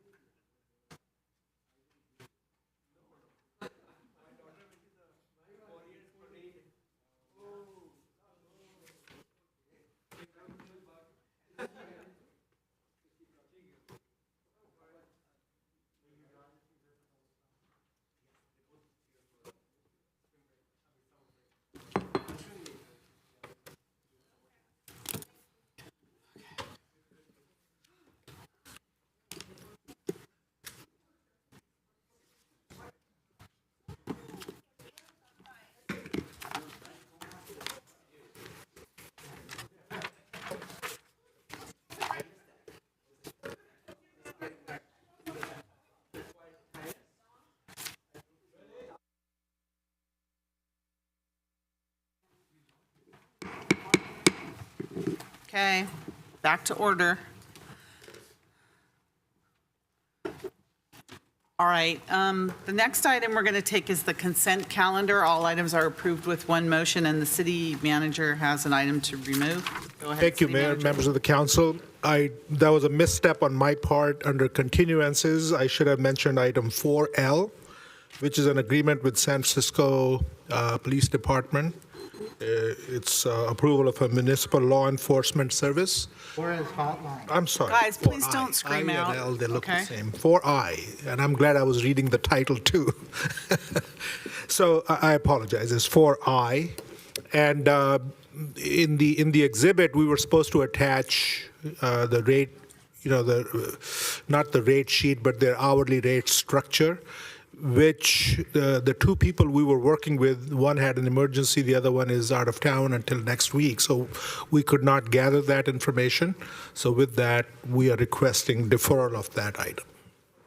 So is there a motion to approve the consent calendar and remove that item 4I? Madam Or Mayor. defer that item until city manager or executive director has those numbers back? Is that what you're asking for? That's what you're asking for on 4I, to defer it to later date? Yes, we'll bring it back in August. Okay, so approve, defer to later date, and then I'll ask, is there anyone that would like to pull a consent calendar item? Madam Mayor, I need to recuse of 4J, the geothermal, because I sit on the board of the NCPA. Assistant City Clerk, do you have that recusal? Okay, thank you. Does someone, Raj? I would like to Sid pull Chirkov? item. I would like to pull item 4P just for the resident knowledge. I want the staff to give just a brief description 4P? of that. 4P, P.S. Paul. City Manager, does that have to go tonight, 4P? It's just a small summary. They have to declare what that is result. The election Oh, result. yeah. Does that have to be certified I'll be tonight? assistant city clerk, maybe. Yeah, I just In want the event we staff don't get to it, does that have to be certified tonight? 4P is in Paul? It's supposed to be certified at the next regular council meeting. All right. This would Well, be let's it. hope it's not too late. All right. And Councilmember Watanabe? thank you, Mayor. 5F, please. 5F. Okay, and that is Agreement Environmental Systems. 5F? No, that's 4F. The 5F? the the mama, lactation pods. the lactation pods. Is that correct, Councilmember? Does that have to go tonight? Does not have to, but, I mean, if Well, I'm talking, I'd like to stop the meeting at midnight if we could. And if these things go past midnight, I'd like to defer them to the next meeting because it's ridiculous We can that play by we're ear that talking way. about items after midnight. Okay. So, okay. Okay, is there a motion for the balance of the consent calendar and deferring item 4I? Motion for the balance of the consent calendar that's left. I'll second that. Okay, we have a motion and a second. Any other discussion on that and from anyone? Assistant City Clerk, roll call vote, please. Yes. I don't mean to delay any further, but I want to just make sure that all recusals have been noted before voting on the consent. So we had one that the city clerk has, right? Recusal by Vice Mayor Jane on 4J. 4I has been deferred to a later date in August. Just the recusals for any conflicts is what I meant. Just Just A. 4J. Is there someone else? Should I be recusing on something? no, I didn't I- get any notices, so. All right, I want to make sure I understand this. So what I have listed from as potential conflicts because of proximity to the property is 4D, 4G, H, 4H, 4K, 4M, and well, on the consent calendar. So I just want to make sure that Is it for me? Who's it for? Because I didn't get any notice, so. I'll have to. I recuse it. I'm going to make a recusal if I have property that's near any of those things. Normally, I get a notice. Yeah, so maybe we can, No, I'll defer to each council member to make that call. If there is, if you don't know of any other basis for recusal, that's fine. And just go ahead and move the item if that's what you. I'm then going to abstain because I normally get notice if I have property on Lewis Street. If I have any property that's within 500 feet, they do that GIS and then they let me know. Okay. But no, I didn't get anything, so Okay.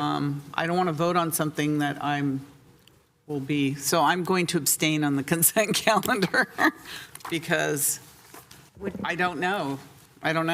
So I don't know if anybody else knows if they have conflicts of I'm interest. looking for my notice. I know that I have to recuse myself from 9, but that's not on the consent calendar. I'm just looking to see if I can find the email.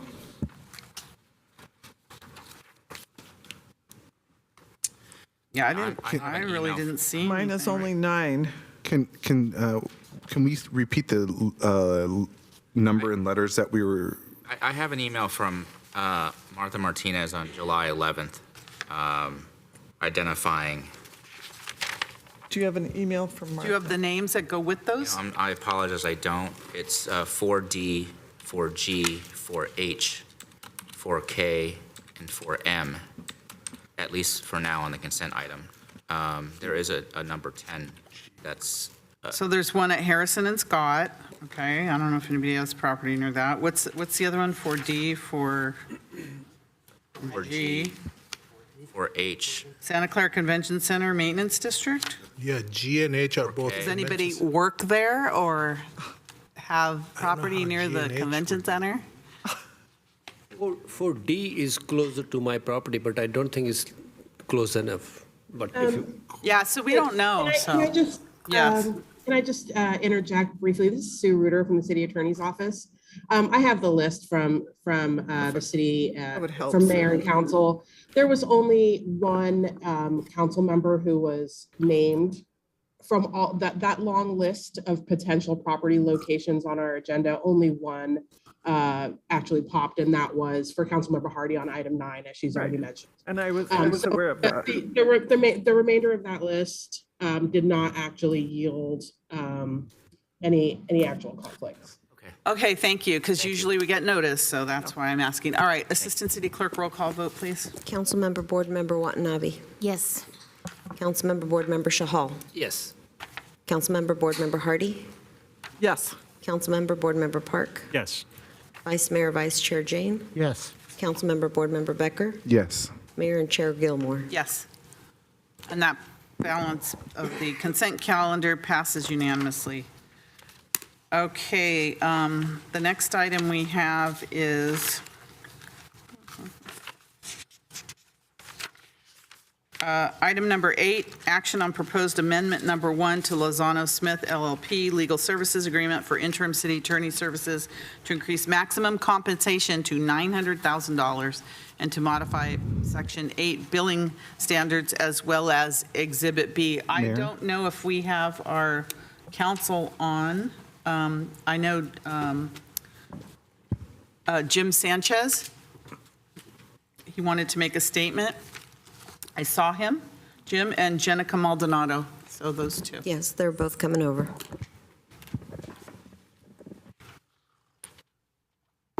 Mayor, this is Jim Sanchez. Can you hear me? Yes, we can. Go ahead, Jim.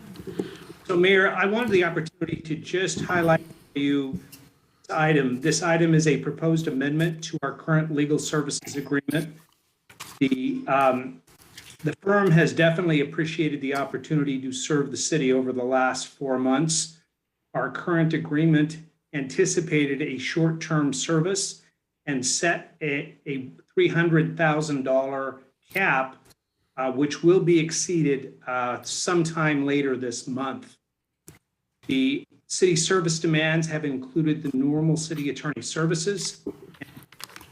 They also include matters that are deemed special projects. These would include Public Record Act responses and stadium litigation matters.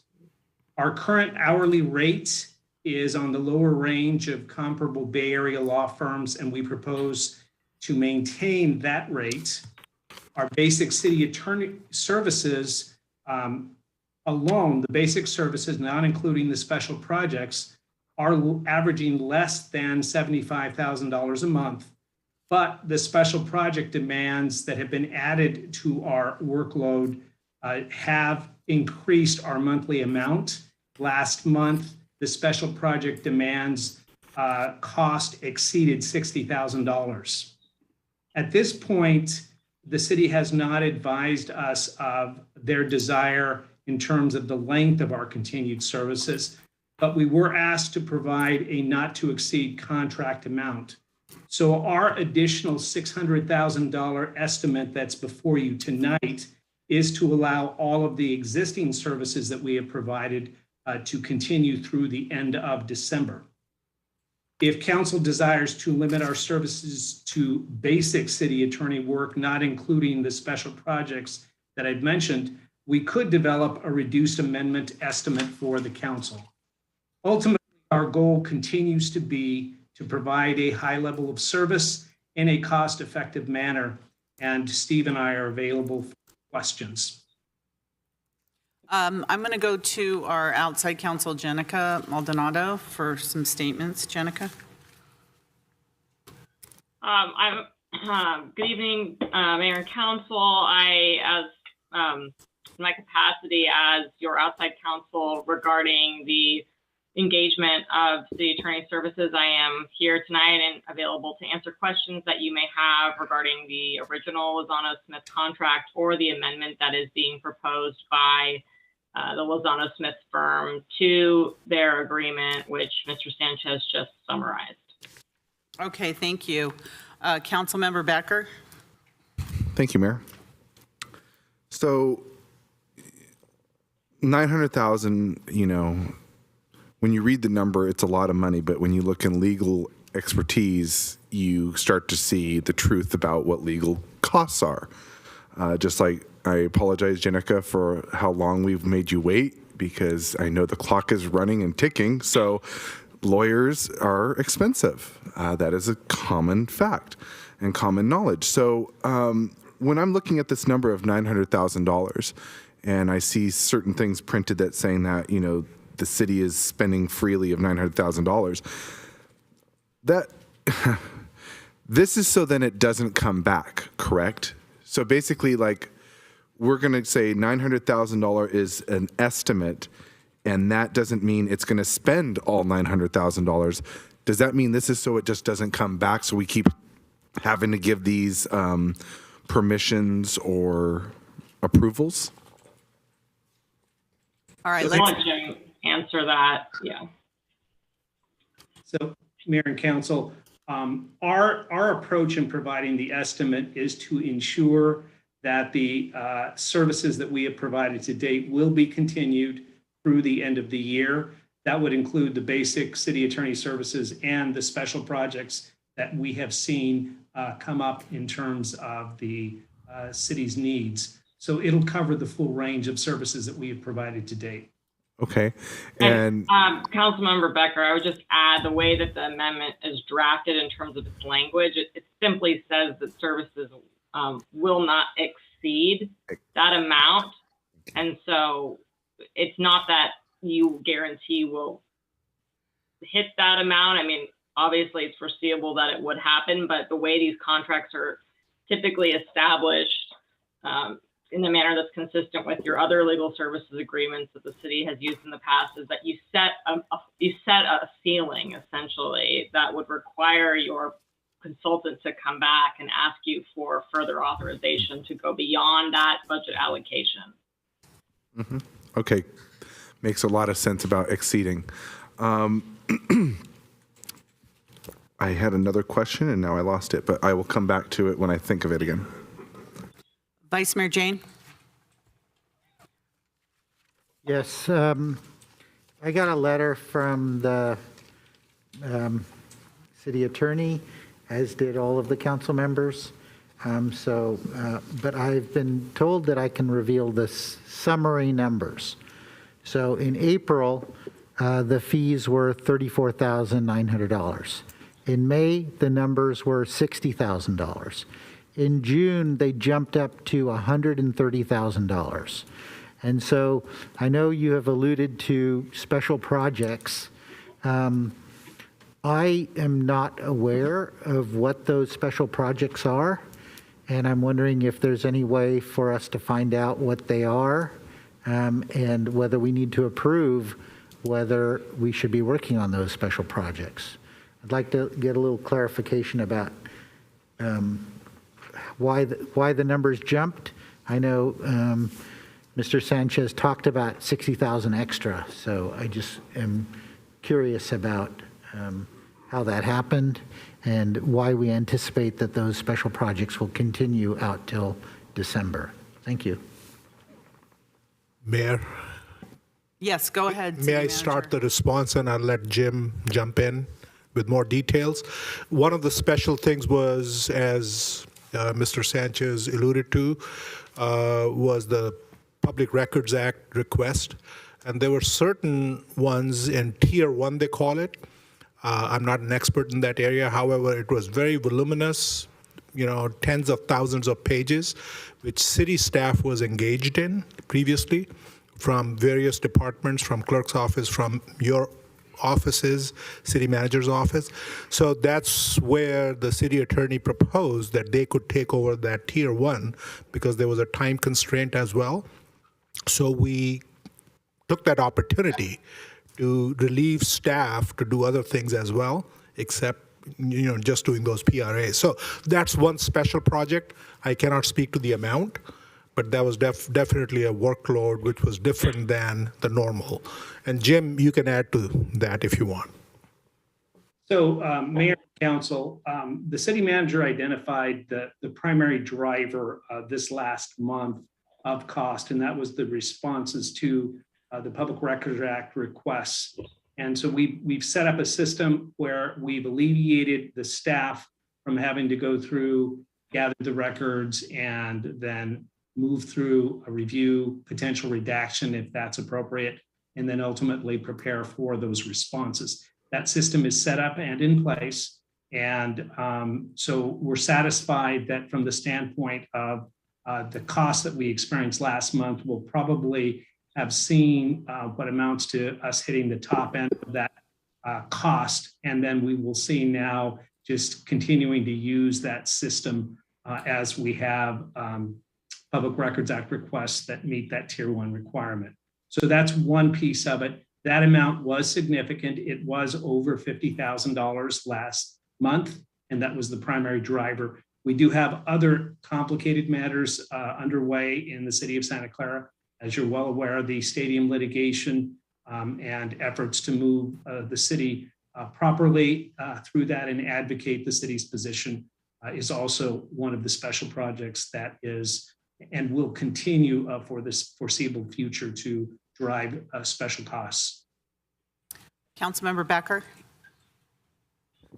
Thank you, Mayor. So I think, City Manager Batra kind of covered it, and I know a lot of the special project, I know before you even said it, was probably coming from the PRAs. And seeing that does a lot of work, and I'm glad that we shifted that around so our staff has more time to do other things rather than fulfilling a billion PRA requests. I know personally I have received a lot of PRAs. I think it's about 50 or 60 so far, which is not a problem. I'm an open book. I'm transparent. I'll give you every record I have, and that's if I have it. But, the thing is seeing these PRAs, would you happen to have a number of how many? I know I had about 40 or 50, roughly on my end. What would you say is the number of PRAs that you've been getting, and specifically from one individual? Mayor and Council, if that question is to the city attorney's office, I think Steve would be the closest to that information. Steve, if you can address the specific issue about the PRA responses. Mayor and Council, the amount of requests from one specific individual has exceeded 60 since, in the time that we were transitioned to take on the work, and that's still in front of us. And of course, we can't guarantee that it will stop. So it's just based on our estimate of what we have so far. But the bump this month, last month of the 50,000 was to meet the time demands with the amount of records that we had that were potentially responsive to those first set of 60 requests. So we devoted a lot of resources to get those records reviewed in June. Okay, so that makes total sense to me, and I thank you for explaining that, because I know personally myself, it takes each one of us roughly anywhere between an hour to a few hours to fulfill a PRA request. So I could just see what an attorney has to do to fulfill these requests, let alone what our staff was going through to do these PRA requests.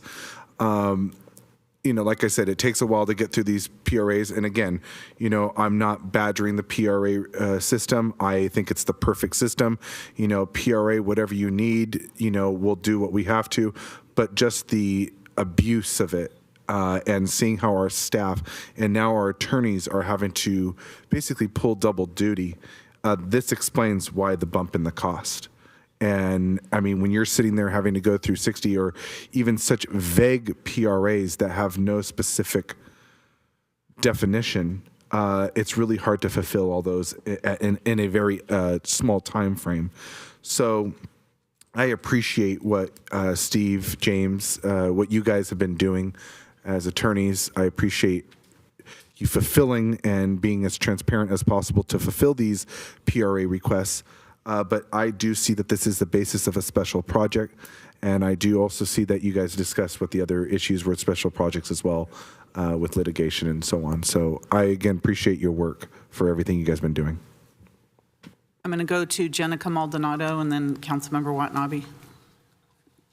Thank you, Mayor. Councilmember Jane posed the question of whether the council should be involved in authorizing the special projects. And I just wanted to speak to the terms in the contract and provide some assurance about that. So the contract essentially provides that if the client, and in this instance, the client being the city manager's office, seeks advice on a matter that's within scope, which includes Public Records Act requests to the Lozano Smith firm, then they are authorized to proceed on that special project, provided that the council or the chief assistant city attorney then signs off on going forward on that project. And so that has been happening in accordance with the contract. And so I just don't want council to be under the impression that they themselves have to approve every single special project that comes forward. There is a structure in the contract that contemplates, for efficiency purposes, to allow the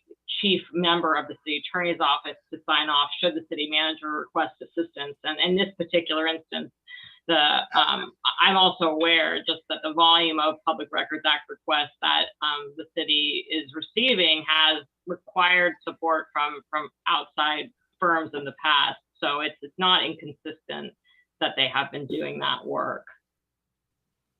Councilmember Watanabe. Thank you, Mayor. So looking at the contract and the amendment,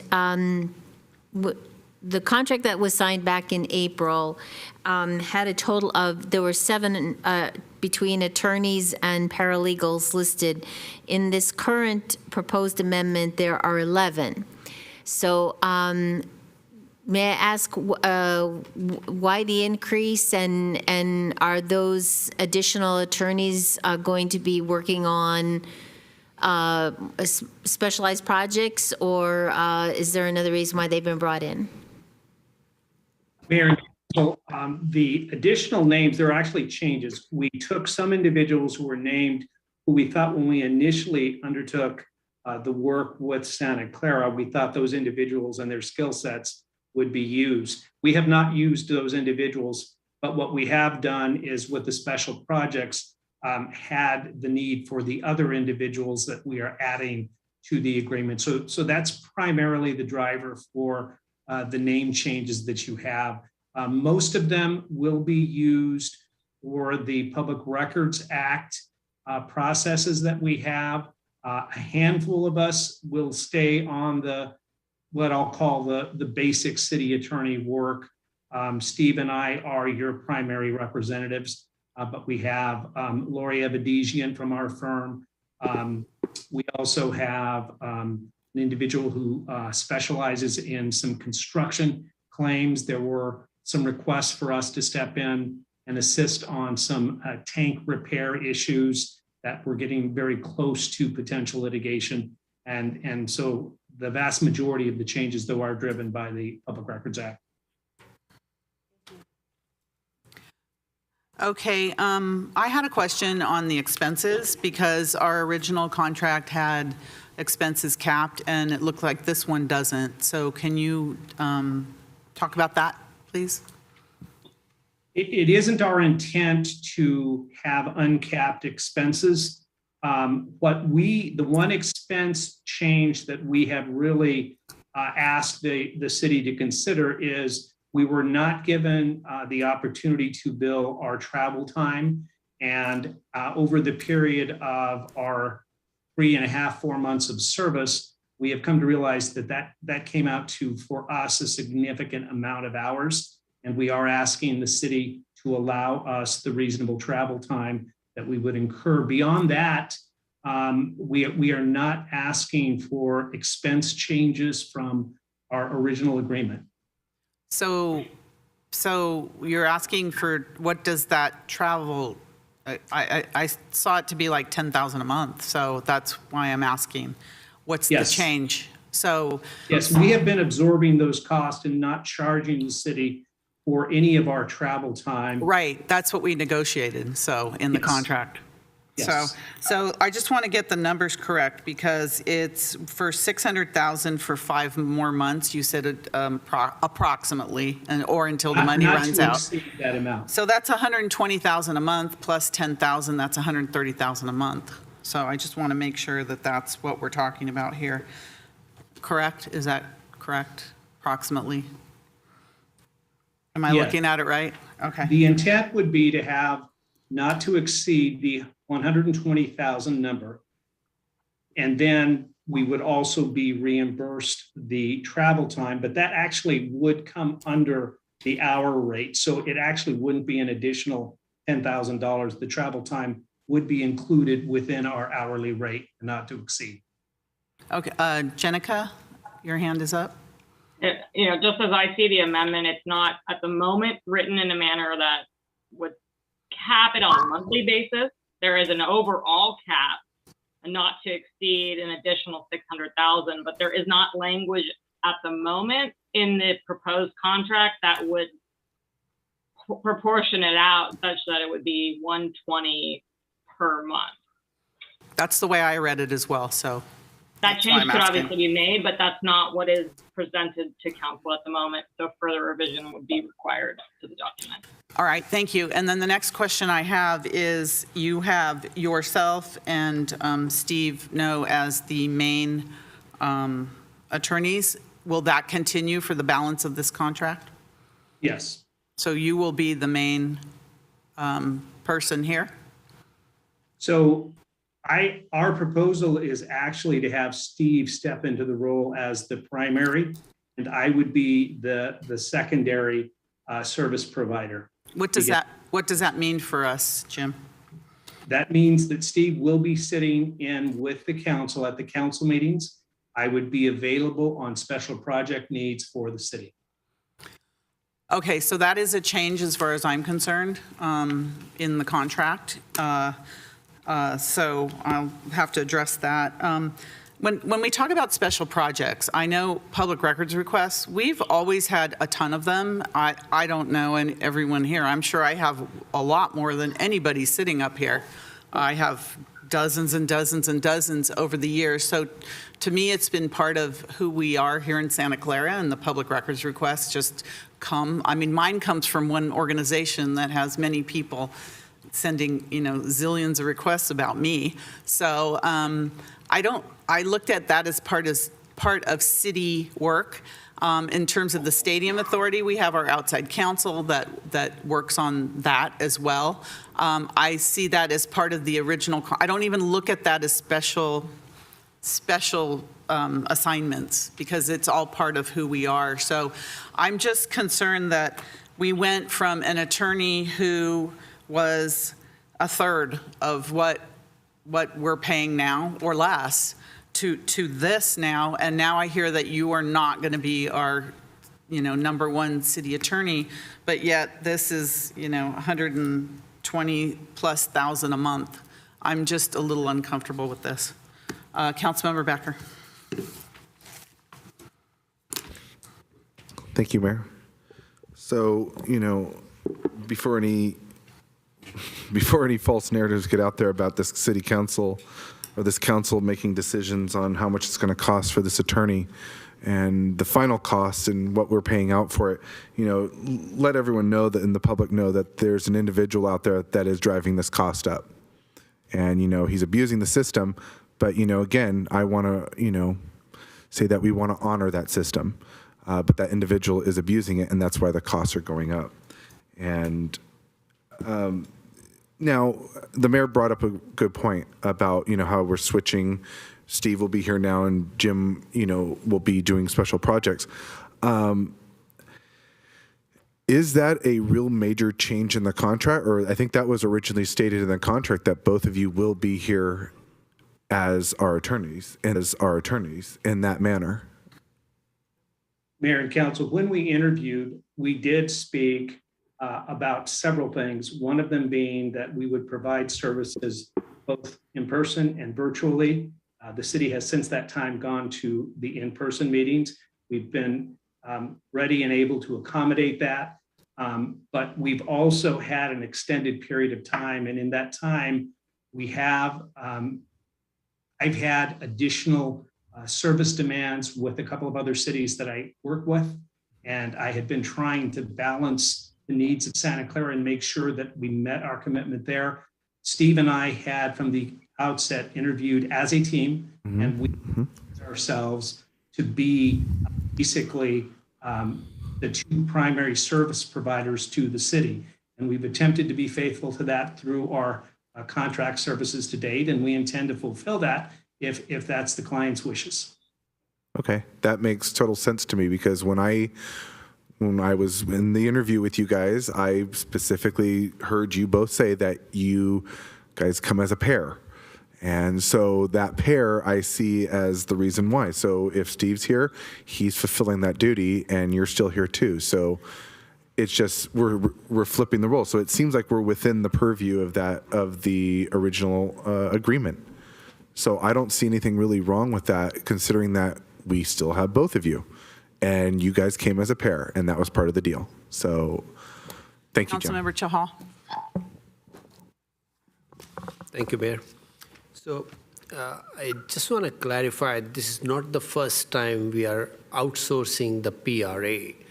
I think Jenica did mention there were other instances when we outsourced the PRA and we spent money on outside attorney firms for our PRA. Is that correct, Jenica? Yes, in fact, you've hired the Running Public Law Group to do that before. So. Yeah, okay. So this is not the first time we have done it in the past, so this is practice.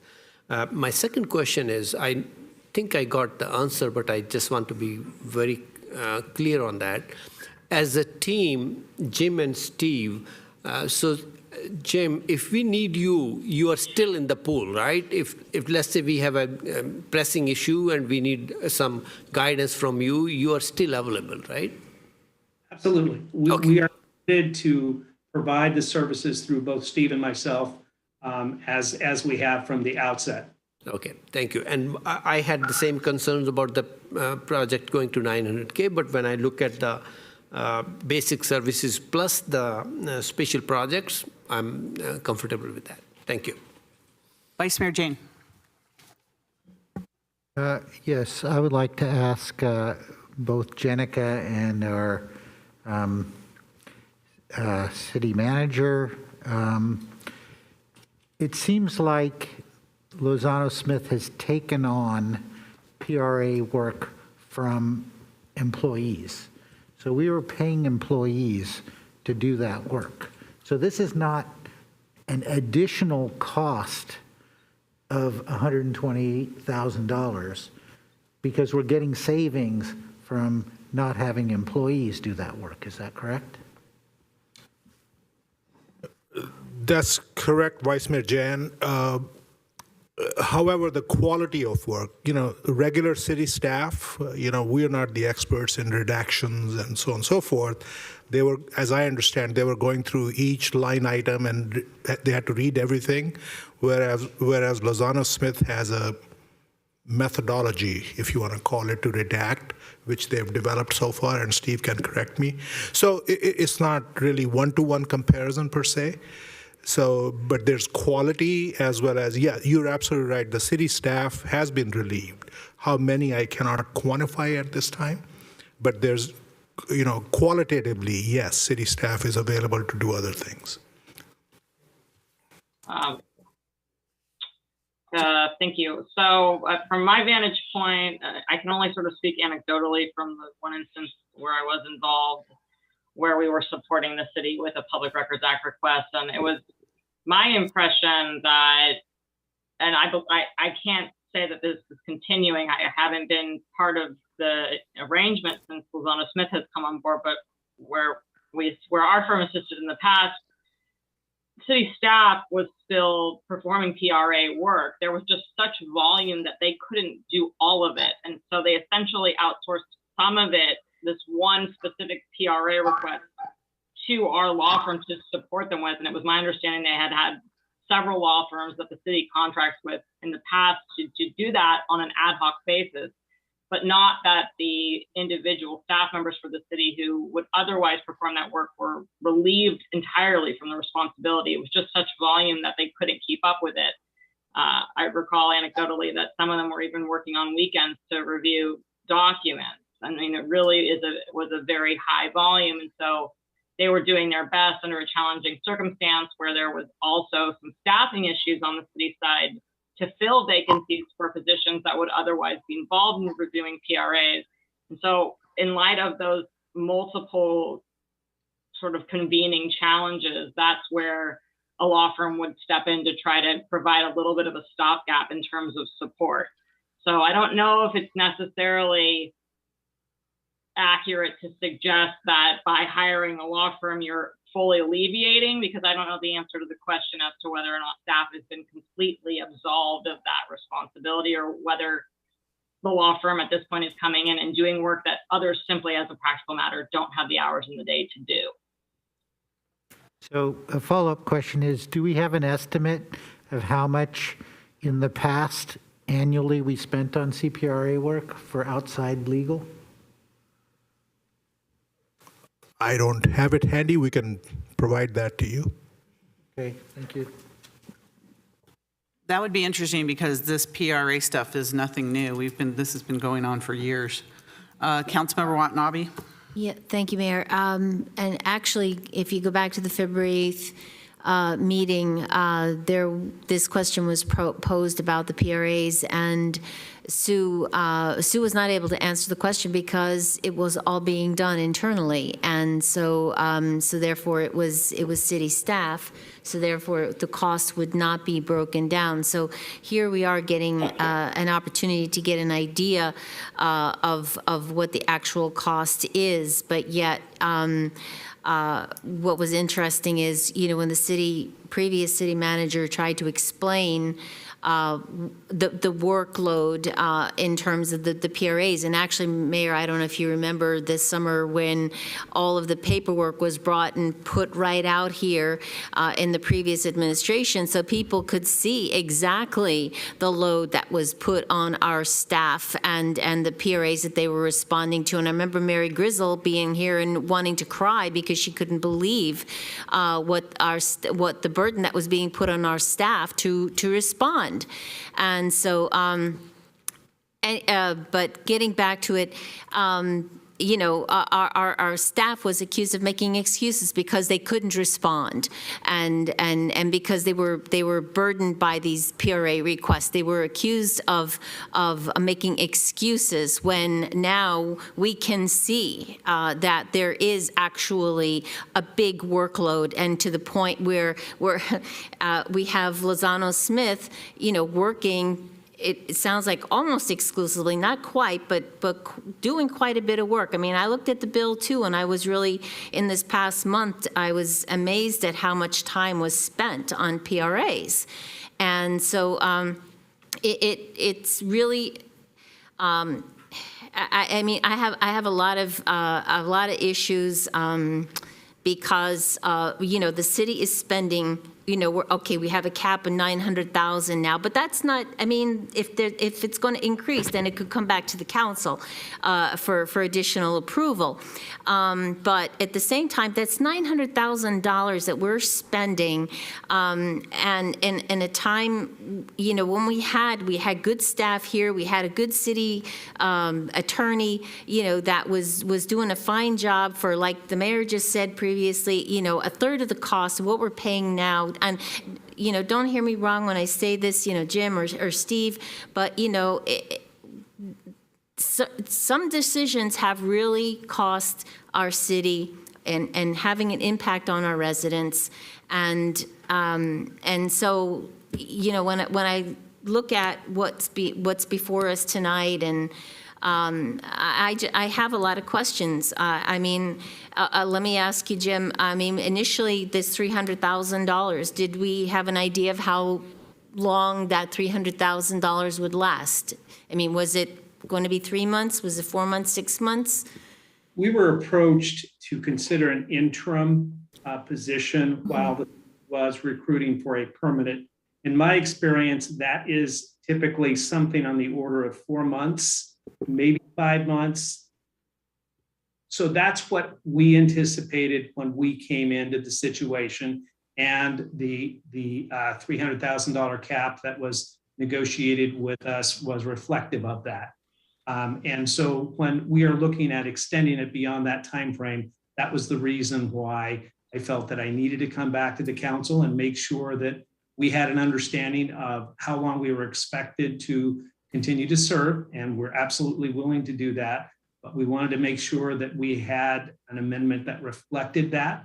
And so that's what's before you tonight, our best estimate of being able to continue to provide these services through the end of the year. Obviously, if it's less than that the council needs us for, that number will be decreased. If the special projects don't arise to the level that they have been initially over the last 3 to 4 months, then we will see a reduction that way as well. The not to exceed amount is not our target. The not to exceed amount, I think, as Jenica explained, is an absolute cap, after which we would have to come back to council. Our hope is always to come in below those numbers, but we had to be realistic in getting the numbers to you for you to make an informed decision.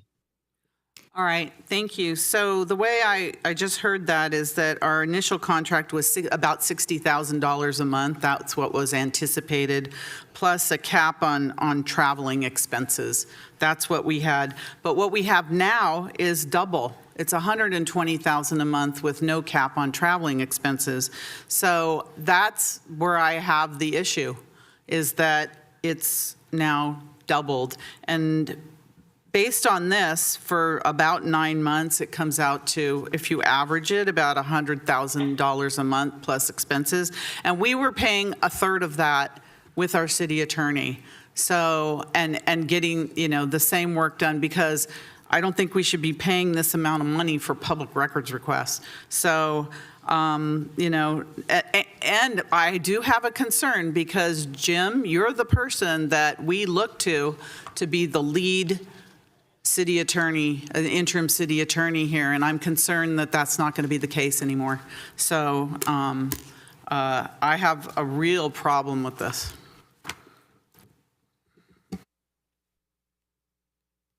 All right, any member of the public want to speak on this issue? Do we have any public members? Do we have any written comments?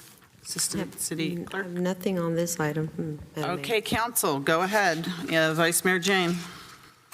Yes, I would like to make a motion to approve the amendment to increase the maximum compensation to $900,000 and to modify Section 8 building standards as well as Exhibit B. Second. Does that put a cap on any traveling expenses? Nope, they need to be No justified. cap on traveling expenses. Okay. And who seconded that? Councilmember Becker. Okay. Councilmember Watanabe? Yeah, thank you, Mayor. What I would like to ask is, I would like to make add an amendment to the motion, and that would be that an audit be done of the 3 invoices that have been received. I think the third one has not been received yet, but at least when we get the 3 invoices that have been prepared or in the process of being prepared, if we could have an audit done on those 3 invoices to just get an idea of how these costs have accelerated so quickly in such a short period of time. Maker of the motion? I would accept that. Second? Did you say you would accept that? Okay, second? I will not accept that. And the reason why is because, you know, I've noticed a pattern, you know, if something we don't agree on, we're going to do an audit. So it's just spending more money to do an audit. I mean, we're sitting here talking about $900,000. You're spending more money if you're going to do an audit. And I think that's ridiculous because if we're going to talk about what the mayor just spoke about a second ago, about April to December, that's 9 months, that's $100,000 a month. You know, we're also taking away the fact that there is no medical benefits or no benefits tied to this period. It could be done internally. Well, yeah, it could, still that would take up more of our staff time. It would be done internally. That's okay. Okay, it wasn't So I'm going to say accepted. no. I don't support All right. that as a seconder. Nice try. It was a good idea. It's fiscally responsible. I guess it's not going to pass. All right, Councilmember Park. Yeah, I have a question for the City Attorney Sanchez, which is, I think when we were talking about travel expenses, you mentioned something, and I don't know if I heard it correctly, about travel as being considered as part of the hourly rate, and it would be capped in that way. Can you clarify Yes, that for me? Mayor and Council, the proposal is to have the travel billed at the hourly rate that the firm charges. And so that would be included within what has been proposed for purposes of the overall amount. We will not exceed that overall amount. Okay, and then my other question is, usually when we travel, like I travel quite often, and we have travel expenses which are not like our hourly wage. You know, there is some in lieu of fees, like some, you know, it's usually not time and it's usually not billed at work rates. Is there, like, is there the existence of tiers for, you know, tiered hourly wages for travel? Because it just seems that charging the full hourly rate for travel time it seems unreasonable, but I don't know. Maybe that's just the practice. Some firms do offer a discounted travel rate. That's certainly something that is within the industry. Okay, but not your firm. That's not part of our proposal. Okay, Jenica, go ahead, please. So thank you, Mayor and Council. So to clarify, the existing contract explicitly states that travel will not be paid for, but it does provide a monthly car allowance for both attorneys Jim Sanchez and Steve No in an amount not to exceed $500 per attorney. The proposed amendment from the Lozano Smith firm is to maintain the $500 per attorney car allowance and also permit them to charge their standard hourly rate for travel time. And so if I might, Mayor and Council, that is not the $500 number for us, is not, it's an out of the ordinary That's typically what I would see when I was in-house as a city attorney. And from our standpoint, as a firm, that amount, if the council desired to have that amount retained, we could agree to take that out of our arrangement. Councilmember Chahal. Thank you, Mayor. So ideally, this contract should have been in two parts. The special services, special projects. I have not seen those coming to the council in the past. I know there are special projects being handled by Janica and everybody else. They never came to the council. This is the first time I'm saying that special projects have come to the council. I think it was the city manager or the staff made a decision, okay, this is how we want to do it, and they did it. So ideally, we could have bifurcated into special projects separately and city attorney, interim city attorney contract separately.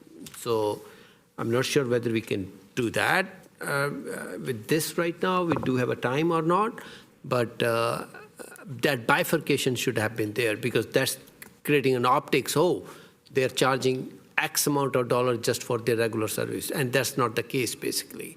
So that should have been separate. And my other question to Councilmember Watanabe's comments about the audit. I am not sure if we did any audit since I have been on the council for the last 3.5 years. If I think every council member has a right to go and check the rates being charged by any attorney, and we have a right to do that anyway. And staff must be approving that thing when they pay the bills for that. So I don't know what the special audit means at this stage, basically. I want a more clarification from Councilmember Watanabe because we have never done that thing in the past since I've been on the council. Councilmember Becker. Oh, Jenica first and then Councilmember Becker. Thank you, Mayor. So just to clarify, what you're being presented with is a proposal that has been prepared by the Lozano Smith firm. And just like in any contract situation, you can present alternative terms as part of a negotiation. So if it is the council's desire to modify the terms or to take action tonight subject to Lozano Smith's consent to additional terms such as bifurcation, inclusion of a review or audit, etc., that can be done. I just don't want any council members to be under the misimpression that it's a take it or leave it as is and that it can't be changed in any way based on what the document as it reads presents at the moment. Thank you. Councilmember Becker. Thank you, Mayor. So I'll start off by saying, since my election, I apologize to our staff for all the PRAs they have gotten, basically with my name on it. I apologize for all the extra workload that you guys have had to endure because of this. So I want you to know that, and I'm serious that I hope that we can, find a resolve in making this a little more of a streamlined process. When we talk about some travel expenses too, I look at the gas prices and how much gas is. I see that our two attorneys do not live exactly here in the city of Santa Clara. So I understand the travel costs. I understand the travel expenses. I think just recently I had some work done at my place for some plumbing issue, and guess what? They charge for travel. And I see that as a common thing. So I see, with gas prices and everything, I see the travel expenses. And now I'm wondering, since you live pretty far away, Steve or Jim, do you guys stay locally here? Do you have to rent a hotel or anything like that? Because I really don't see you guys driving home at like 2 o'clock in the morning, lonely highway or something like that. Mayor and Council, under our current arrangement, there are 4 nights each month allowed for lodging expenses. I think we've used of the 3.5 months, I think we've used them about 70% of the time. So probably 3 out of the 4 weeks per month, we have used the 1 night lodging. But that's the extent. Okay, that's totally understandable, and I appreciate you guys doing the driving and enduring that drive when you do have to go home, especially that late at night. But when we talk about, spending, more money, and again, I think the audit is about spending more money. I think, if we're talking fiscal responsibility, maybe we should spread that word to the individual that's sending all these requests about fiscal responsibility, because they're behind a lot of this. But then again, the PRAs are going to always be there, and we have to accommodate it. And so again, this is the reason why the costs have gone up. And I think this is an appropriate way of doing that, considering that we're not also paying for benefits. Jenica?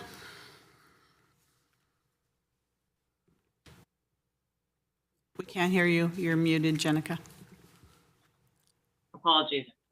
Thank you, Mayor. The current contract provides for lodging specifically for Mr. Sanchez up to 4 times per month, but it does not extend that benefit to Mr. No.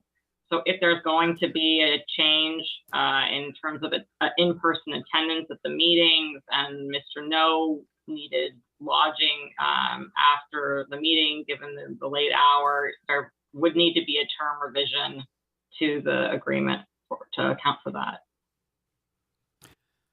Okay. So we have a motion and a second on the floor. Is there any other Friendly comments? amendment to make certain that whichever attorney is here can use that option to stay in town. Thank you. As the second, I will accept that, because I was actually going to add that in my friendly amendment. So, thank you.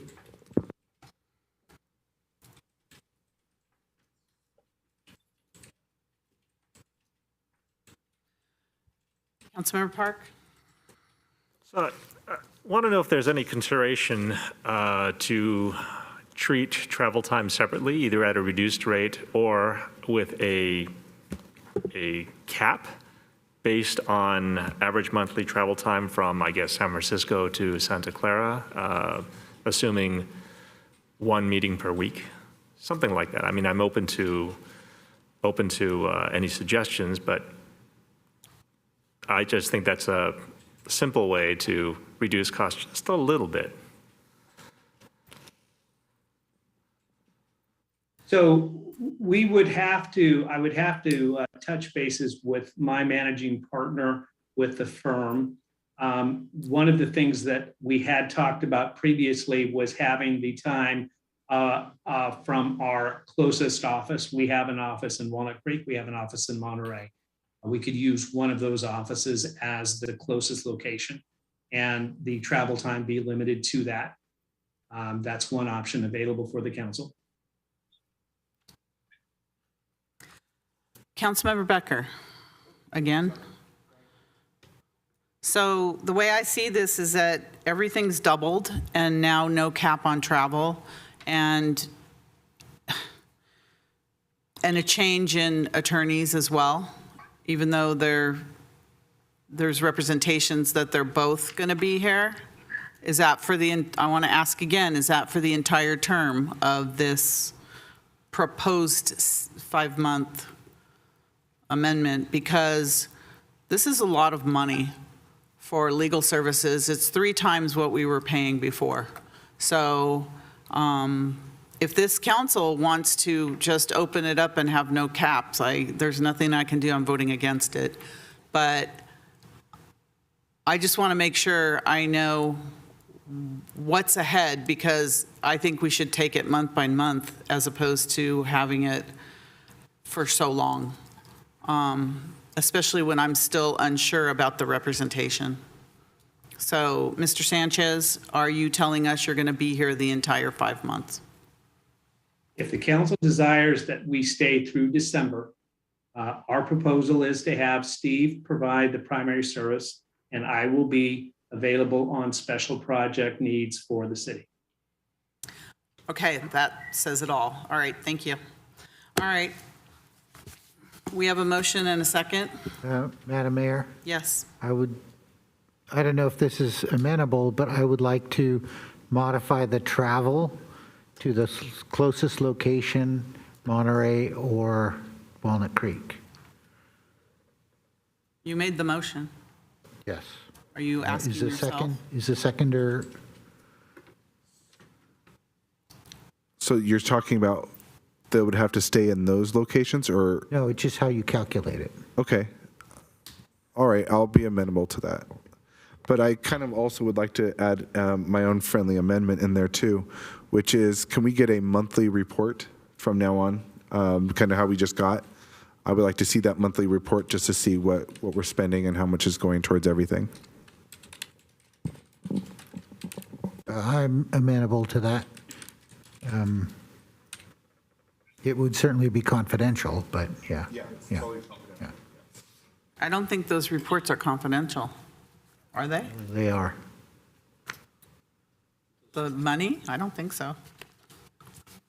Mayor and council, the aggregate amounts are definitely public record. The only caveat is with invoices, there may be issues related to either personnel privacy matters or litigation. And as to those matters, before they're released, the invoices would have to be considered for redaction.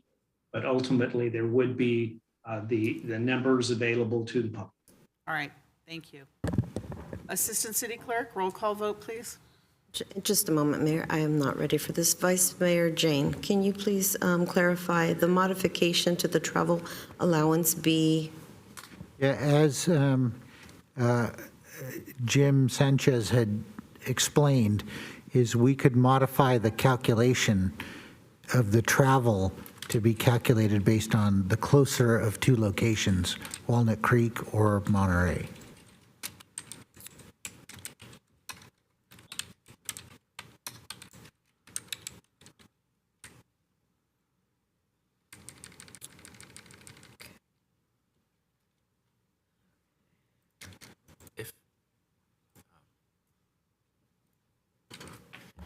Okay, so I have the action is on the proposed amendment number 1 to Lozano Smith LLP Legal Services Agreement for Interim City Attorney Service, increase maximum compensation to $900,000, and to modify Section 8 billing standards as well as Exhibit B with modification to travel allowance calculation to the closest location of Monterey or Walnut Creek for lodging for either attorney, and include a monthly spending report. And an audit, right? And- Oh, no, that was rejected, sorry. Okay, yeah. Just the monthly spending report to the council. Jenica?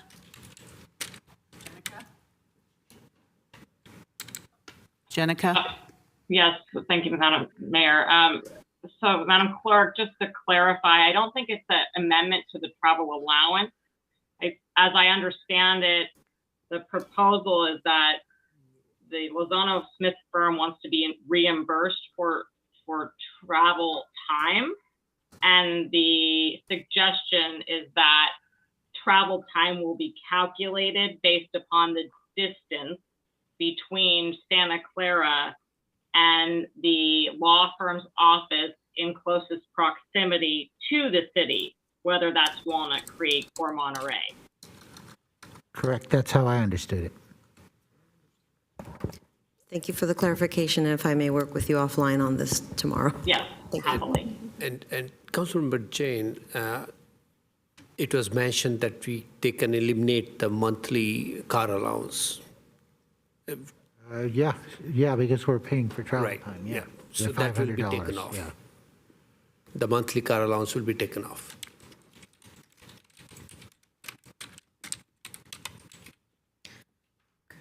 And of course, the lodging, we extended to either Mr. Sanchez or Mr. No for an aggregate of 4 nights per month. Correct. I'm sorry, if I may, because I commute from San Francisco, it's 2 miles shorter than Walnut Creek, so whatever's Okay. shorter. And I'll include San Francisco in I that. want to make, I don't mean to complicate things, but it would be a shorter distance. Okay. I'd like to clarify too, Jenica, so with this contract, the $900,000 could be used in 3 months. I mean, the $600,000, correct? So there's no time limit. There's no monthly allocation that sort of proportions the money out over time. There's no terms in the existing agreement about that. In theory, it could be used all in 1 month. Right. I mean, that doesn't seem like a practical reality, but yes, But that's the way the contract is written. That's how it reads at the moment. There's no terms related to duration of the spend. Councilmember Park? Yeah, I was just going to say that, I mean, we're talking about Walnut Creek or Monterey, but I mean, we could just know what that is. I just did a quick lookup, and it looks like Walnut Creek is around 49 miles away to the Lozano Smith office from here, which is about 50 minutes at best, 59 minutes, but that's at this time of day. Looking at Monterey, Monterey is 73 or 80 miles away, which seems longer immediately, and the shortest time is about 1 hour and 16 minutes away. So I think that we could probably safely say that, like, the 2 miles that San Francisco saves us isn't going to be big, but I think we can just safely say Walnut Creek. That's fine. The way I phrased it was closest proximity, but I mean, we can make it less complicated and simply say. Yeah, it's getting complicated, so. Simply say Walnut Creek. Yeah, because I think Walnut Creek is shorter both by time and distance, so. Okay, can we please, I'd like to call for the question before we go even any further into this.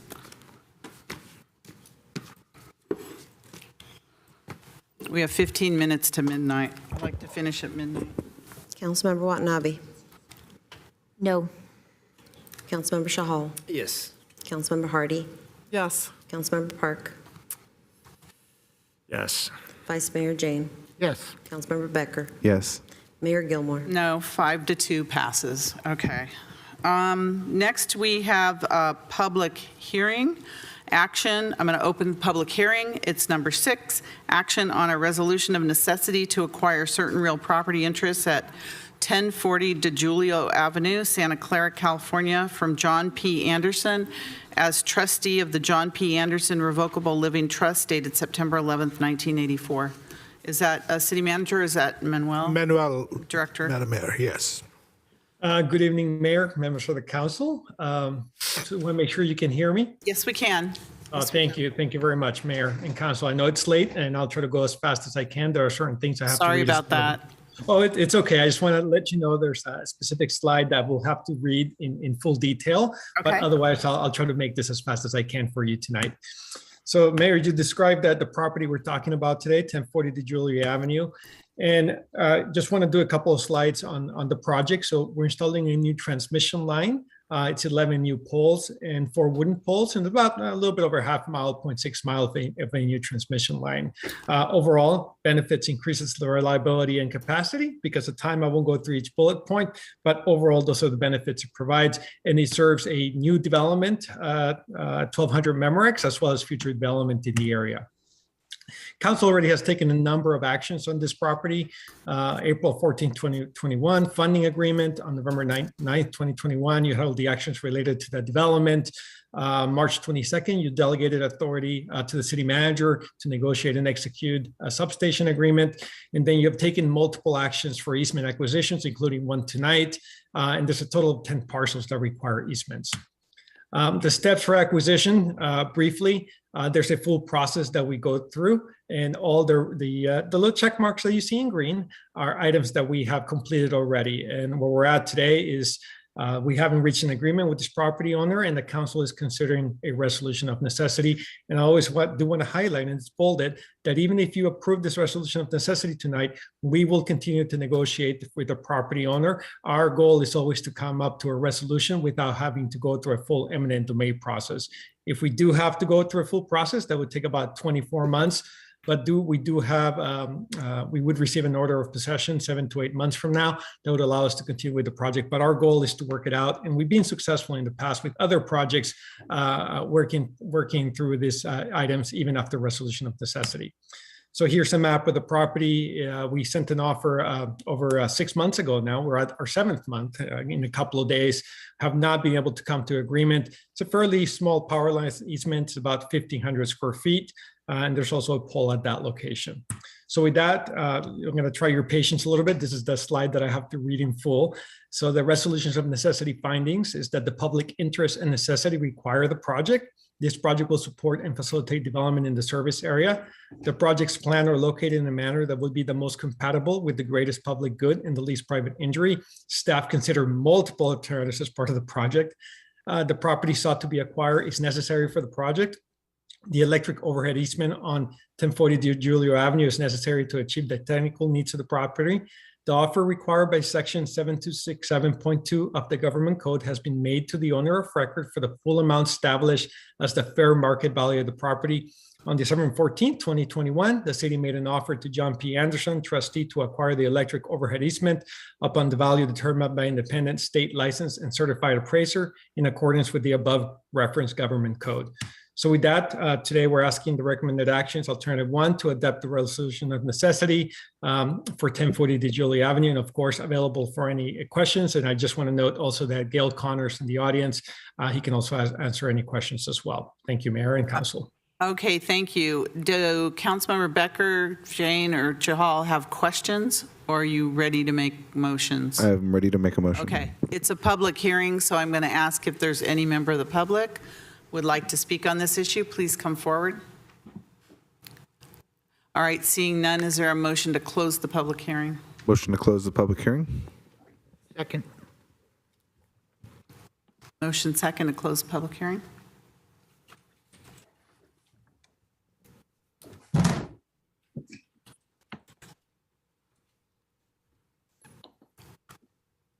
Councilmember Watanabe? Yes.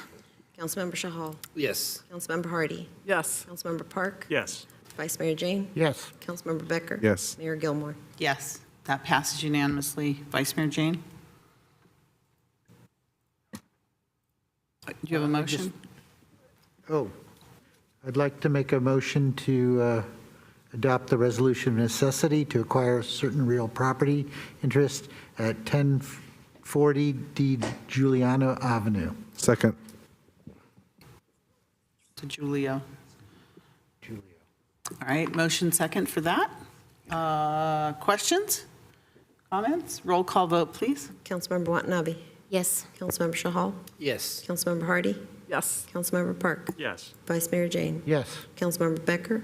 Yes. Mayor Gilmore? Yes, and that passes unanimously. Thank you, Manuel. We're going Mayor to Gilmore? Can we move to item 9 up, seeing that the gentlemen in the back have been waiting? We have one more, if you would just bear with me, please. Our next item is a public hearing, action on a resolution of necessity to acquire certain real property interests at 2265 Lafayette Street, Santa Clara, California, from SCW LLC. Manuel? Yes, thank you again, Mayor and Council. And 2265 Lafayette, I will not repeat the slides I just went through you on the background. So we'll go right through that and the steps. So we'll jump right into the 2265 Lafayette Street. Offer was also sent about 6 months ago at this point, 7 months ago at this point. A small easement, the 1,200 square foot easement that you can see here in blue.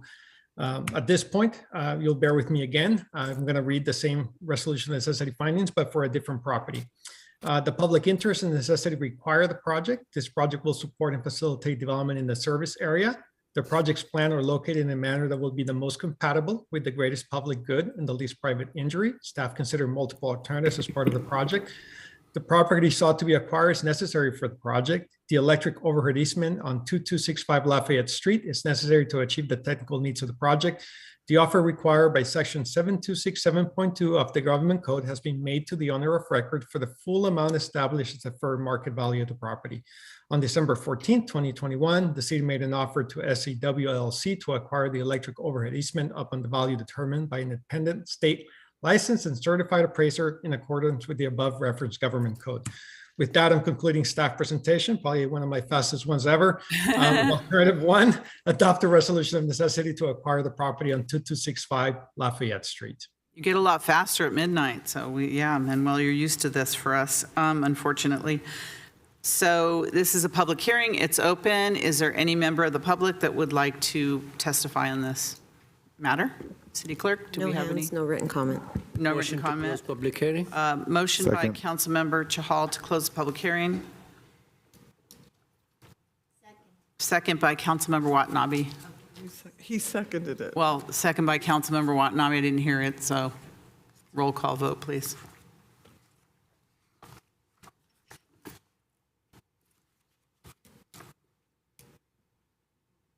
Councilmember Watanabe. Yes. Councilmember Shahal. Yes. Councilmember Hardy. Yes. Councilmember Park. Yes. Vice Mayor Jane. Yes. Councilmember Becker. Yes. Mayor Gilmore. Yes, and that passes unanimously. Do I have a I'll motion for? Make a motion to adopt a resolution of necessity to acquire certain this property interest. Second. Okay, so we have a motion for the alternative one staff recommendation Yes. by Councilmember Chahal, second by Councilmember Becker. Roll call vote, please. When you're ready. Councilmember Watanabe. Yes. Councilmember Shahal. Yes. Councilmember Hardy. Yes. Councilmember Park. Yes. Vice Mayor Jane. Yes. Councilmember Becker. Yes. Mayor Gilmore. Yes, and that passes unanimously. Thank you very much, and thank you to our council that stayed for this long, and Director Manuel, thank you so much. All right, next public hearing we have is item number 9, actions on a multifamily residential project at 3141 to 3155 El Camino Real. And I think we have some people in the back of the room, if they're still awake, if they wouldn't mind coming forward, please. City staff, city manager. Thank you, Mayor, members of the council. Andrew Crabtree, Director of Community Development. I'm sorry, I have to recuse myself, and I had my hand up to do so, and I have to explain. I don't know why. where you had your hand up, so I didn't It's see right it. there. Sorry. So I have to recuse myself because my property is at 2998 Gerald Avenue, which is actually within 500 feet of this property. So I will be recusing myself. Thank you. You have that, Assistant City Clerk? Yeah, all right. Okay, Director Crabtree, take it away. Thank you. And Mayor, maybe I can ask Director Crabtree, because you've seen this project before. It was sent back, went through Planning Commission. If you could just highlight the issues from He's before. hinting to you, Director Crabtree, to give us the highlights. All right, thanks. Go ahead. Thank you, Mayor, members of the City Council. I do have a presentation I'll try to go through quickly. I don't know if I can match the taste of Mr. Pineda there, but I will do my best. So this is a public hearing. Next slide, please. We're literally looking at actions related to a proposed housing development that includes a rezoning from commercial thoroughfare to planned development, a tentative tract map, environmental review through a mitigated negative declaration, includes approval of a mitigation monitoring reporting program. The site here at 3141, 3155 El Camino Real is a little over 2 acres, and the proposed project is 40 townhomes and 20 flats, which gets us to a density of 25 units per acre. And the project applicant has also proposed removal of the bridge. You can see on the aerial photo, there's a bridge over Calabasas Creek just north of El Camino Real that's included in the project. Next slide, please. So just very briefly, the project would be subject to the city's inclusionary ordinance. So there would be 15% or 9 of the units set aside as affordable units. Those would be distributed across the different types of units in the project. There are 4 different plan types: 2-bedroom, 2.5, 2 to 2.5 baths, and 3-bedroom with 3 and 3.5 baths project site. We have attached a garage parking in tandem and side-by-side type spaces, and there are 10 guest parking spaces. Next slide. These are just some images of renderings of what the project would look like from the El Camino Real and Calabasas Boulevard frontages. Next slide, please. So one concern we know that the City Council has with development along El Camino Real is the interface with the adjacent single-family residential projects. This project is essentially voluntarily proposing to provide a 45-degree step back, 1-to-1 step back along that rear property line, which is what's illustrated here. The image on the left is sort of the end elevation that properties to the immediate north would see when they look into the site. And I mentioned that in the past, we've had discussions around the El Camino Real specific plan. And most recently during the budget session, there was conversation about the 45-degree setback. So I'm just wanted to highlight that here, as well as other considerations the council had. Next slide, please. So some other considerations. The City Council is sort of pending on action with the El Camino Real specific plan. It was prepared and brought to council in June of last year. City Council expressed some concerns over the density that the plan would support and the interface with adjacent residential uses. I'm not going to go into more detail on that other than say that we are under direction to look at preparing modifications of that specific plan, but it has not been adopted.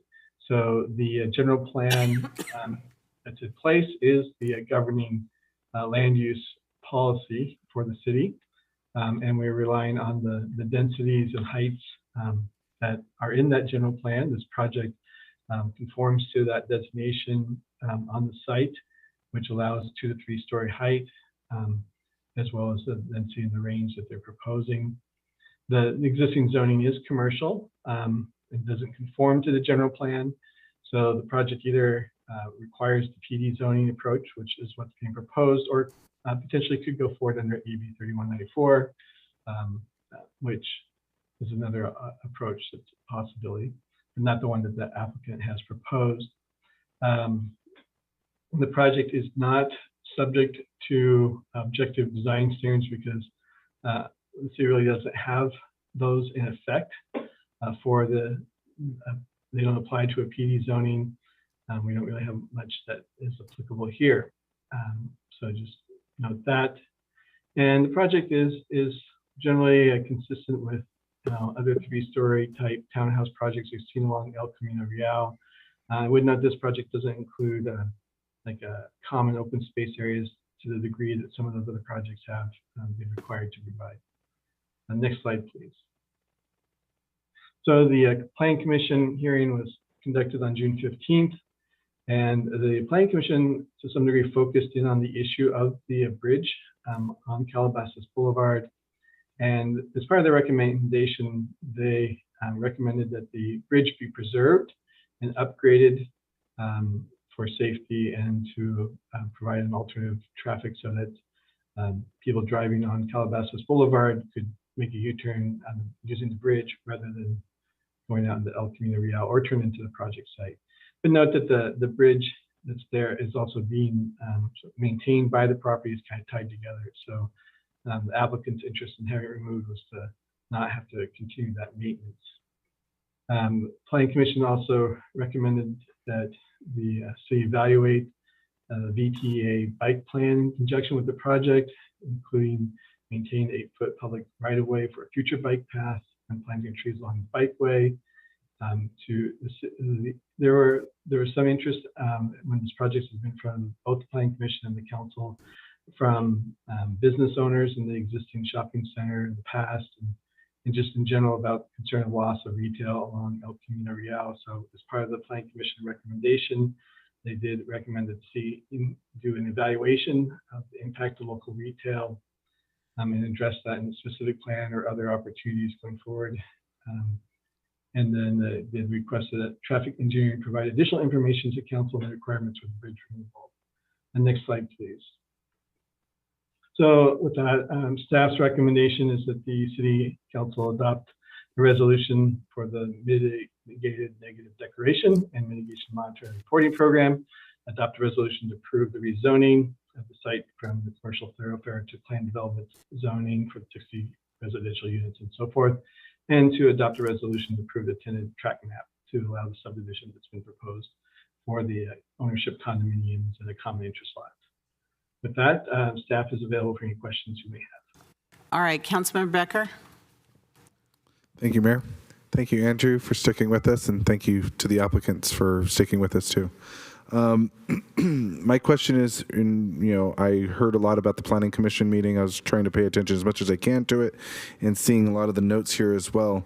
About the bridge, so the reasoning for taking the bridge out, is that because the opening of from the map I'm seeing right here, the development, it looks like it's a little further up than where the current bridge kind of meets with the opening now. I guess it was kind of sort of the current development to turn out of there and use Calabasas to turn over there for people in that development to leave that area and cross Calabasas on that bridge. So is the reason why they were trying to get rid of the bridge to prevent maybe people going the opposite direction on Calabasas to hop on that bridge to get to the other side? We'll take all the questions first before you answer, Director Crabtree. Vice Mayor Jane? Yeah, I noticed in the document that there was sort of a preference to do drilled piles instead of impact or vibratory pile driving.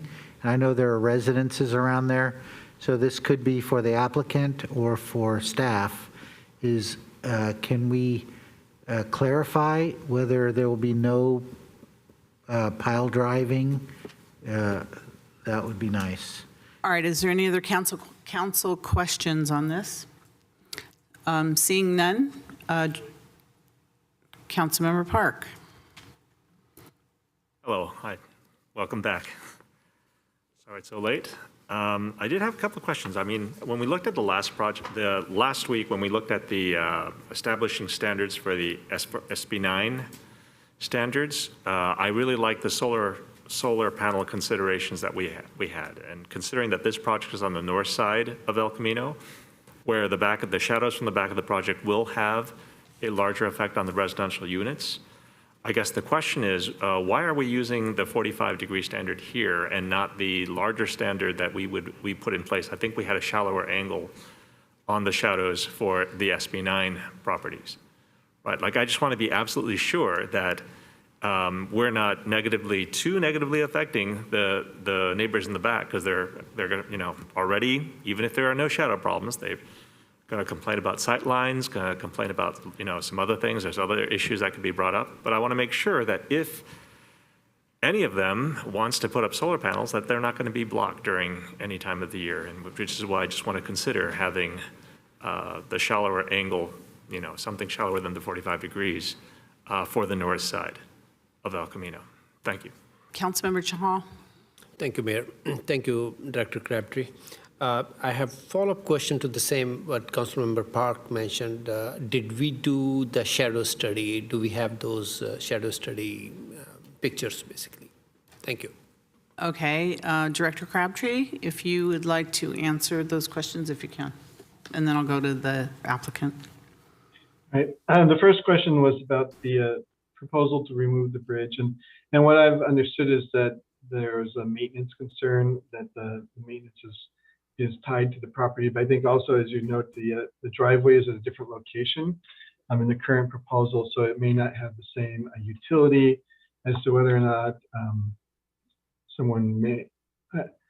I don't really see that there would be an opportunity to drive against traffic. I think that was the concern with the configuration. Someone coming south on Calabasas Boulevard could make a U-turn there and then go northward and then enter the new driveway. But I think that the developer, and they may speak to this themselves, but just didn't see a value in continuing to maintain that bridge. I think there's some confusion as about why it was being proposed to be moved at the Planning Commission, but we just wanted to clarify that that was part of the applicant's proposal. And then regarding pre-drilling for piles, maybe the applicant can speak to that as well. Usually this type of project doesn't involve any pile driving. So I'm not sure how that would play into this, but I think that's certainly something if we could say that there would not be pile driving as part of this project. If there was any, if anything along that line, I can't think of what it would be other than essentially with the bridge, but I don't think that's going to come into play here. With the SB9, we had a discussion around maintaining solar access, and it wasn't tied to a specific sun angle, but rather analysis would have to be done on a project-by-project basis. So we would need to look at if the proposed heights would in any way impact any specific solar panels on adjacent properties. If we were going to apply that standard here, it's something we could potentially do, I guess, prior to make a building permit process to verify that the proposed heights would not impact solar panels. But there was a lot of discussion with the specific plan where we had a shade and shadow diagram that showed sort of a very worst case scenario at the winter solstice, and how that the shadows would be extended from a project with the 45 degrees step back as proposed here, enough that it would potentially shade properties to the north. What we didn't really discuss and perhaps should discuss is that property line fences and trees also are casting shadows. And so, whether or not the project has the potential to impact an adjacent property because of its shadow, the property fence will have a shadow as well, and there may be an overlap to the extent that it's not really a significant difference.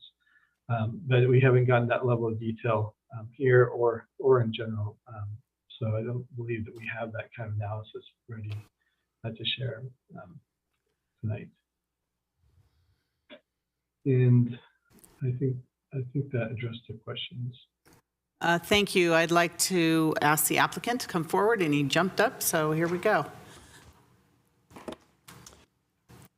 When you're ready, you've been ready for hours, I'm sure. Thank you, Mayor, Welcome. Vice Mayor, City Council members. Appreciate the opportunity to talk tonight and present. I'm Tom Quaglia, I'm longtime project manager with Bayview Development. We develop numerous projects here in town. It's a 3-year plus collaboration with city staff and our neighbors. A lot of challenges during COVID, connectivity and timing and that kind of stuff, but luckily we got to a good conclusion, and hopefully we've listened and translated everything. Our 2 guiding principles, can you put our presentation up, somebody?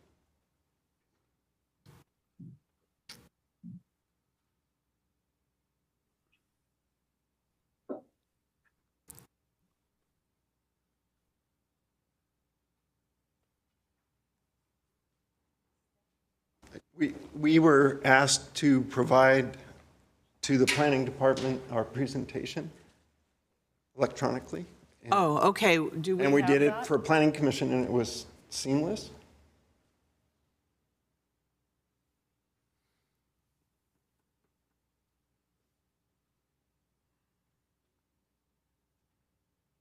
Sorry about that.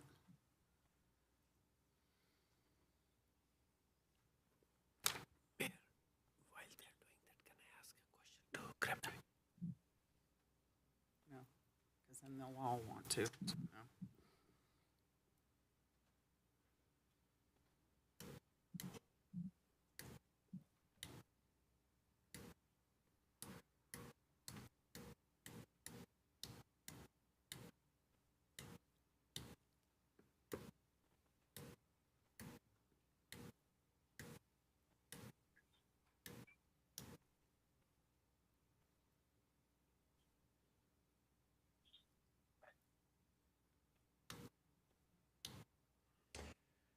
Thank you very much. Can we start all over, Nora, please? Thank you. So our 2 guiding principles through this whole process was to comply with the city's existing rules and regulations and general plan and policies, and then also to build a consensus with staff. So we worked closely with all of the departments and our planner, Debbie Fernandez, to a great conclusion. And you see our staff report is very clean and there's no open issues. The second guiding principle, and most important, is listen to all our stakeholders around us. We had so many meetings with neighbors, and they were really good about COVID, working with us and trying to get their input. We also listened to the council and planning commission and all the different subcommittees that we went through and listened. So if you go to this depiction here on the corner is our public plaza. This was the first written comment given to us by the planning staff at the very beginning 3 years ago. This became the cornerstone of our design, and we embedded it immediately, and everything designed from this. So it shows the collaboration from day one. If you go to our next slide, it hits on the reoccurring themes that our neighbors asked us to consider. We wanted for-sale housing. We wanted moderate building masses.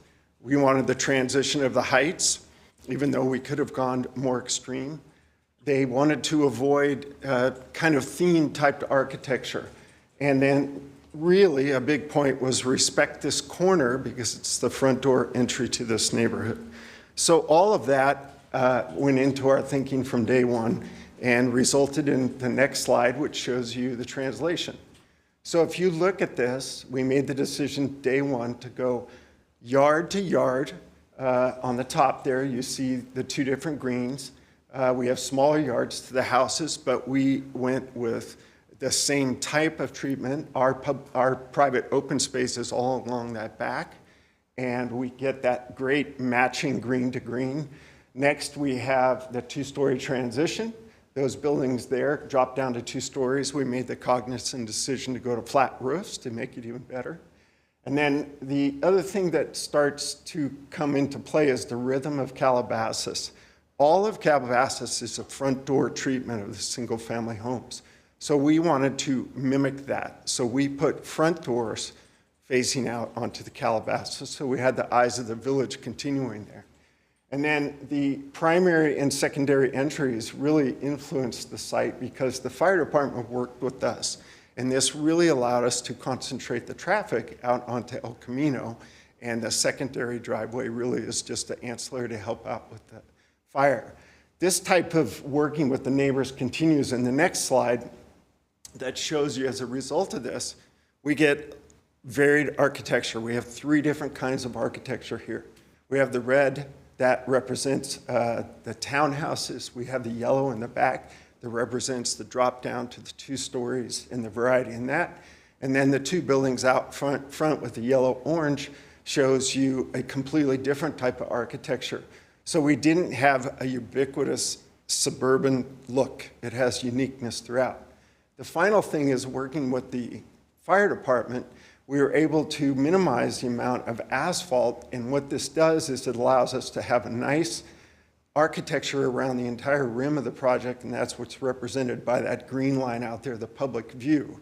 So the public view sees good quality architecture, and it sees the public plaza at the corner.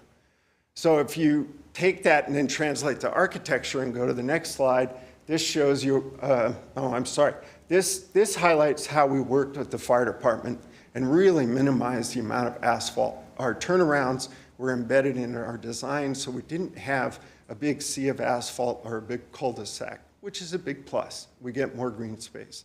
And then once again, you have the plaza at the corner. The next slide shows the architecture.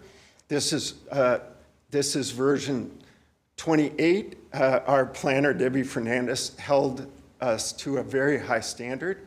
These are the 2 buildings out on El Camino Real. They have real strong detailing, rich colors and rich finishes, quality finishes.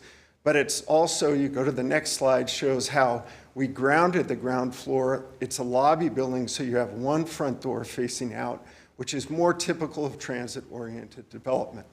Then we turn our attention, we go to the next slide, to Calabasas.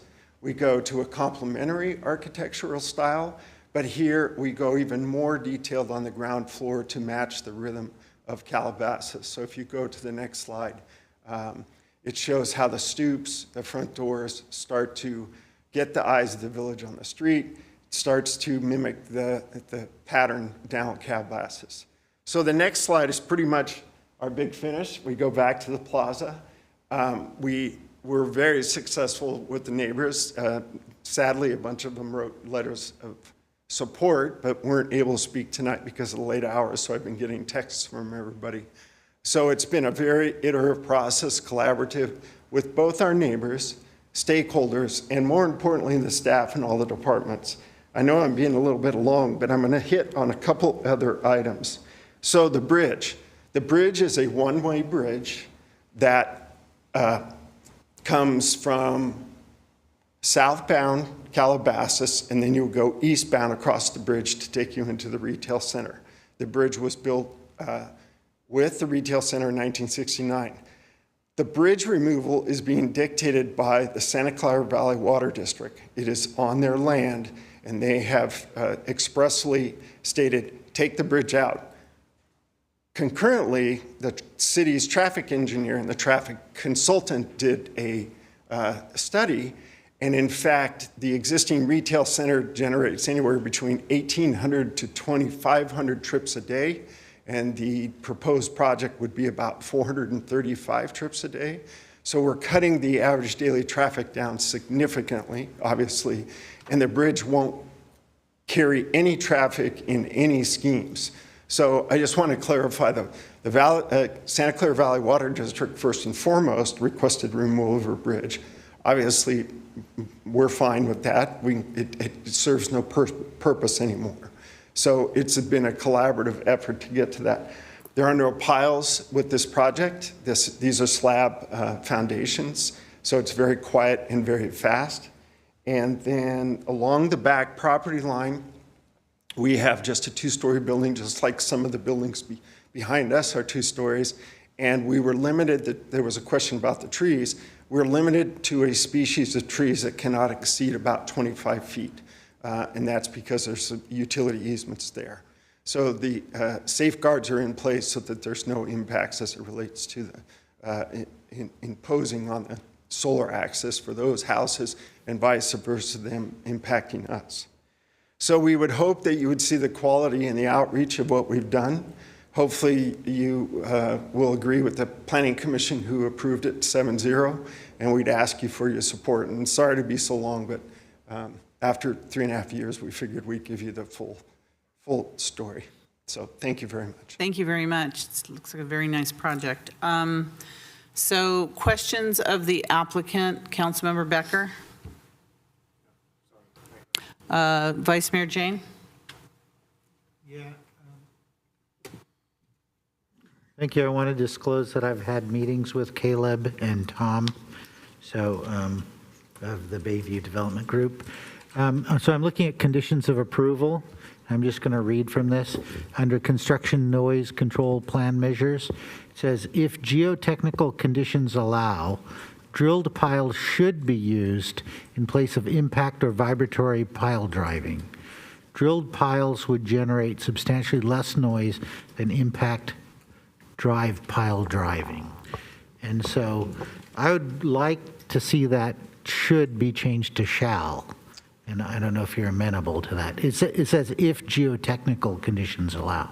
Yes, so that is probably a boilerplate condition. If you want to remove it completely, I'm fine because there are no piles. These are slab on grade spread foundations, 12 to 18 inches thick. So there's no pile driving. There's no pile driving. Okay, that's all I needed to know because pile driving can be problematic to the neighbors. Yeah. We've done many projects in San Francisco and it's huge. Yeah. Councilmember Chahal?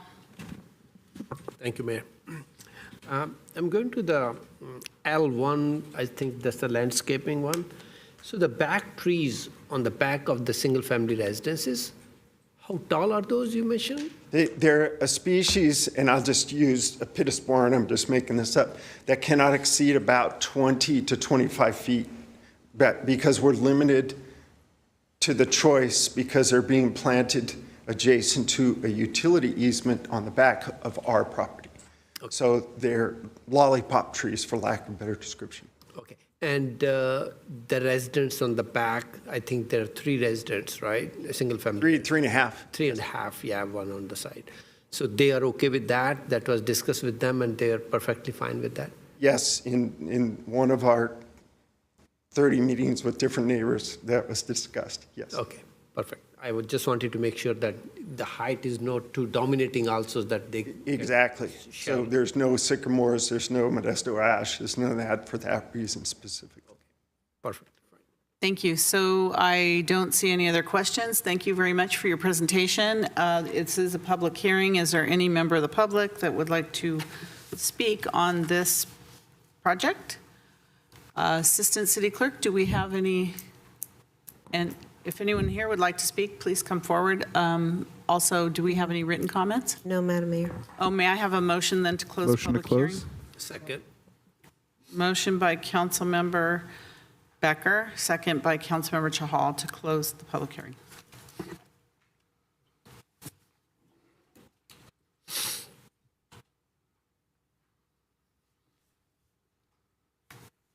Councilmember Watanabe. Yes. Councilmember Shahal. Yes. Councilmember Park. Yes. Vice Mayor Jane. Yes. Councilmember Becker. Yes. Mayor Gilmore.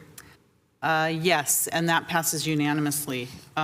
So do I have six with one abstention? Do I have a motion to approve the recommendation it. 1, 2, and 4? Is that what you said? Sure, so be it. Second.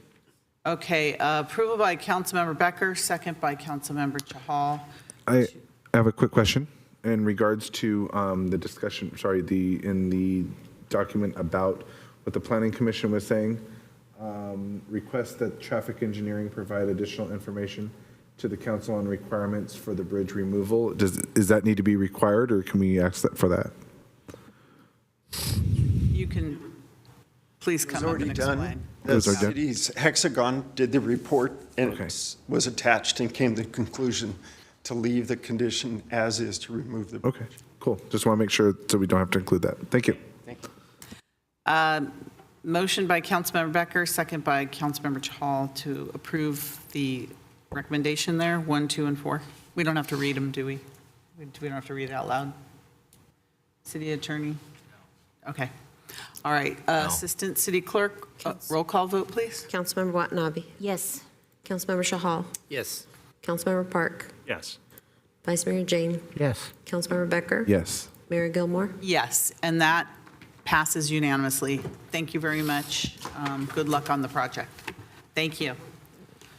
Have a good rest of your evening, morning. All right, thank you. Drive safely. All right, next we have item number 10, action on consideration of installation of centerline pavement striping on Bray Avenue. City Manager. Yes, Mayor, your council members. favorite. Okay. Thank you very much. This is a deviation from our traffic calming policy. And as you know, Bray Avenue is between Scott and Los Padres. So I think Director Craig Mobeck is still there. Craig, are you there? If he's not, Yes, there he is. Here. Oh, Yeah. I am here. Should I quickly brief the council, or you want to do it? No, I can do it. Okay, go ahead. That is fine. Good evening or good morning, Mayor and Council. Morning. Craig Mobeck, Director of Public Works. And so I will share my screen here.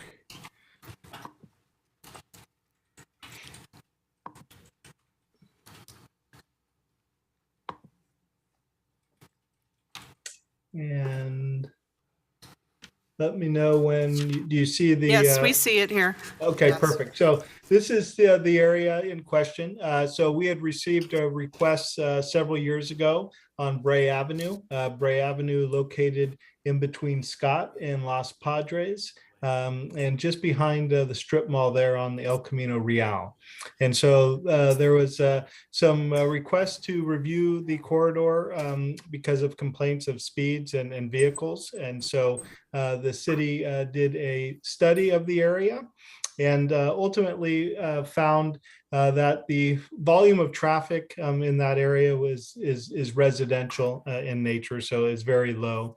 And based on the studies that came back, there really wasn't any issues with high levels of speed. Everything was kind of where it should be of a street of that nature. Director Mobeck, can I just pause you for 1 second? Councilmember Chahal has to make a statement.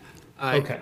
I will have to recuse myself because my residence is within 500 feet of this project, basically, so I'll have to recuse. But Okay, sorry. Thank you, Councilmember Chahal. Go ahead, Director Mobeck. Sure. And so we reviewed it up against the city's traffic calming guidelines that are council approved, as well as the California Manual Uniform Traffic Control Devices. And so based on that analysis, we did come up with some improvements that were made. And so if you see in the left-hand side of the screen there, there's a curved section of Bray Avenue close to Los Padres Boulevard. And what I will show next is some pictures. Let me know when those pictures pop up. We see them. Yes. Okay.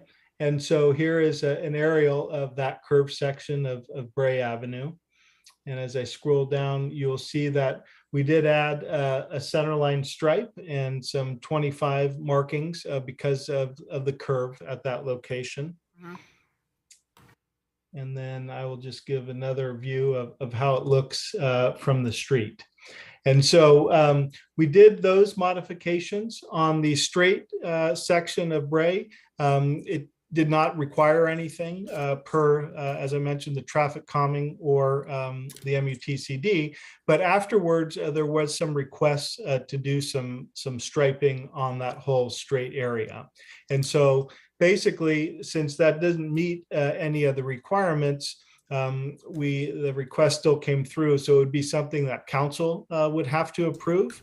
And so the item before you tonight, there's a couple options, but one of them is for council to approve installing a yellow centerline stripe along the whole portion of Bray Avenue. And so that would cover, extend from the curve in this area here all the way to Scott Boulevard. And so that would be one of the options. The other option on there is for us to redo the traffic analysis and report based on current volumes today. Although we don't believe, based on what we've seen, that really those volumes would change to trigger anything from the traffic calming program or change from the MUTCD. And then the other option is for council to do nothing and just leave it as is.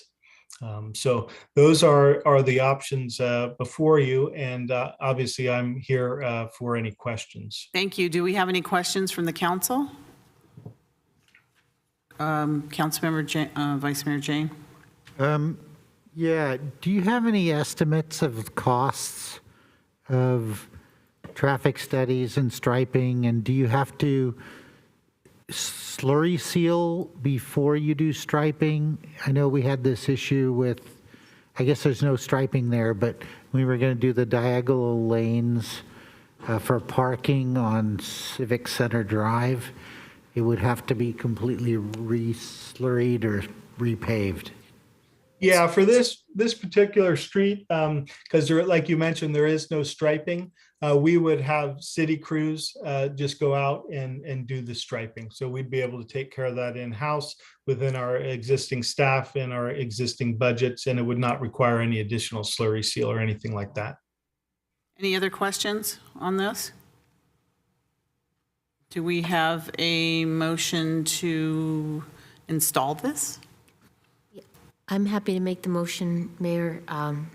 I was going to say that I see that we received an email this afternoon from the residents with an attachment stating that they were requesting the City Council to approve the council agenda item with alternative number 1 as presented by the staff, and stating that there have been multiple accidents and close calls on the street due to speeding vehicles. And recently, due to a speeding vehicle accident, the fire hydrant was knocked off. Fences were broken and multiple times. So, looking at all the signatures on this petition that was submitted, I'm happy to make the motion to approve staff recommendation number 1. All right, is there a second? I'm happy to second that because I noticed some of the same things. All right, we have a motion and a second to direct staff to install centerline striping on Bray Avenue between Scott Boulevard and Los Padres Avenue. And I think that makes sense. That's, people use that as a cut through and a speedway,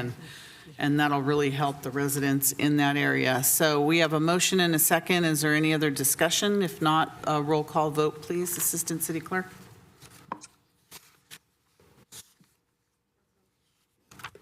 Councilmember Watanabe. Yes. Councilmember Shahal. Oh, I'm sorry. Councilmember Hardy. Yes. Councilmember Park. Yes. Vice Mayor Jane. Yes. Councilmember Becker. Mayor Gilmore.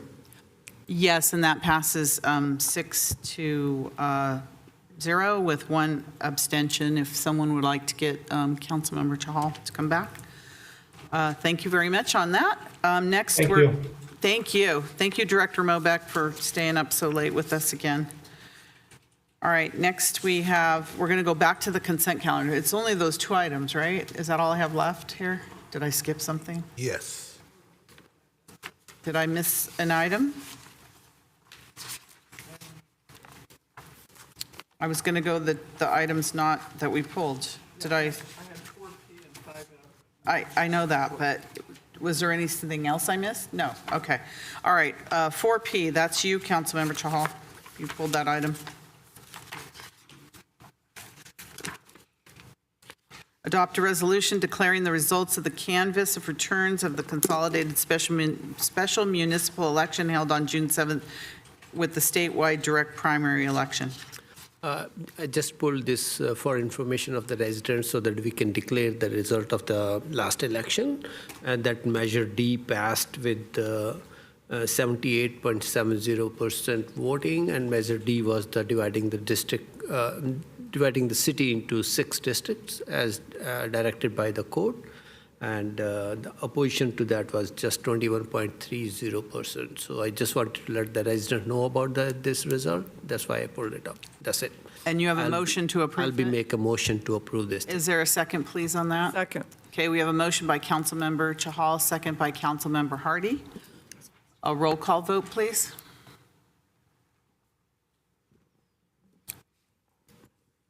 Councilmember Watanabe. Yes. Councilmember Chahal. Yes. Councilmember Hardy. Yes. Councilmember Park. Yes. Vice Mayor Jane. Yes. Councilmember Becker. Yes. Mayor Gilmore. Yes, and that passes unanimously. And then the last item we have is 5F, pulled by Councilmember Watanabe. Thank you, Mayor. Yes, I pulled this item and I did submit a question, and I appreciate the response that I received. But the reason I pulled it is because I know the same pod was installed in the Central Park Library in May of 2019, and it was purchased with funding from the Kaiser Permanente Health and Wellness Fund, which is a major contributor to the Library Foundation. And I asked about if we could find out about how much was paid for that particular pod to use as a cost comparison, and it turns out the library pod was $16,953 plus an additional $1,000 for assembly, and they were procured through utilizing other public agencies' cooperative agreement, and the price in the stadium manager report was provided through that process. And again, I appreciate, the response. So there are 3 pods being installed in Levi Stadium for a cost of $90,000, but I think $126,000 was allocated in the budget for this item, for these items. But I still have questions. Was an RFP done? Because I'm just wondering how they got to that cost. I mean, $30,000, basically it's $30,000 per pod versus like almost twice the amount of what the Library Foundation paid for the installation of the one at the Central Park. Board Member Watanabe, did I get it right? Yeah. Thank you, Executive Director. Excuse me. So, no, that's a very good question. Number one, it was in 2019. Right. And so, cost of escalation, as we know, everything is going up. That was procured through private procurement process, not going through a formal bidding process for the library, because it was done by the Library Foundation. And then in 2019 also, we compared to answer your question, we compared with other cities. City librarian connected with the librarian from Santa Monica, which also installed. The price for that through the public process was about $24,000. Okay, so compare this $18,000 to $24,000 through public process, which was in 2019. Now, for the stadium, they did not go through a bidding process, because we are allowed, and I think the board has approved that process of procurement, to go through a cooperative agreement with other agencies. If another public agency has gone through a process, we can piggyback on that. So this procurement was done through that process, and that's how we went to this vendor, and the price now, 3 years later, is about $30,000 each. Okay, thank you for the research and the response. Okay, I'll go ahead and make a motion to approve the item. So we have a motion by Authority Member Watanabe, seconded by Authority Member Park for 5F1 and 5F2, right, together? Yes. 1 and yes, 2. Mayor. Yeah. Assistant City Clerk, roll call vote when you're ready. Councilmember Watanabe, Yes. Councilmember Shahal, Yes. Councilmember Hardy, Yes. Councilmember Park, Yes. Vice Mayor Jane, Yes. Councilmember Becker, Yes. Mayor Gilmore. Yes, and that passes unanimously. Thank you. Which brings us, we're almost done, to the reports of members of special committees. Do we have any? Councilmember Chahal. Thank you, Mayor. I just want to report that it was a good message from Mayor Darcy Paul from Cupertino. You know, at the last moment, we were able to make join hands with Cupertino via shuttle service, and that really paid off the dividends, basically. So we got, City of Cupertino and City of Santa Clara got $8 million state grant for that program for 4 years, if I'm not mistaken. And I think 5 years, $8 million for 5 years, right? And I think we are sharing the grants 50-50 sort of. Yes. So we are sharing that grant 50-50, $4 million to Cupertino and $4 million to Santa Clara. And I have been asking for this thing long time, and finally I'm glad we got it.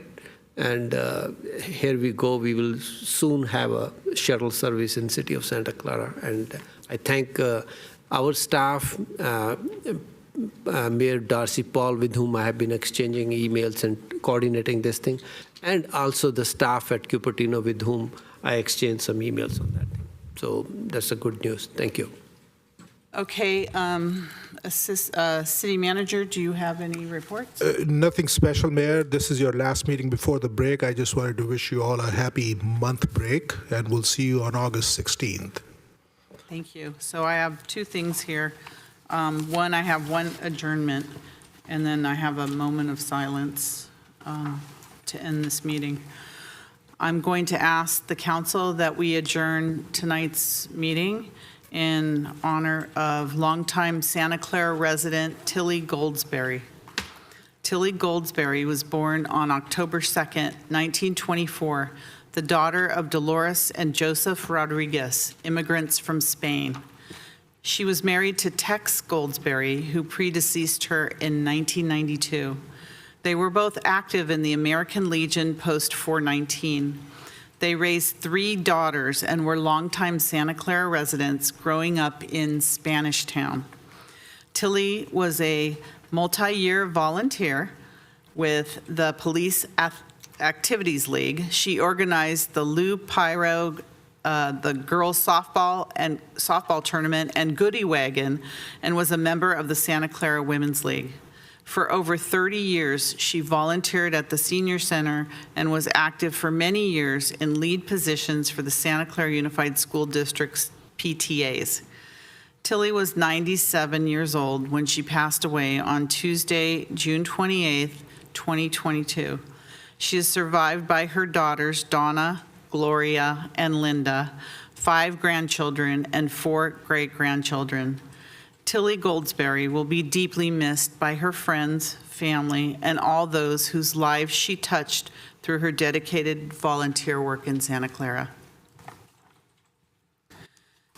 And then I would like to ask that we have a moment of silence for former Prime Minister of Japan, Shinzo Abe. Before we end this council meeting, I would like to take a moment to remember the life of Shinzo Abe, former Prime Minister of Japan. Shinzo Abe was the longest-serving prime minister in Japan's history and is described as Japan's most significant post-war leader. Shinzo Abe was a faithful friend to the United States, having worked extensively to deepen alliances between nations and advance his vision of a free and open Indo-Pacific. Shinzo Abe was assassinated while engaged in the work of democracy to which he dedicated his entire life. He is remembered as a towering global statesman, an outstanding leader, and remarkable administrator. And I'll be sending a letter on behalf of the City Council to our sister city in Izumo, Japan, to the mayor there, to express our condolences for the loss of this great leader. So could we please have a moment of silence?